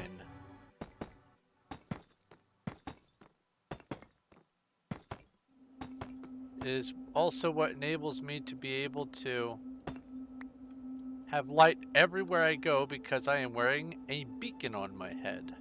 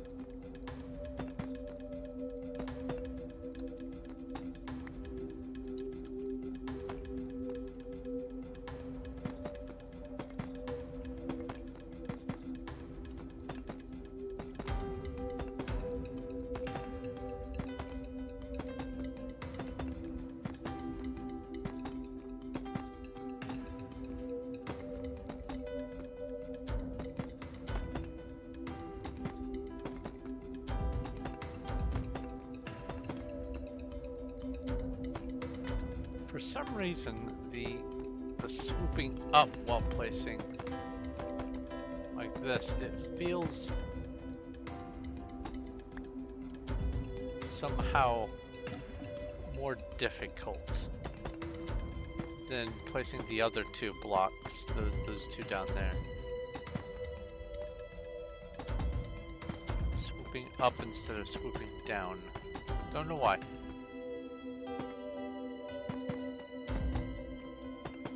Maybe it's just because it's an action I don't normally do.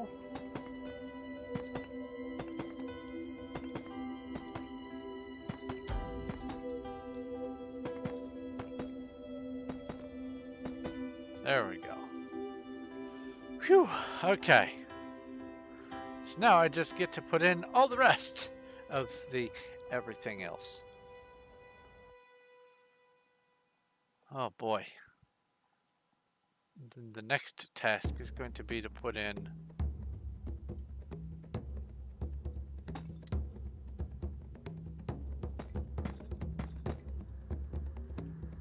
this big square, and the same thing for those and those and those. Where did you come from, sir?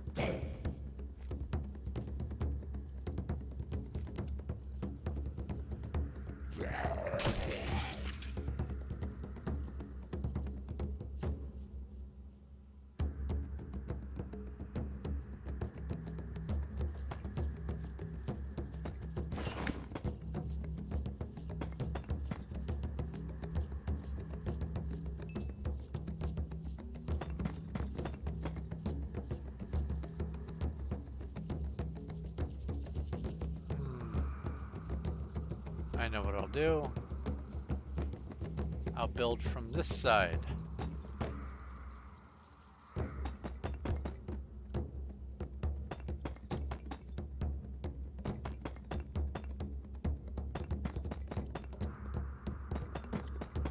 That way I can just keep going backwards.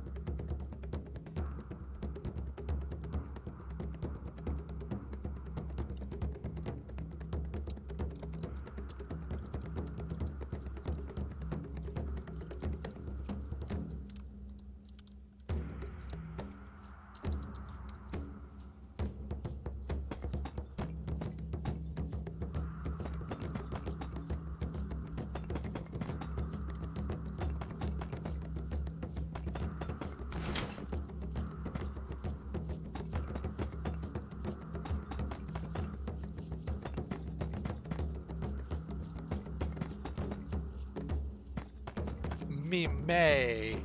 It's a meme.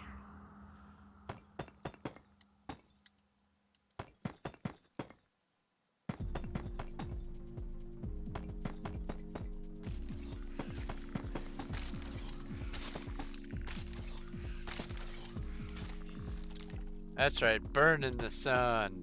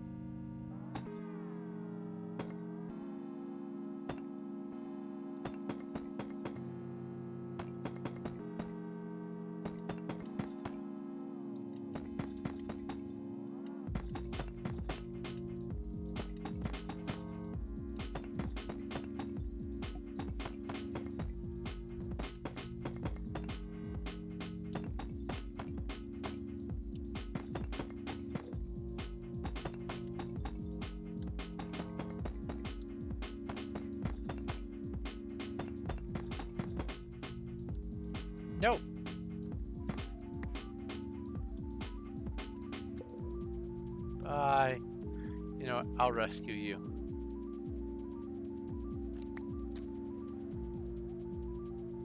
Just so I can go backwards through all this and see just how much has been built. That's a lot.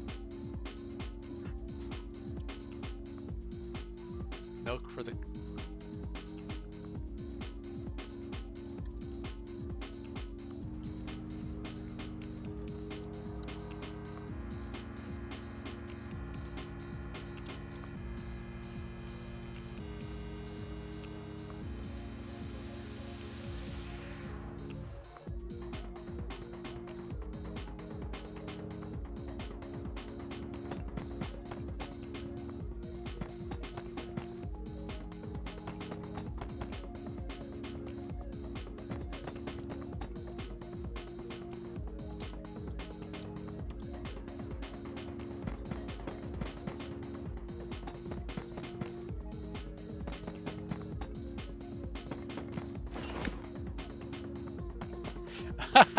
Spiffing Brit did a video recently that just cracked me up. It was about the Total War Warhammer 40k, well, I think Total War 2 or something like that. You can effectively beat the game by not doing any war whatsoever. You just simply have to be hated by people. And you can make them hate you less if you promise to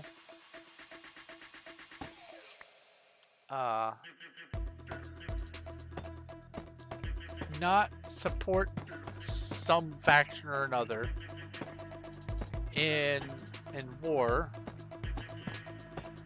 and then after you promise this, you don't have to do anything. It's not like you're going to be at war anyway. You just have to promise. Oh, I placed it wrong again. You just have to promise not to support them. And then they will give you some money and become your vassal. And then once someone is your vassal, other factions hate you. Specifically factions that know that vassal. Therefore, once you get them as a vassal, their map gets added to your revealed map, so you don't even have to go exploring. And then once their vassal hates you, you can say, I get it, you hate me. Here, I'll tell you what. If I promise not to support them in war, will you be my vassal too? And they're like, yeah, but only if you take this money. And so, in just a few turns, you're making thousands and thousands of gold per turn. And you're just getting vassal after vassal after vassal just by promising not to support someone in a war. Okay, fine.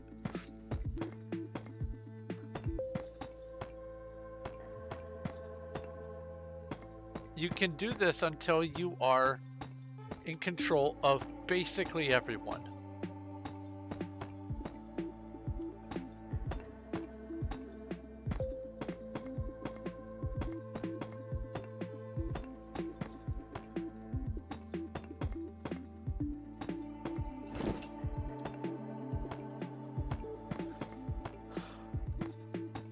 Love those perfectly balanced games.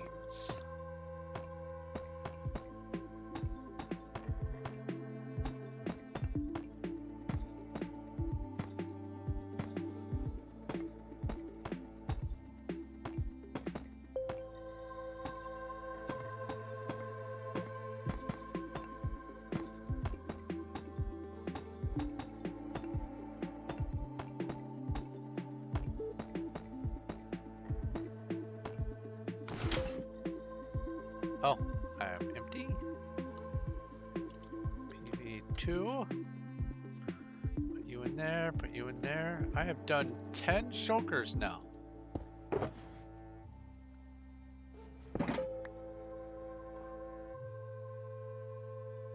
Let's see here.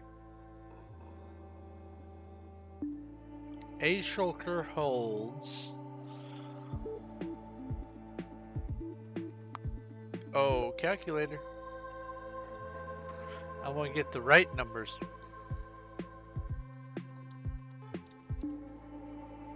So, times. Oh, well, I mean, I guess I don't need to do that anyway. It's 10 shulkers, so just add a 0. So it's 17,280 blocks. Because one shulker of full stacks of 64 holds 1,728 blocks. And then 10 of those is, well, 10 times that, 1,728, 0.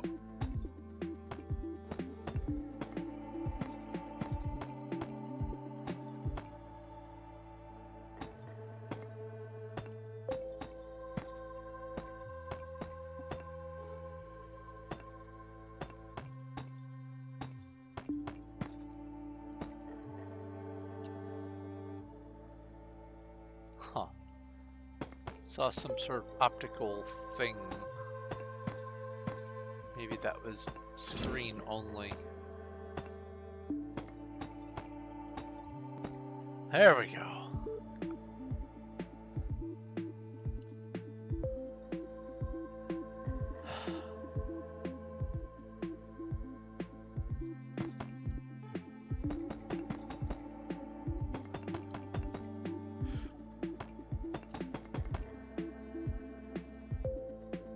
Making progress.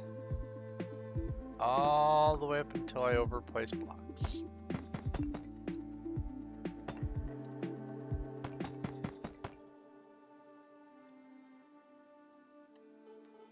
That is not the top. Still have a way to go. Like I said when I started this project, this is going to be one of those long-term things.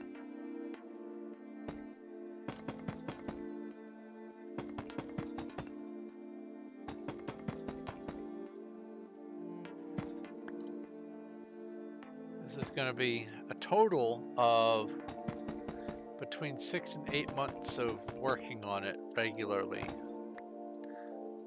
So the more breaks I take, the longer it's going to take to do, obviously. Why is it keep placing that extra one?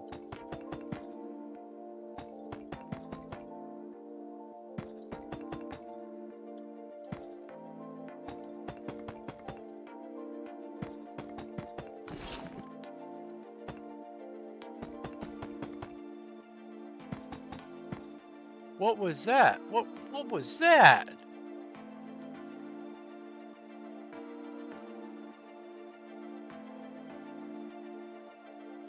That was weird.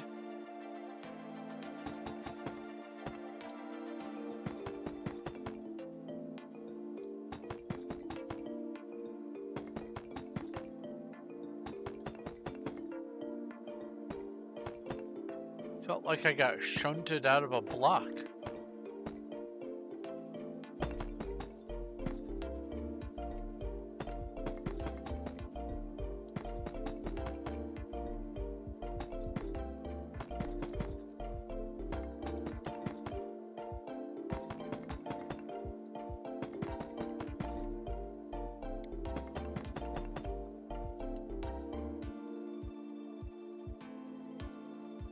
Did it again.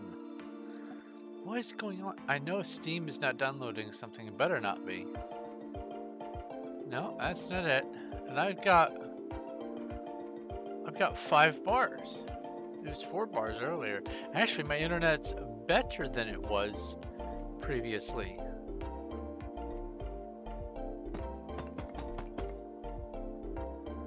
I'm not even getting those dropped frames messages.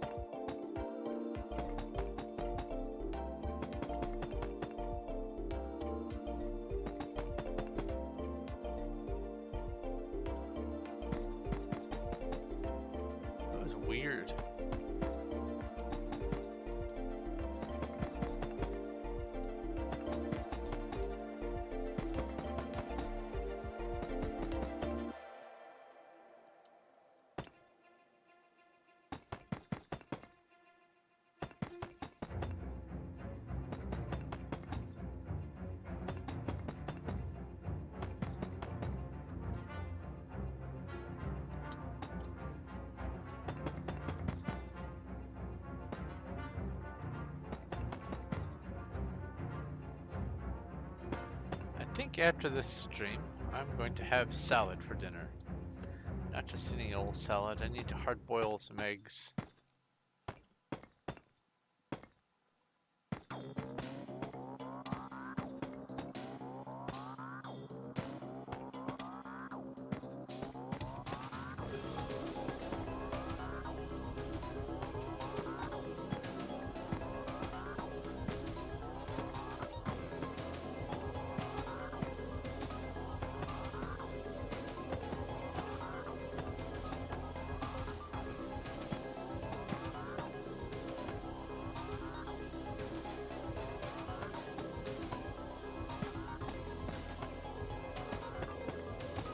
I don't know what a Cobb salad is. Let's see here.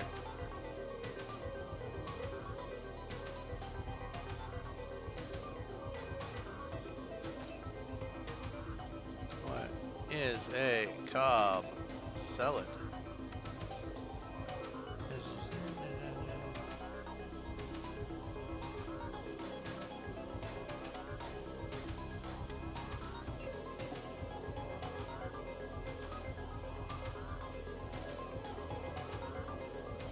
Apart from tomatoes, salad greens, and other veggies, it also features the likes of avocado, roquefort cheese, hard-boiled eggs, as well as crisp bacon and chicken, be it grilled, roasted, or boiled. I don't have avocados. Avocado, no.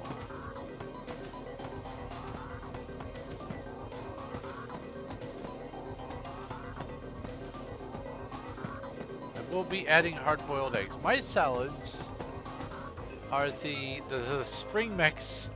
That's well, it's half spring mix, half spinach for the leaves, and then for the rest of the ingredients, it is go this direction. Yes, it is shredded cheddar cheese, chopped up black olives, and then chopped up hard-boiled egg.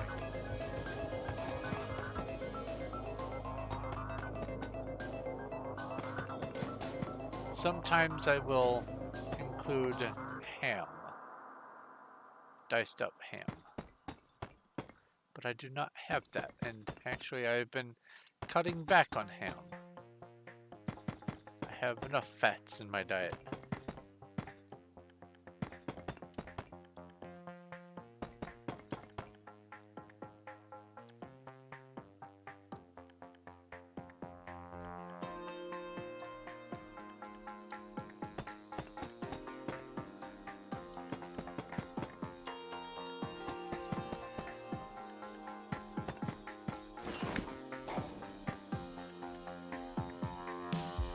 Zombie noises indeed.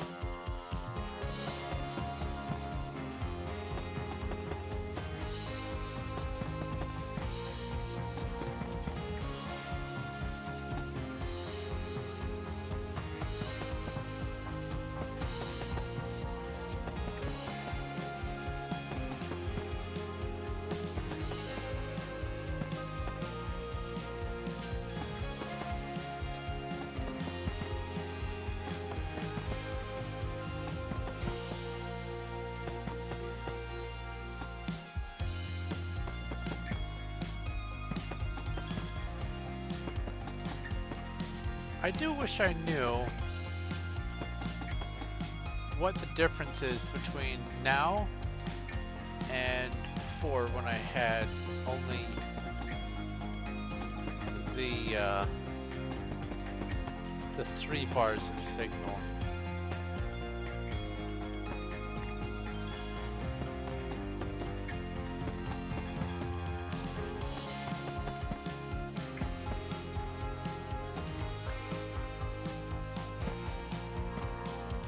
Not gonna complain that I'm back up to 5 bars.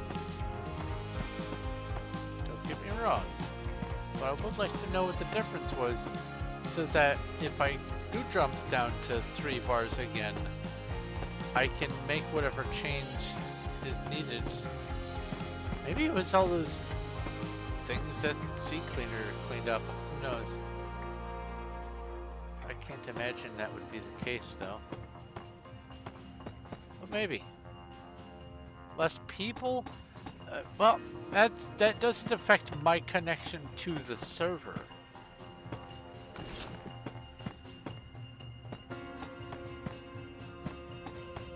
Because, like, for instance, when I was streaming, when I was only getting 3 bars, if I tried to open up my the front end for my stream on YouTube itself, it wouldn't even load the page at all.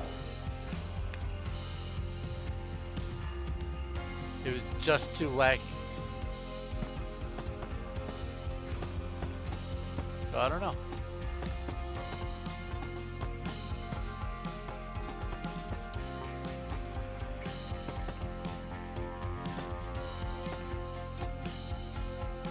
Red, can I catch you in time? No. Hi cow, bye cow.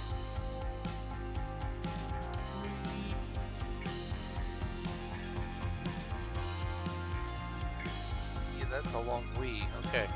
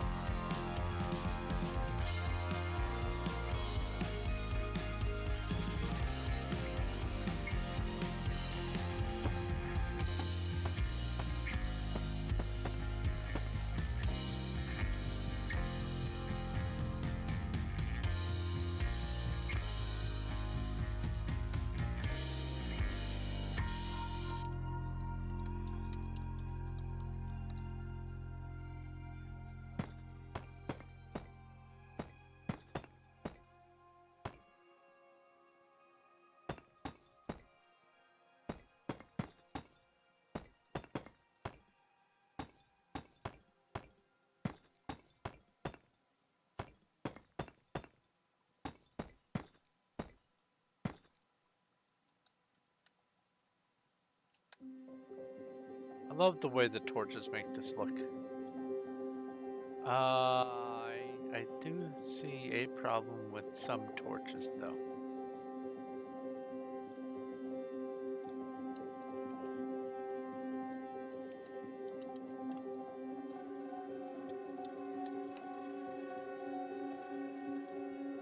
Let's see here. Let me bring up my address book. For people who are on my Discord, they can go to my Wild address book and find this information here.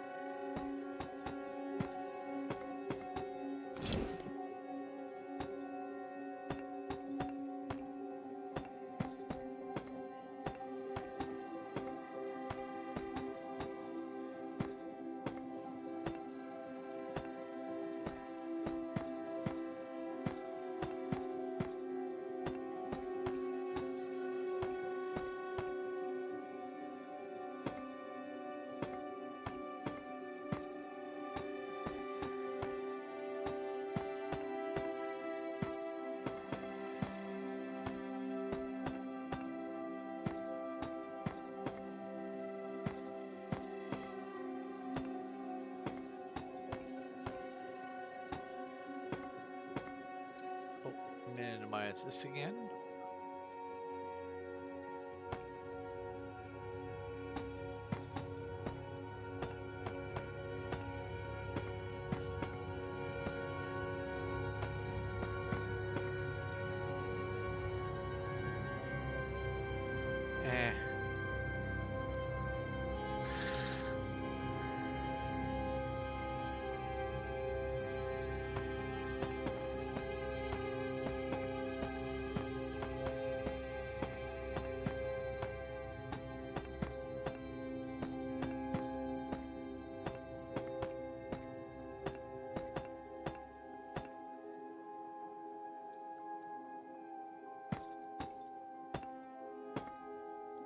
Okay.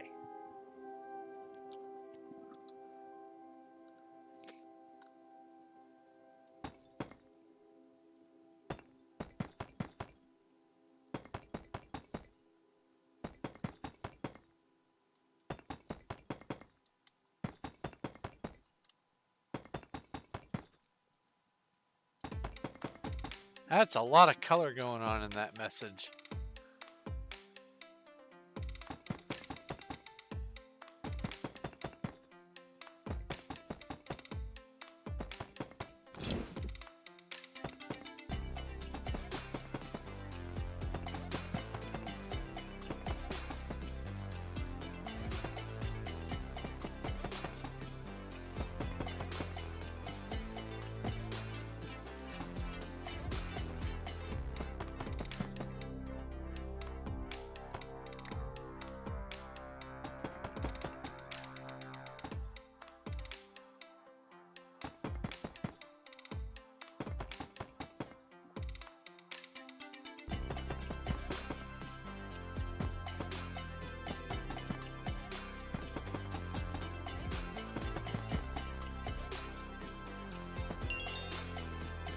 That time it didn't make me jump out of my skin. Because the explosion didn't start in the middle of my screen.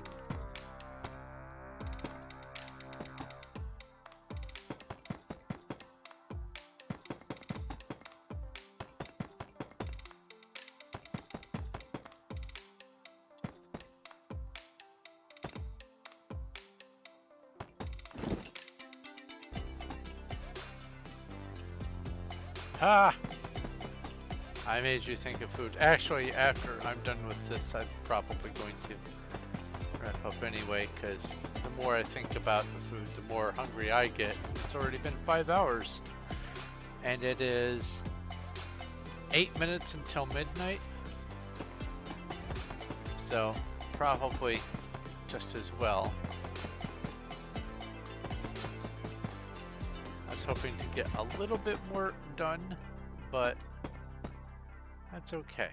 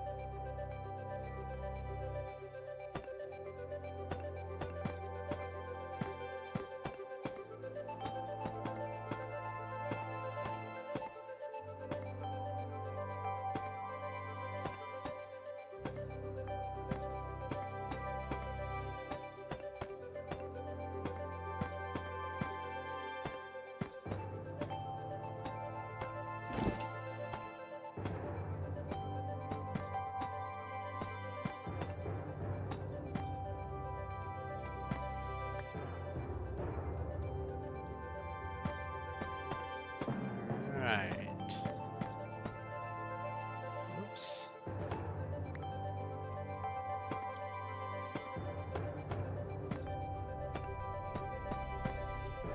Again, third one in a row, huh? Careful place. There we go. Ay, ay, ay.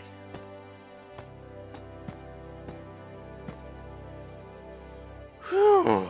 Now I still need to fill this all in, but if I do this, it's gonna put me like at a 6-hour stream, and I don't want to do that. I should probably eat, and it's already at midnight almost. So I'm going to go ahead and wrap things up. I am happy enough with my progress. I've got a bunch of stuff done, and I have had some time to think about some things for some other projects. So That's also what's important to me when it comes to doing these streams. It gives me time to think about other stuff. But I'm going to go ahead and let you go. Thank you ever so very much for watching and hanging out, spending time. It means an awful lot to me. If you have any questions, comments, or suggestions, please put them in the comment section below, and I will address them as I can. Let's see here. If you like this video, give it a like. I do appreciate it, and it does help. Remember to like and subscribe. I found it. I have it somewhere. I knew it. And yes, if you haven't already, go ahead and subscribe so you know when my future stuff comes out, and also to help me get past that 2,000 subscriber mark. I am less than 40 away and very happy. But if you have a desire to hang out with me, or us rather, outside of the streams, you can join my Discord. The link for that is down below. Remember to pick a role, and you'll be able to see the rest of the Discord and hang out with us and play games and watch videos and stuff. I occasionally do movie nights. Usually Cuddles is the only one, so it turns into just a sort of a one-on-one movie session, and then we watch some maybe Korean videos or something. But I do get some stuff going on as far as activities on my server, on my Discord server, I should say.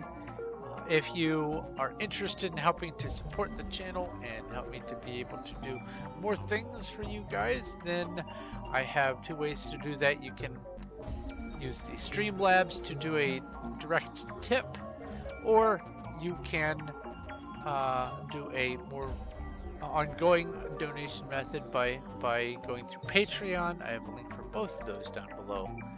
And I will mention that people at the $10 tier for the Patreon get a free signed copy of any books that I publish or anything else that comes out. If I manage to publish a video game, you get a free one. If I manage to publish, I don't know, something, whatever, something or other, board game, card game. I have a bunch of those in the works, but no real way of easily publishing them right now, especially getting art. But if I do get anything published in those other categories and you are helping, then you get a free copy of it signed. But I'm going to go ahead and let you go. This is Thorn of Night. Thank you once again ever so much for watching and hanging out. And I will talk to you later.